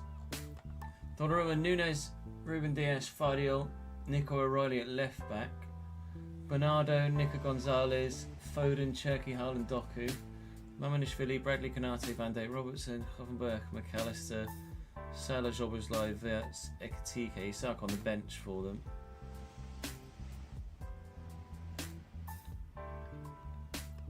Is Alexander Isak going to be an absolutely dud signing? I am intrigued to find out whether maybe he will be. Kicked up such a massive stink in the summer, and now, wow, 1 point, great. From Truffert, Semenyo and De Kuyper, I got 1 point because De Kuyper played 5 minutes off the bench.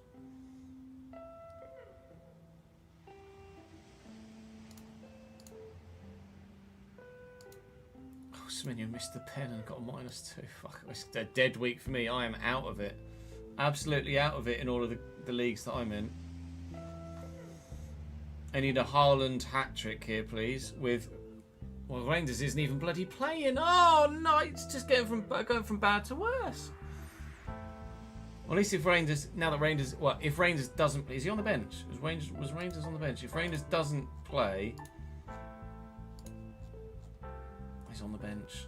If Rangers doesn't play, then I'll get Foden's points, but God. It's all gone a bit downhill, hasn't it? All it takes is 1 dead week, and then you're completely out of the FPL hunt. Gravenberg, Ekatike and Haaland. Oh, man. What a dead Liverpool, week. please. Certainly going to have to play better than we did against Inter if we're to do that. Liverpool right behind us.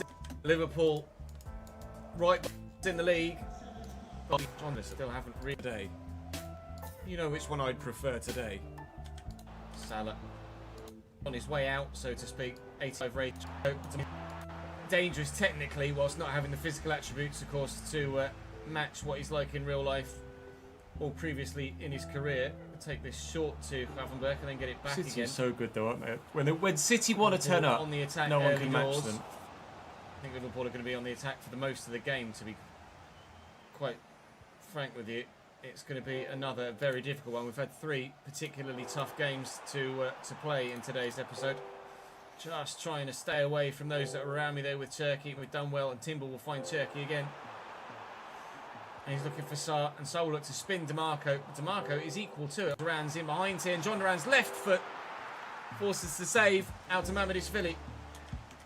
So what happened with the header? Can we keep that in play? No. Well, that was supposed to go all the way to the front line. Salah. Liverpool on the... He had the pace, but DeMarco had the stretch. Salah. Salah's on his way out, so to speak. 85 rated it. And he's looking for Sarr, and Sarr looks for Sarr. 1-2 is Jobberslai. Just not enough time and space to get the step over in to send the defender. Canado. 2 is Jobberslai. Up against Konate and can't get it to him, and that sums up the frustration of not just this game, but the majority of today's episode. Yes, we might have gotten a victory in the first game, but Inter Milan and Liverpool have proven to be such more difficult tests, and they're tests I can't pass at the moment.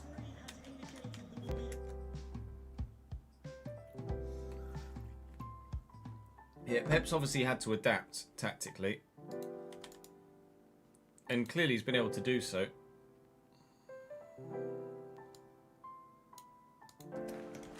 Nice interception at the beginning of the half. Liverpool giving the ball away and pin them in here. And Wharton stop them from getting it. Looking to drive forward. Duran, look at the skill. Now that is just what the doctor ordered. McAllister. It's just McAllister.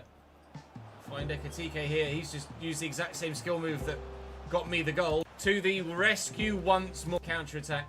Oh my god. Difference. Sometimes you need an 88 rate when the goalkeeper can't get near it. Wharton stops Liverpool from finding the equaliser. That was giant interception from him. Worried that if you go for a physical challenge, he'll just... I think it's just a case of hang on. Didn't even notice the in. And it's a win against... In a minute. Hit and miss. Amura's come to me and asked play here against Sunderland. Amura's come to me and Newcastle win 4 YouTube or on Kick or Twitch. And I'll see you next time. Right, 1.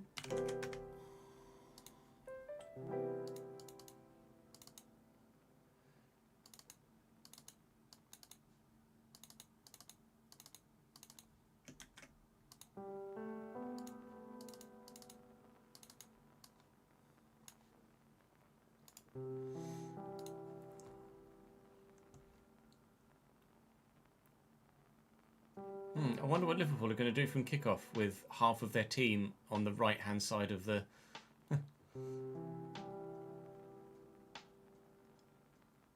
halfway line.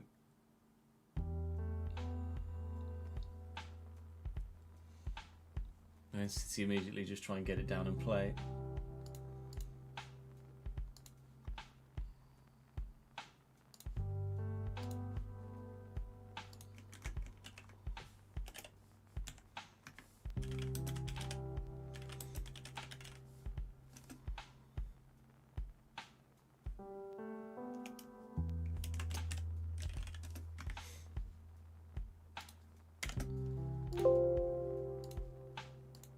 Welcome back to Crystal Palace. Welcome to the January Conference League final.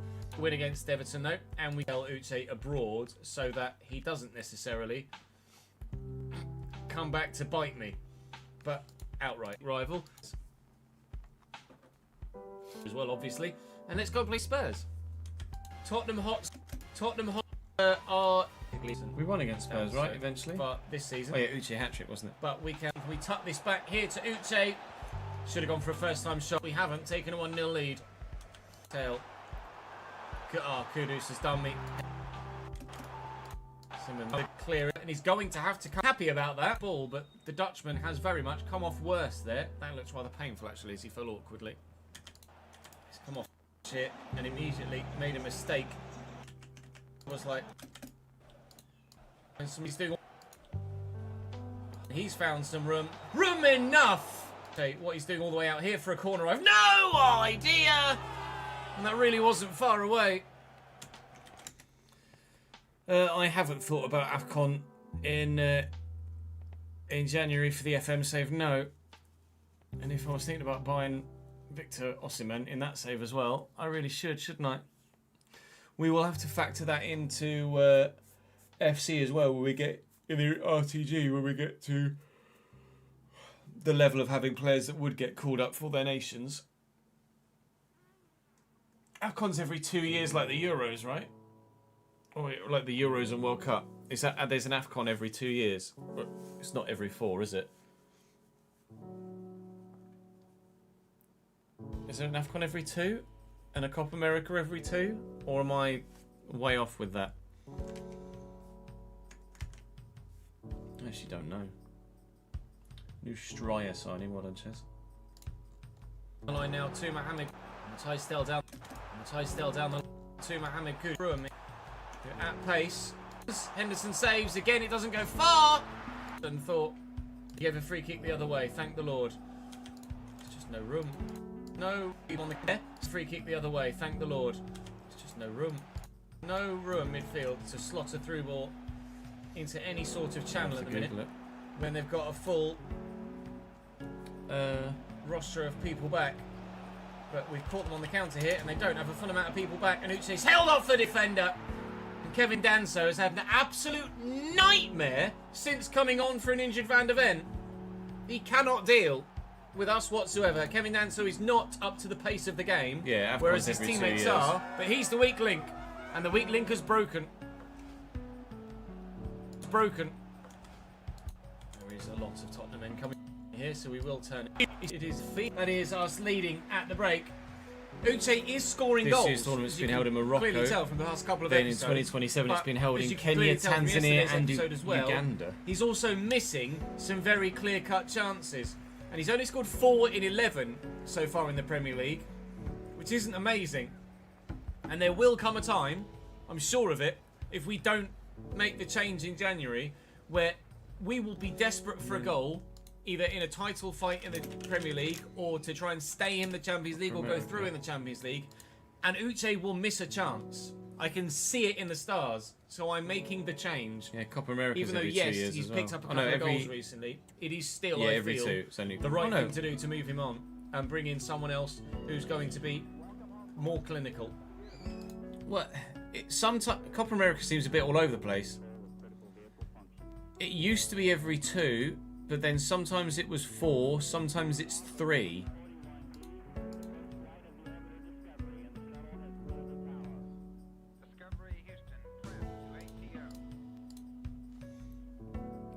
So there was a Copa America. So let's start from the start of the century.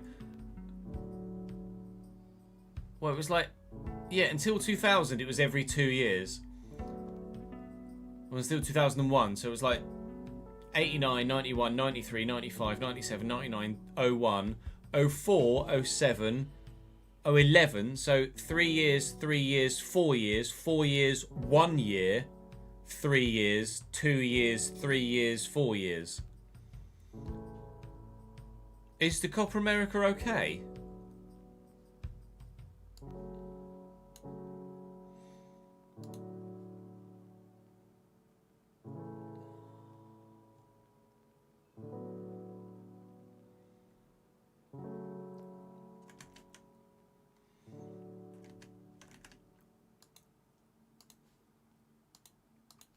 What is going on with Copa America and their scheduling? That's really odd. Right thing to do to be more clinical. Oh, Simmons with a great turn. Kudus. And then he's absolutely fluffed the finish. Kudus is going off for Brennan Johnson now, I would imagine. Yeah, it is indeed that change. Completely forgot Raphael Leao. Oh, what a ball! He's barely Doku. Foden just couldn't quite take it in his stride. Wow. What a chance that was. We're 1-0 to the good at the minute.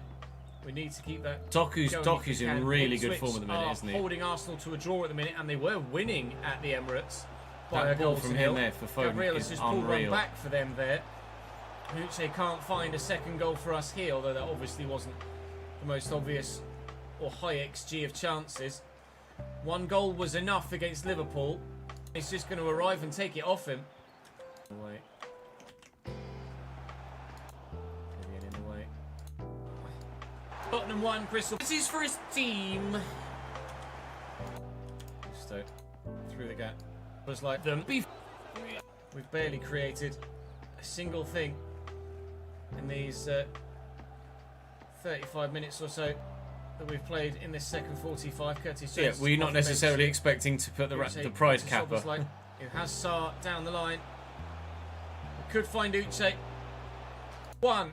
That might be game. Spice saves. Still got to score him to sell him, which might come across as batshit crazy, but I promise you it's not. Now Aston Villa have bid for Uche.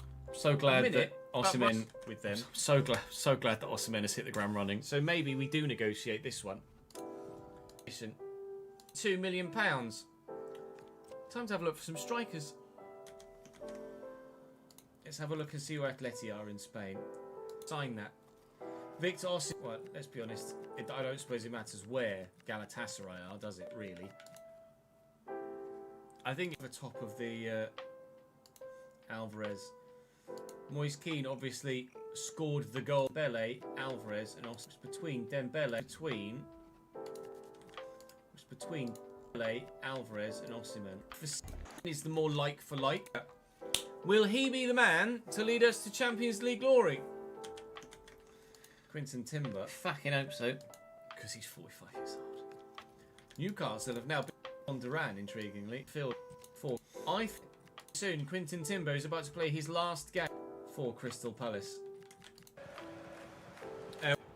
Chelsea then line up. Chelsea then line up as follows with a championship. Oh yeah, that Chelsea game was nuts, wasn't it? Some go well. Some. He just got Leao on your Villa save, and he did something similar, but he only got one game in before the real life football. Leao is so good. He was really, really impressive in the Valencia save. Why has Doku gone down there? A, square it to Haaland, and B, just shoot. I mean, Mamadishvili has caught Doku there. With toe and maybe knee.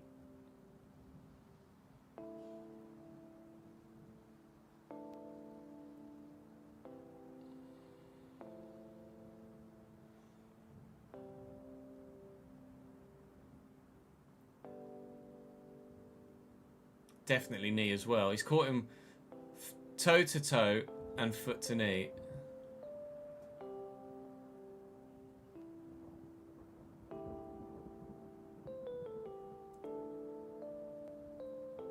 At least the footage that the referee's getting isn't as fucking framey as it is on the actual live feed.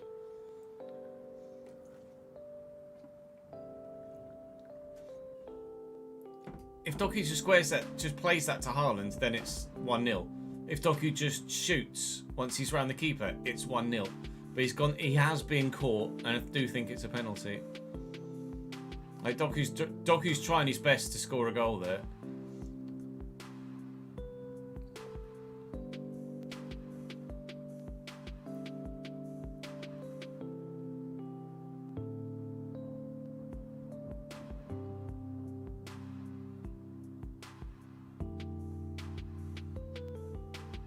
Yeah, penalty City. It's the correct decision. Some don't, but at the minute, more often than not, they're going for us. See if that trend continues. When we played at Stamford Bridge, you will recall Estevao absolutely destroying 3. Still brilliant from Estevao. Oh, it's brilliant. Oh, it's brilliant from Estevao. And his team's chance of taking the lead out is super dangerous. Be careful with Orton now. Pino. Careful with. Please tell me Erling's taking it. Please tell me Erling's taking it. The FPL points! I need the FPL points! Yes, Big H! Please.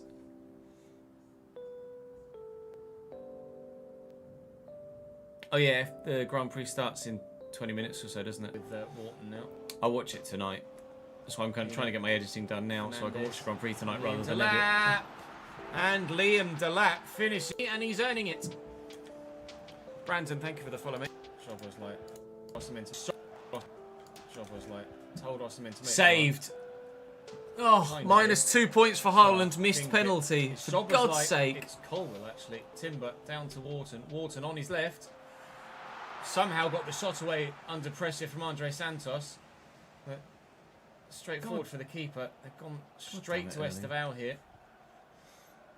In space, you absolutely would every single shot away under pressure. Looking for Osimhen, who's up well. Ossie to become comfortable here at 1-0.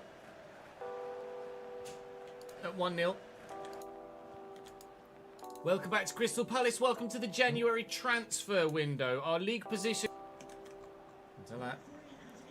Gusto's there. 1 minute added on. Yes, but 1 sorry. minute is close to being played already, but we'll look for Cherky out wide here. And I understand, Ryan. Made a mistake, and we could punish Chelsea. Oh, but haven't. Osimhen's shot well saved. Right. Let's find someone in a Palace shirt in the middle, please. It's Fofana. He doesn't play for me.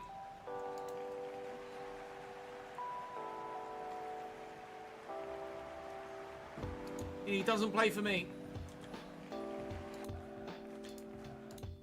Corner for Pete. Pablo. Gusto. Sar's in the channel. And using the run of Osimhen. He got caught there by Enzo Fernandez late, and it's a definite foul. I've not had much luck with Dominic Szoboszlai from free kicks since he signed. I need Dom. I need me to find the answer with Dom to find out. Osimhen. Early storm in the. Brilliant. This game has been. Chelsea are the ones with the advantage for Sar. Goal! No, he's never mind. It's going to get made now. Game sent before the substitution's able to get. Watch me game sent. Watch me game before the substitution. Link me. Estevao. 2-1 Chelsea. They are exceptional. And so is that young Brazilian. Oh, Drop Frames is on a Sunday night, isn't it? Yeah.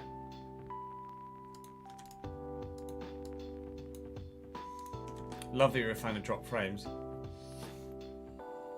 Obviously, their football has just been another level today.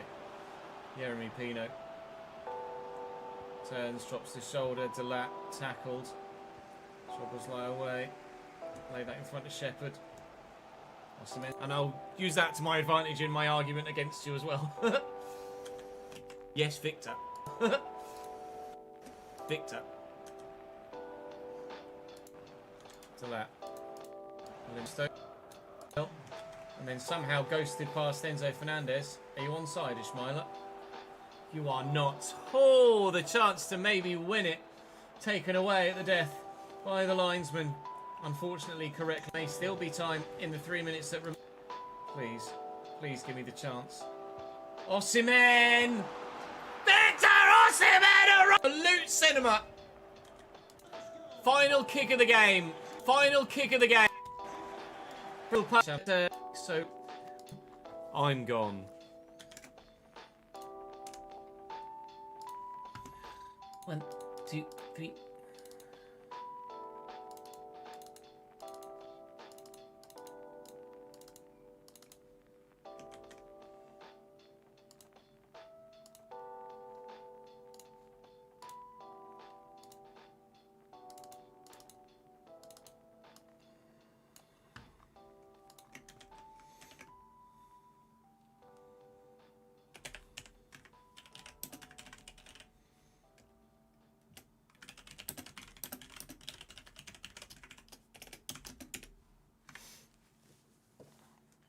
I hadn't heard of it until earlier this year, really. I've been... Obviously, it's not those guys, but part of that... They're like part of that old school, long-term friend group. But people like Jesse Cox, Dodger, the late Total Biscuit, etc. I've been fans of those guys for... dare I say 15 years, and JP has obviously been on a number of things that those guys have been into. Good block from Cherky's effort. I know JP, I know Code Carnage, I don't know the other guy that's in Drop Frames.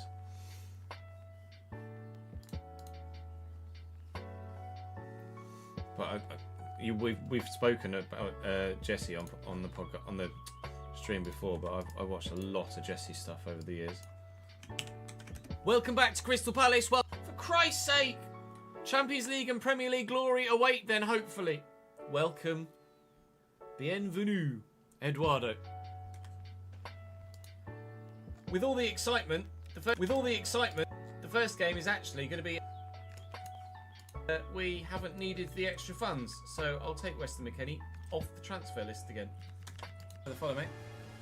Brentford line up with a 4-2-1 here at the straightforward dub, wasn't it? In his last game. 3-0, so, I think. There is your level, Victor. Can you reach that level again? Yes. Szoboszlai. To be fair, it's only because we made the money that we... Camavinga. Be a corner then. Will Vinga, so he's very... really think we signed in there, thankfully, because they were in. Comes Dominic. Oh, lads. He is him. 1-0. Good hold up play by Vint. Good hold up play by Jonas Vint. I'm going to have to bring Diamande across to this. Yeah, I'm going to watch the race later. Camavinga. We'll watch it tonight. Takes it That's off poor from Wirtz. Stoke. Trying to get the ball under control more so than anything else. Szoboszlai takes it off Ouattara. And Sarr has some space. Oh, that's 5 contribution. 2-0. Willian Dom. If you wouldn't mind, Saul. Szoboszlai. But yes, vamos. Osimhen. Vamos Interlagos. Looking for Wharton. Well up, Collins. Oh my God. Ridiculous! Ridiculous! That would have been through, not around. Just trying to bully my way around him or through him. Potentially in the offing. Side here. If that goes in, it turns out that the opportunity they were given, they've wasted. Might come back to haunt us. So, Ruing missing chances. Not. Oh, look at the squared ball on for Sarr. I keep doing that, trying to pump it long, but really starting to get quite frustrating. Tucker's off the bench here, young man. Our champ again. We have scored 6 goals since he came in. He scored 5 and he created the other one. Minute by minute, play by play. Yeah, cheers, lads. £200,000 a week. You're important, not or shit. I'm still getting. Need to go out is fit. Our Champions League campaign is drowning. Here at the Velodrome, Paulo is in charge. Here at the Velodrome, the FA Cup as well. Get me sacked. Adley. We might.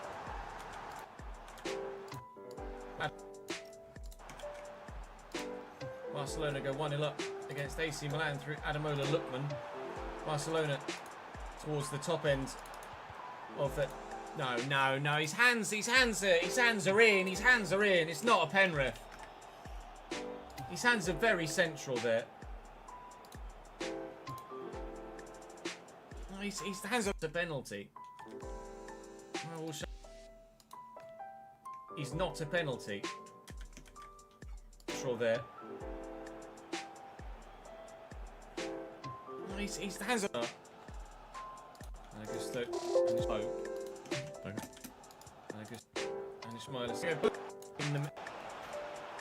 The cheat code scores again. No worries, Daniel. I'll catch you later, mate. Every time this man touches a football in the penalty area, it ends up in the back of the net. Palace 1. Marseille 1.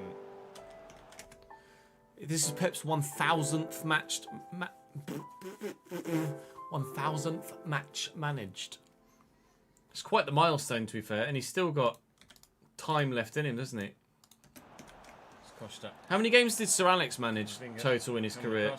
Or Arsene Wenger? They close him down. That's a lovely ball into I bet David Moyes has managed to have a lot of fucking football matches, hasn't he? Toying with us here on the edge of our own box. Costa, Camavinga in the way and out. Porter, Adley, tackled. Costa putting the pressure on. Costa. 2,155. Fucking hell, all right. Not boos from those Marseille fans. But Pep's still only in his 50s, right? A draw should be enough to see us through, hopefully, inside the top 24. Absolutely massive. I think it was top. Both of them offside. Wenger was only 1,235 games in charge. I guess, to be fair, he only really did. Was it Monaco and Arsenal? And that was it? And he wasn't at Arsenal anywhere near as long as Sir Alex was at United. Oh, and in Japan, yeah, to be fair.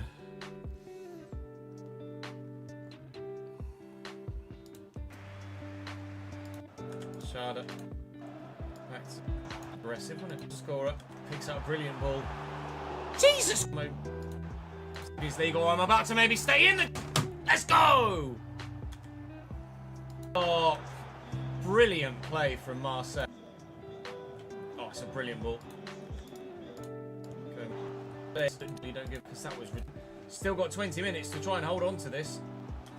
And in Danny.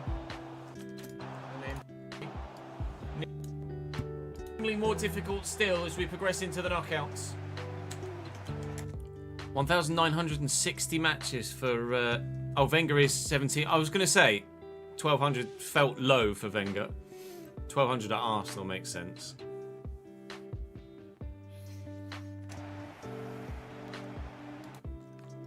What did Chelsea for Vivian? What did offer for Vivian? What did Chelsea... Progress into the knockouts. Brace firing back at the hater to me for now. That will do us. Actually, no, it won't, because let's finish the transfer window. Deadline day on the way. Mark Gahey from McCann to a centre mid now, just to see if that helps in some regard. I'm not sure if it will or not. So transfer history all told. We had the big hotel again. Thank you very much. I'll see you tomorrow.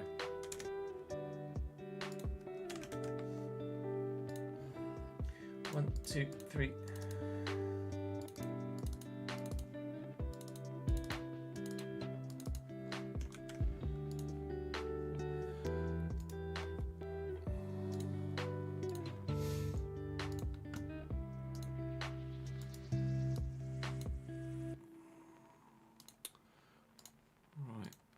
Set that first one at least to upload. Let's set these to render. We'll make a thumb as well.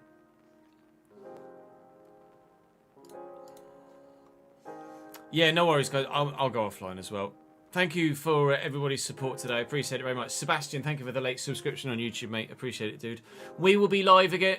Oh, side netting.